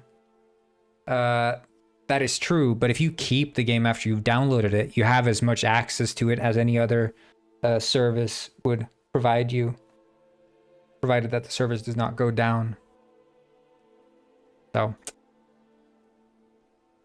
look at me app.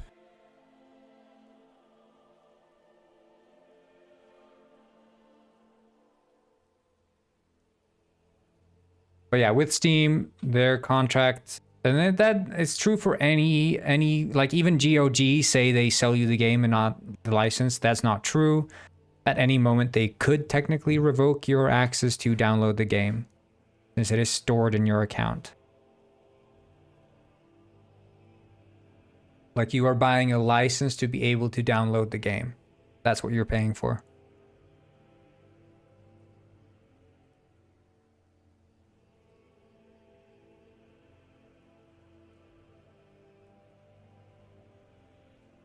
But that's just a legal way to look at it. It's not a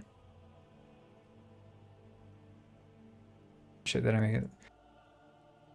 It's not a practical way to look at it, right? But the legalese would say that yes, you're buying a license.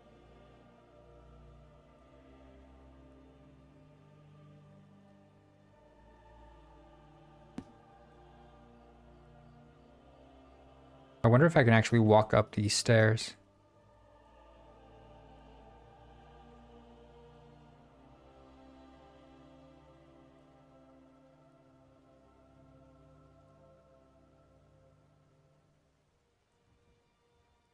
But I'm surprised that sort of came as a shock to people, because that was true even before the whole changing of the Steam's terms of use or whatever. Like even before that, that has always been true. When you're buying a, do you think DRM is justified? I think it's the only time it's ever justified is in the event that the game is providing online servers. So for access to the online, if they are hosting dedicated servers that cost them money to run, then it is in their interest to not have freeloaders come in and basically use whatever server capacity that they're providing and just siphon off of that for free, right? Without having paid a dime. So in that sense, DRM is justified. And I mean, if you look at like a game like World of Warcraft, for example, buying the subscription service is in a way DRM. Being able to only play the game when you have the login access is DRM in a sense, right? Because it's managing the rights to the digital service that they're providing, which is like the game. So then that goes for any subscription based game, right? But if it's a single player game, absolutely not. I think it only makes the game worse for the person who bought it fair and square. It does nothing but make it worse. But for a multiplayer game, it is within the interest of both the multiplayer community and the company for freeloaders being kept off the game. Because if the company does not make enough money to keep those servers running, they are just gonna take them away, and that makes sense. Like you'd never just use stuff for free. And this is not like, oh, why aren't you doing this out of the goodness of your heart? No, you're literally just throwing money into the well if you're keeping dedicated servers running for free, because it costs electricity bills, or it costs networking fees. It costs bandwidth.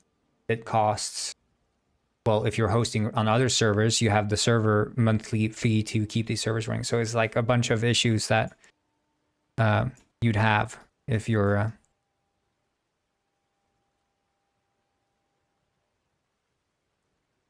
sort of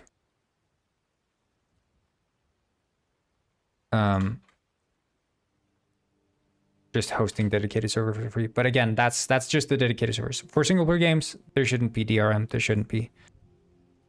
And we don't have any DRM for Penguin Heist for single player beyond the, you know, basic check for if you have if you own the game on Steam. Like we need to validate the game with Steam to make sure the achievements run. So you have to install the game through Steam. But if you've done that, it should in general run, I think.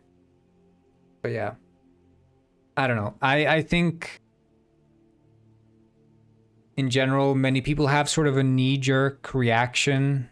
Like, you know, they hear DRM and they think, greedy developers. But in reality, you can be a bit more pragmatic about it and see that, hey, for an online game, there is no interest for the developers to throw money into a well.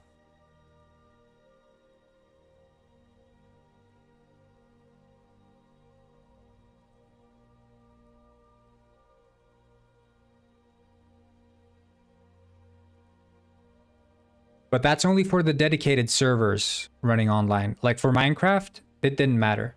30% that Steam takes is justified, 100% justified.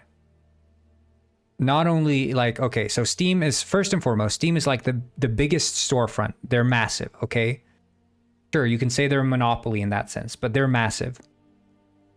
So if I set up my own website and tried to get people to download my game from my website, yeah, good luck.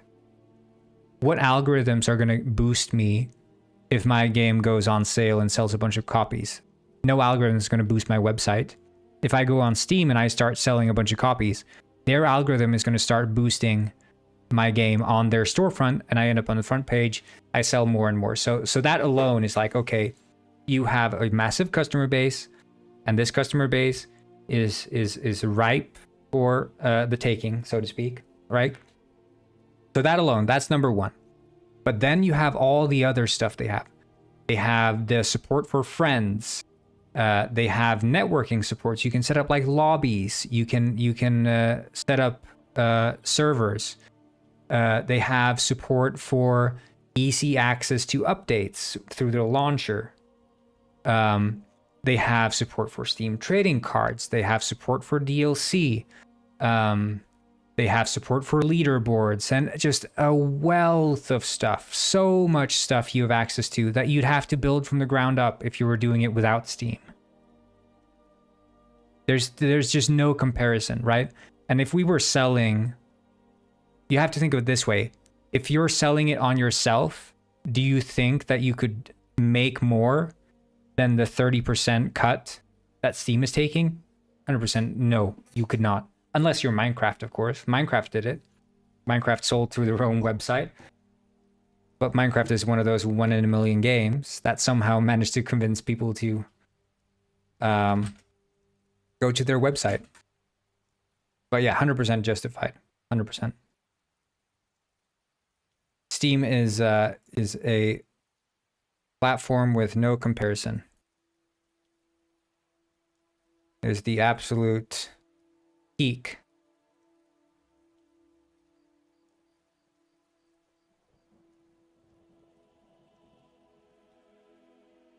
GOG. So problem with GOG is that it's far less popular. And as far as I'm aware, Steam excels in social features with friends lists, achievements, and in community forums, while GOG prioritizes user ownership with DRM-free games. Like that's the, like, from the developer perspective and the user perspective as well, I don't know that GOG has any, like, it's hard to compare it. Like,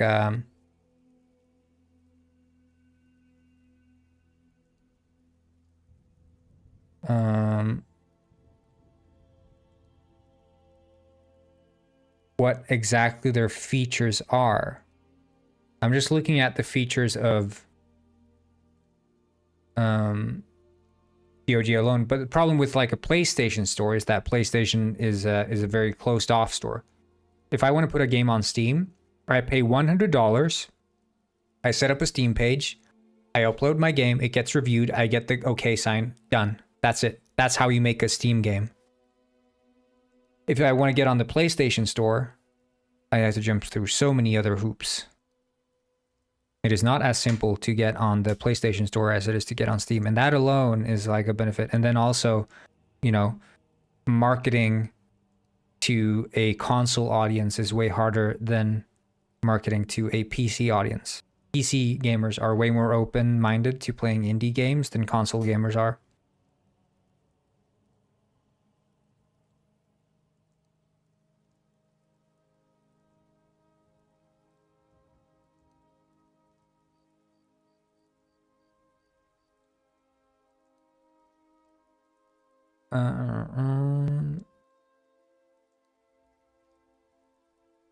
Yeah, okay, apparently GOG also charges 30% as well. So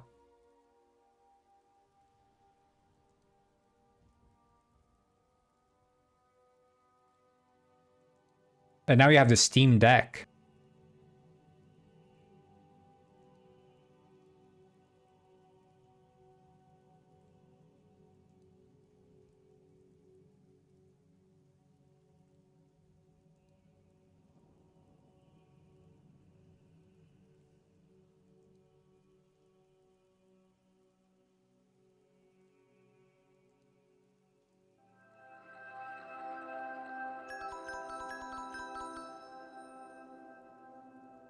Yeah, I don't know. I can't see like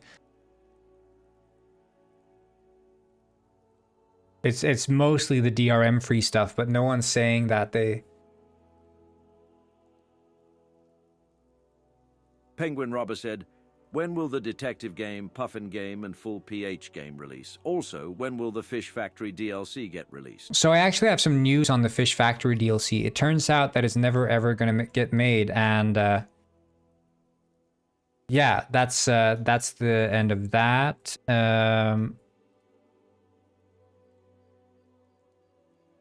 Yeah, they take 30%, yeah. And then the question is like, okay, which one of those justify taking 30%, but 100% Steam justifies it? There's no way we would have sold as much if we were selling on any other platform. We're not going to market our game on GOG and sell as much as we did on Steam. We're not going to market it on PlayStation Store and sell as much as we did on Steam. And Epic, yeah, no way that we'd sell. But it's only 12% if you're working with Unreal, right?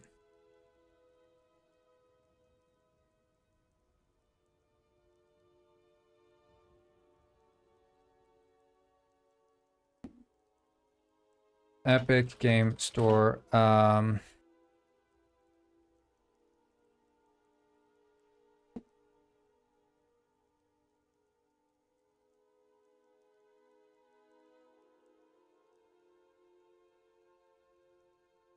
Or is it always flat, 12%?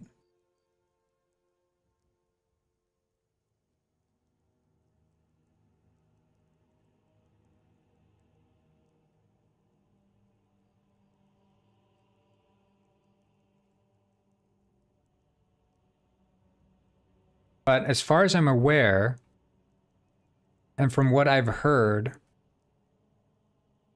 from the grapevine, is that Epic Games are just losing money. They're just burning money. And that this 12% cut is not enough for them to stay afloat, and especially not with all the free games they keep giving out, that they're just losing money. And as far as I'm aware, that Tim Sweeney is only doing this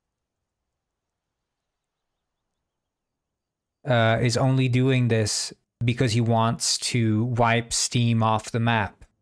It's some like ego thing, that this is not driven by some justifiable righteousness sort of, you know, I'm working for the game developers. It's more just him and his ego and wanting to wipe Steam away. So he's like, he's leveraging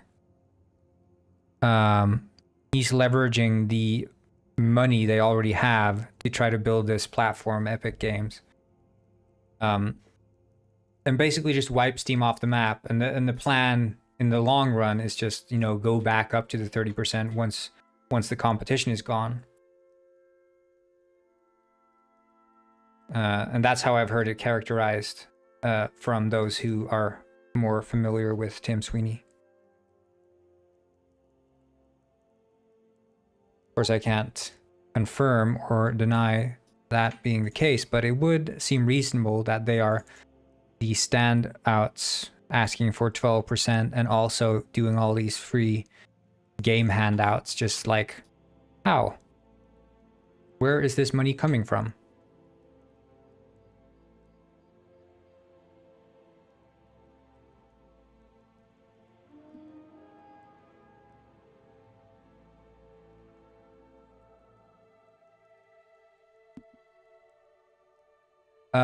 We've been working on fixing some stuff with the Hollow Memories, and now we're working on Lysander Quill's side quest.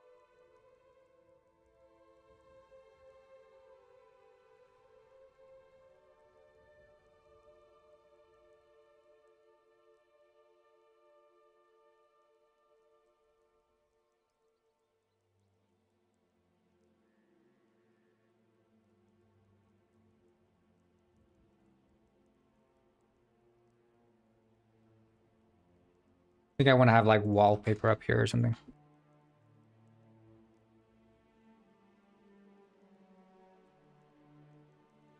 So to answer your question, Robert, earlier, so Detective Penguin, April release is what I'm thinking. April. Penguin Heist, 2025 release. Penguin Village, hopefully also 2025 release. Puffin Game, undetermined.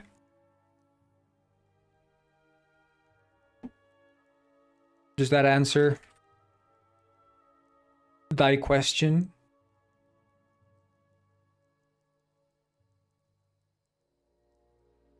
Detective Penguin takes place before the Penguin Saga.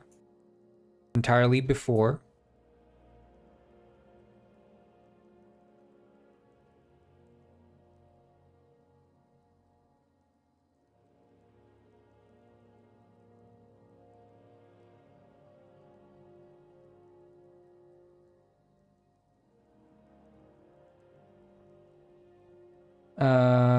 When Psychic Ping, yeah.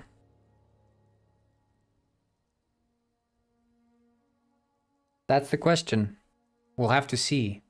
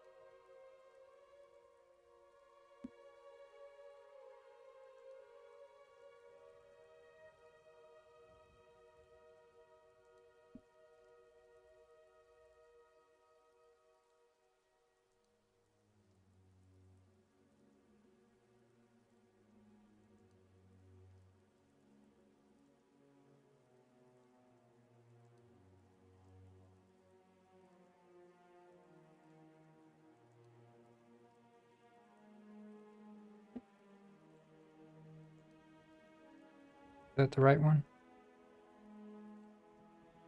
No.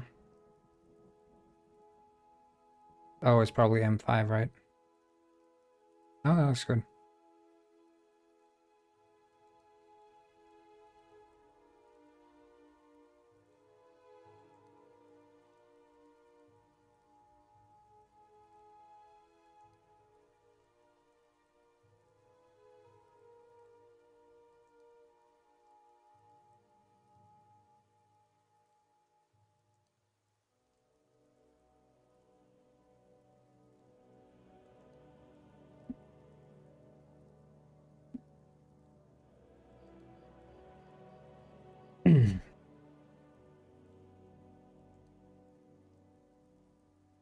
So, okay.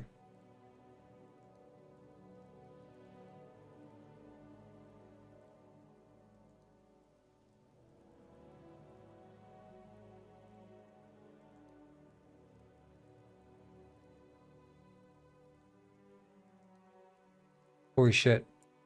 Is it? No, it's not that small.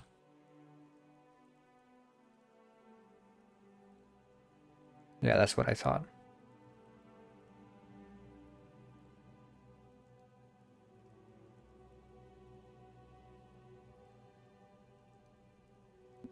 Still, maybe slightly too large, this house.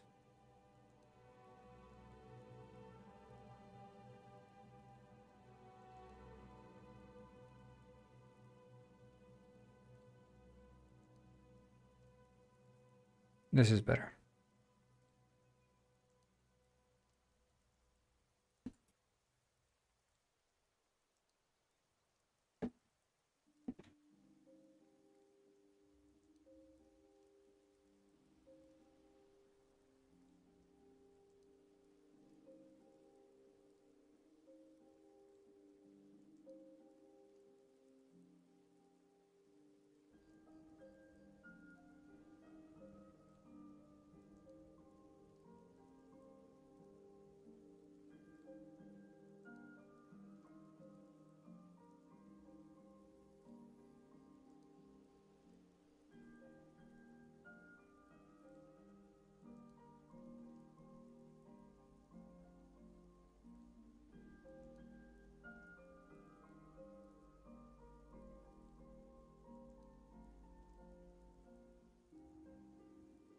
There.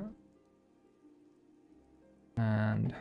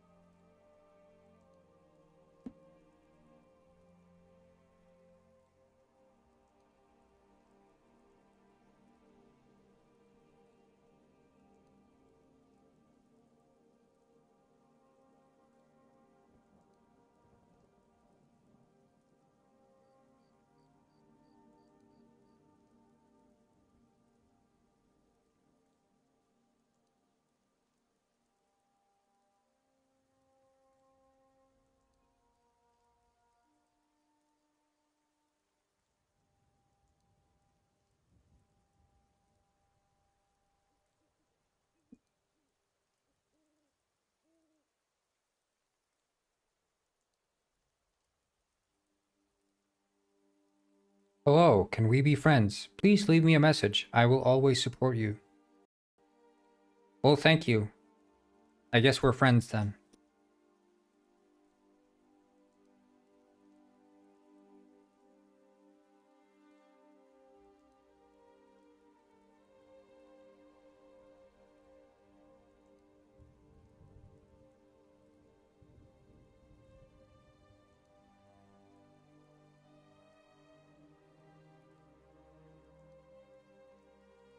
Nah, that looks ugly.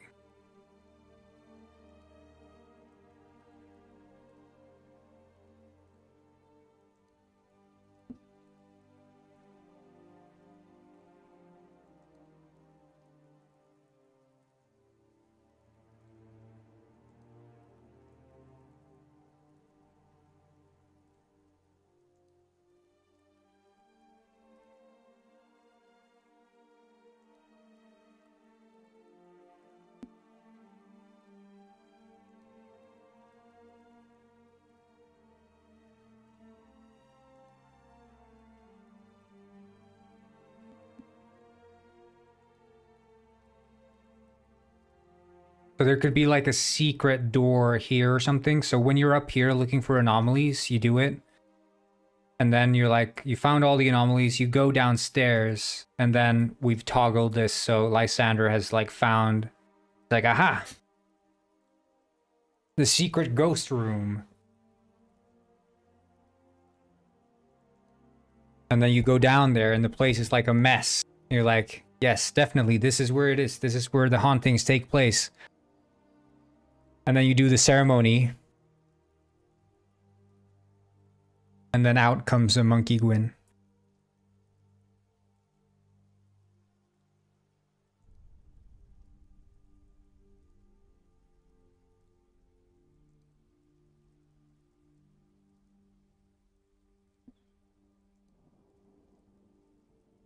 Permanent edition? Well, it's not quite. It's, see, I can switch hats.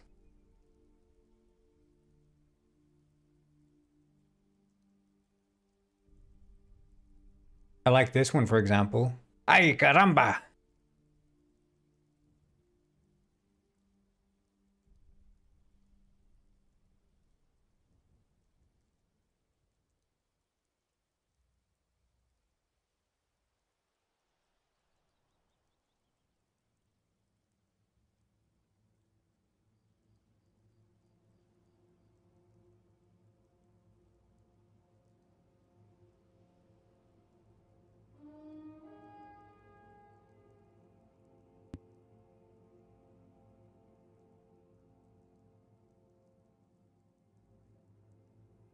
Wait, 1 second.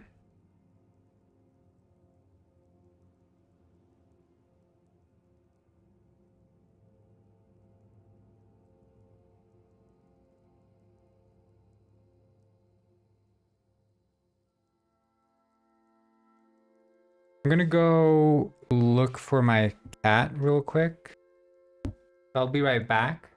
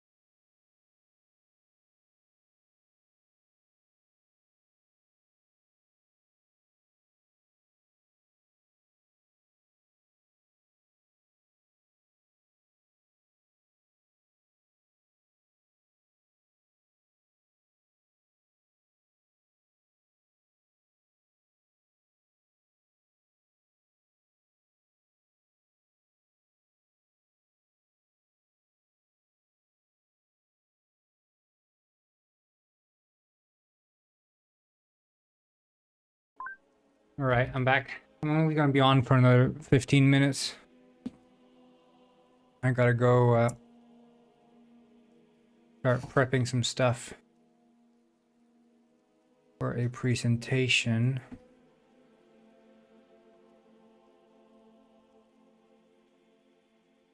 But I did not find the cat. I'm gonna have to go out and yell again, which is also part of why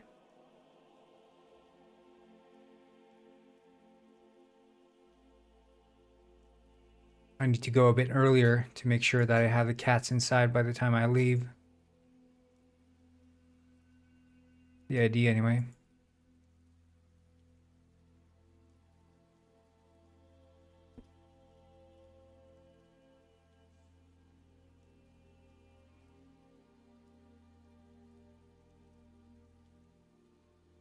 Yeah, but not out yet, so.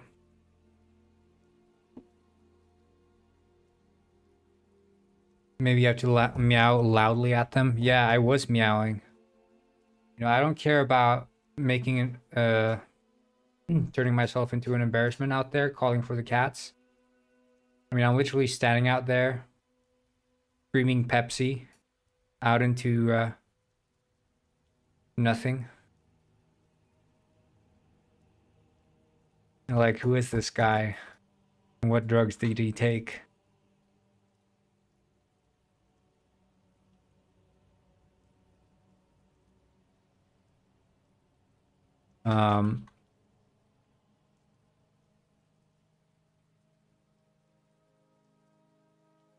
No, but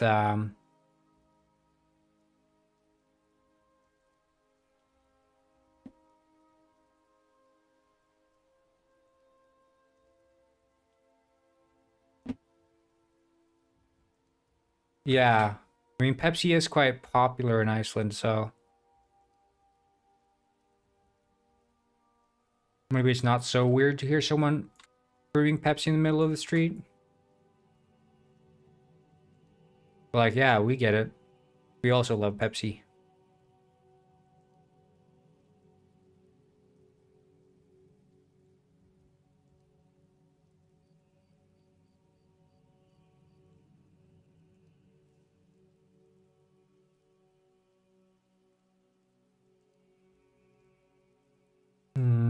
What else would be in a house? A bookshelf.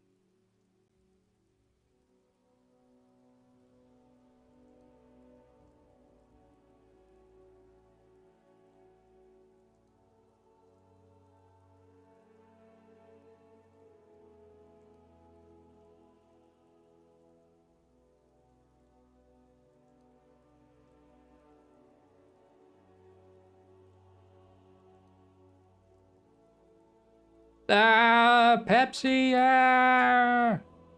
But Mio was walking along with me. He was like, "Oh yeah, heck yeah, let's go on an adventure. Try to find Pepsi." And then we didn't.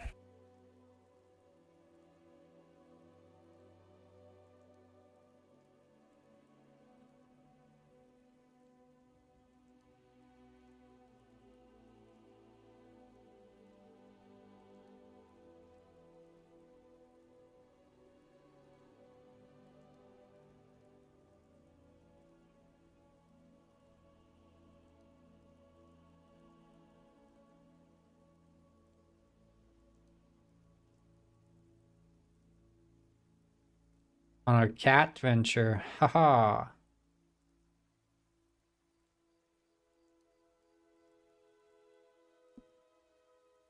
What did you miss? The fact that I'm gonna be leaving in like 15 minutes.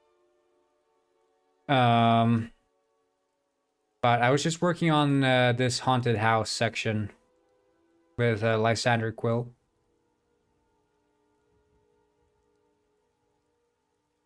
Yeah, I know you hate me. It's twice in a row now, but see, the thing is, I'm gonna do a presentation, but I also,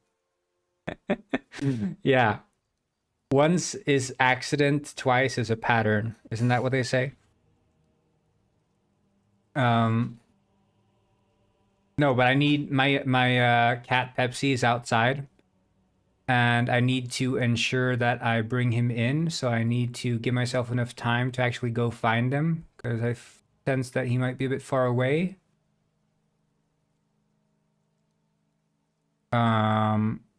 I need to find him before I go away so that he is inside.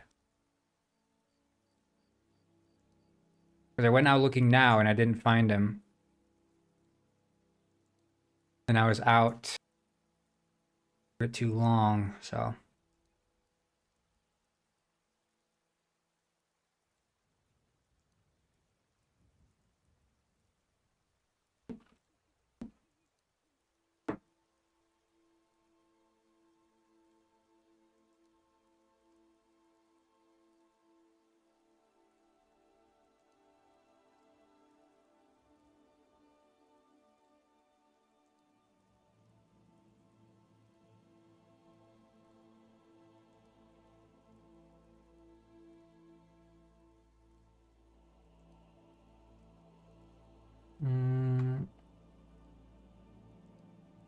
That's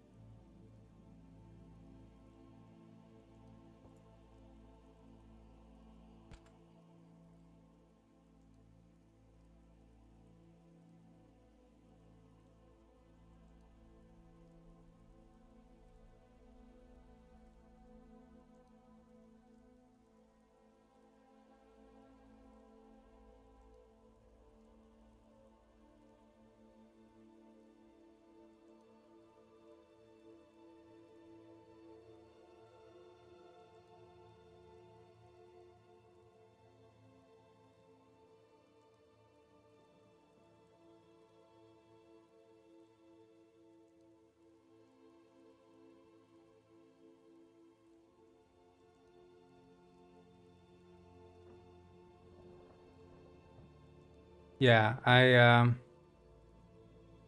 wish Pepsi would listen to my command and come in, you know, when I told him to, but I'm afraid he's far too confident on his outdoor escapades. Which, you know, I'm happy for him, for sure, but he's a wild one.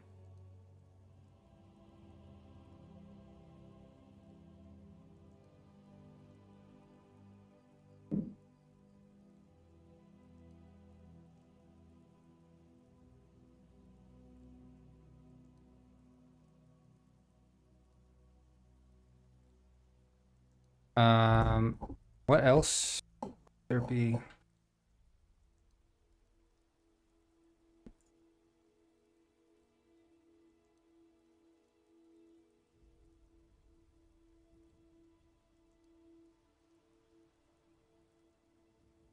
Ah, shit, yeah.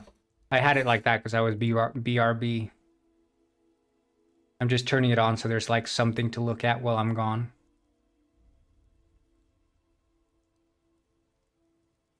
Hello, Emil.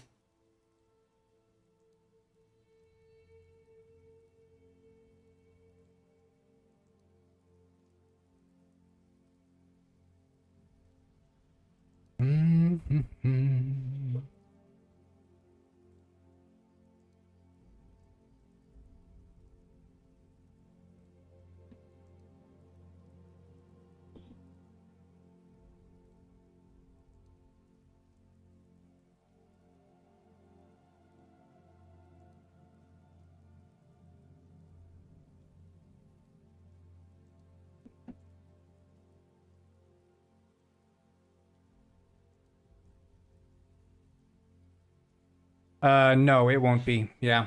I'm gonna have my laptop with me. That is correct. You think smartly, I see.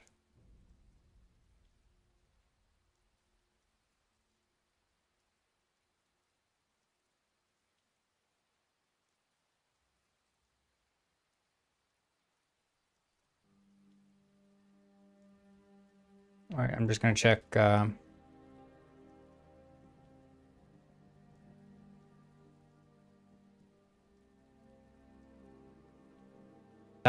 Bugger.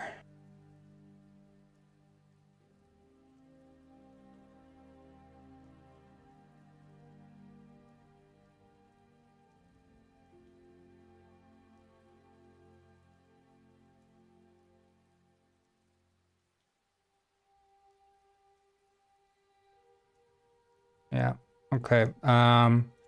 This is pretty good downstairs. Maybe.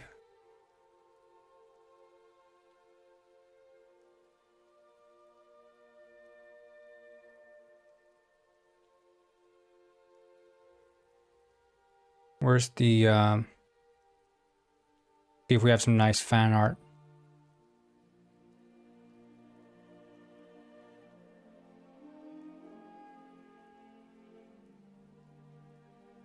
Shit, I can't have that one. Freaky penguins are too freaky.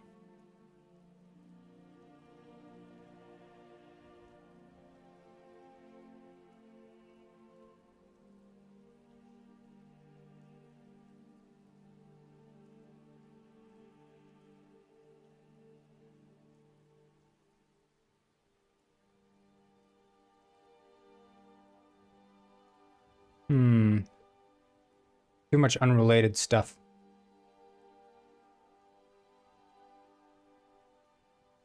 Yeah, I think the Godfarter is probably a good one.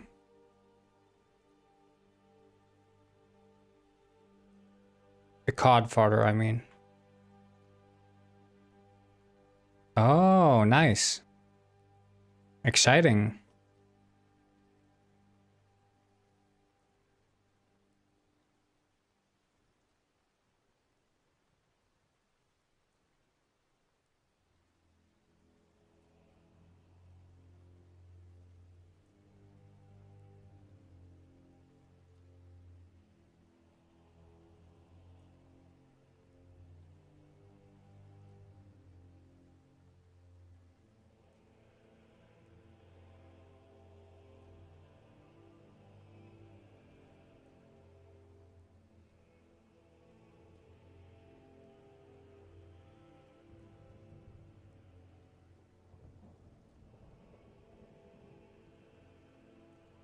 Well, I mean, keep in mind that I've done many beautiful drawings.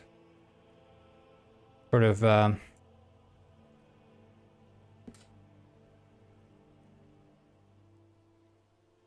live on stream. I don't know, you weren't here when I was doing those, but they are quite beautiful.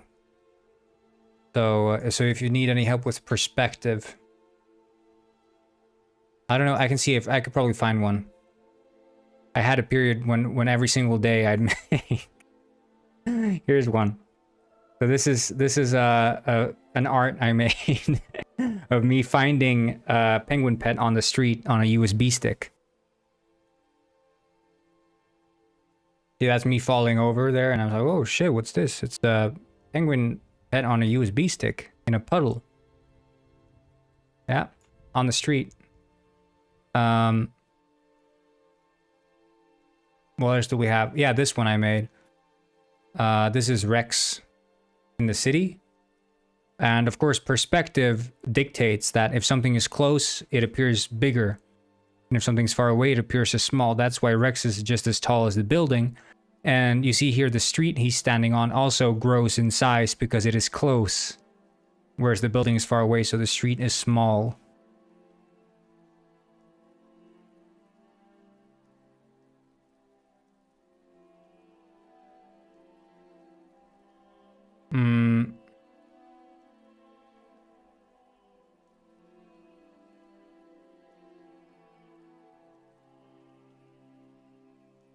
I don't think I saved any more art pieces.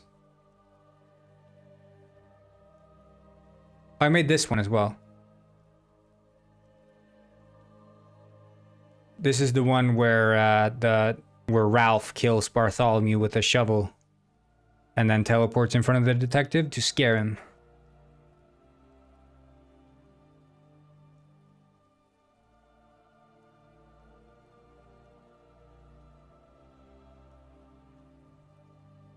I call these my famous scenes.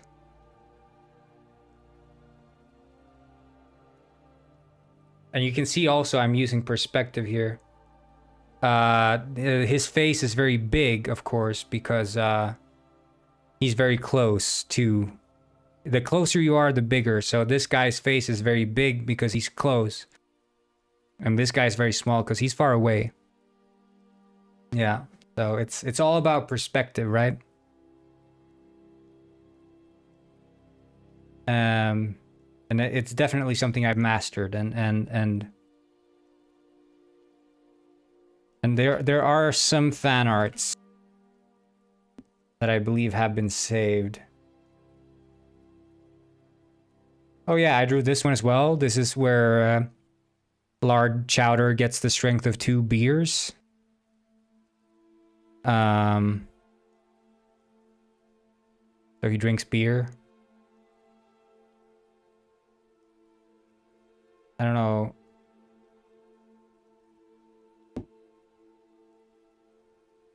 Oh yeah, this one.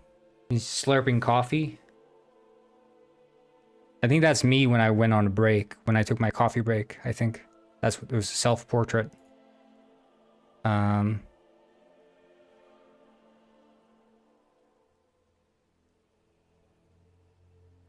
yeah, this one also. So this is back when we had the old penguin pet.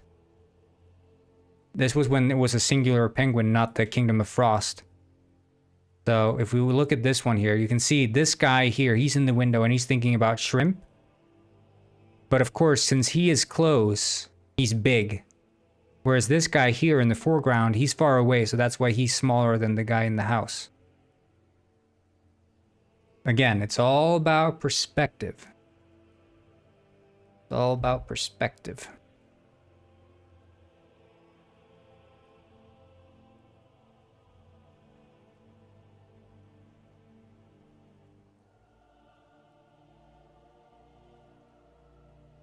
I hope this helps. So when you're drawing, think about what's close and what's far away. Well, this guy's close, so he's big. And he's got his pipe, of course. Because he solved the crime of who was murdered on the outside there, shot in the belly twice. So, now you know. Now you know. I shouldn't go into details. I don't want to bore you guys with the details. It's kind of dry. He's thinking about shrimp, and you're also thinking about shrimp?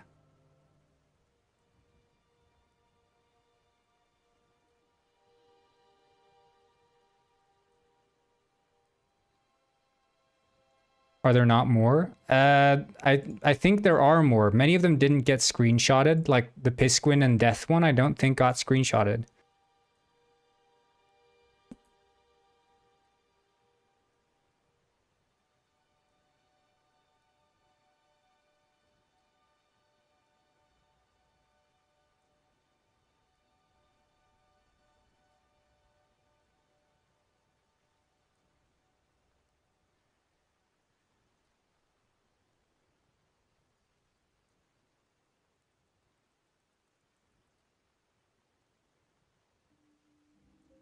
Yeah, no problem. It's what I do.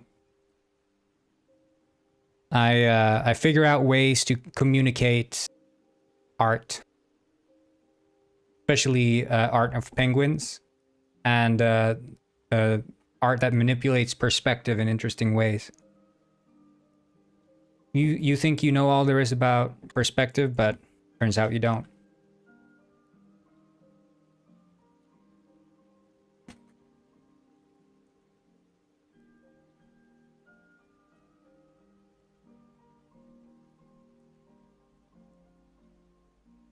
It reminds me of the guy who said, "I've seen all there is to see when it comes to perspective." And then I said, "I'm not sure maybe you should take a look from another perspective." That's what I told him. And you could hear the sound of the gears churning in his brain when he realized, oh man, now I get it.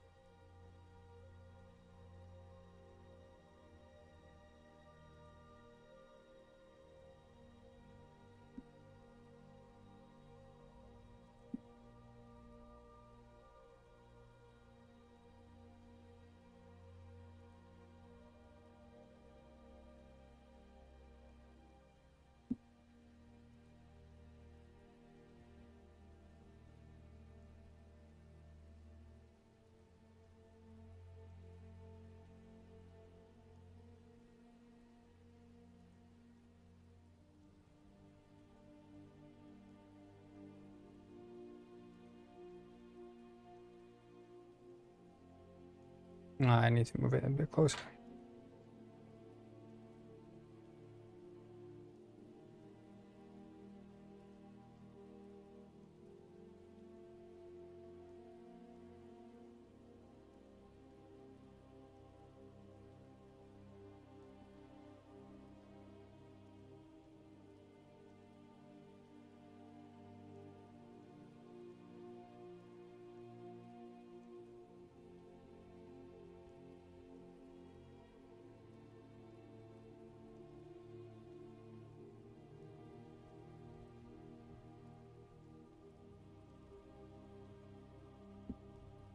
Okay.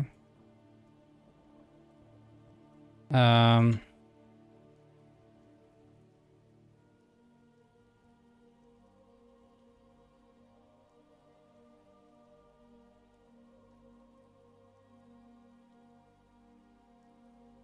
Yeah, I think I have to go now. I'm gonna find this Pepsi.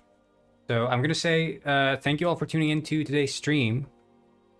Thank you very much. It's been fun. It's been good. And I think we can finish this spooky mission tomorrow. That's my hope and my dream. So let's leave it that way. And yeah, I will see you all tomorrow.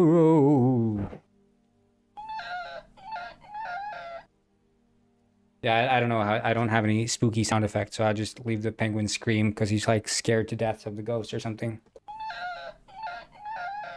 Like imagine there's a ghost popping up on the screen and going like something like that. Anyway, yeah. Have a good one. Bye bye.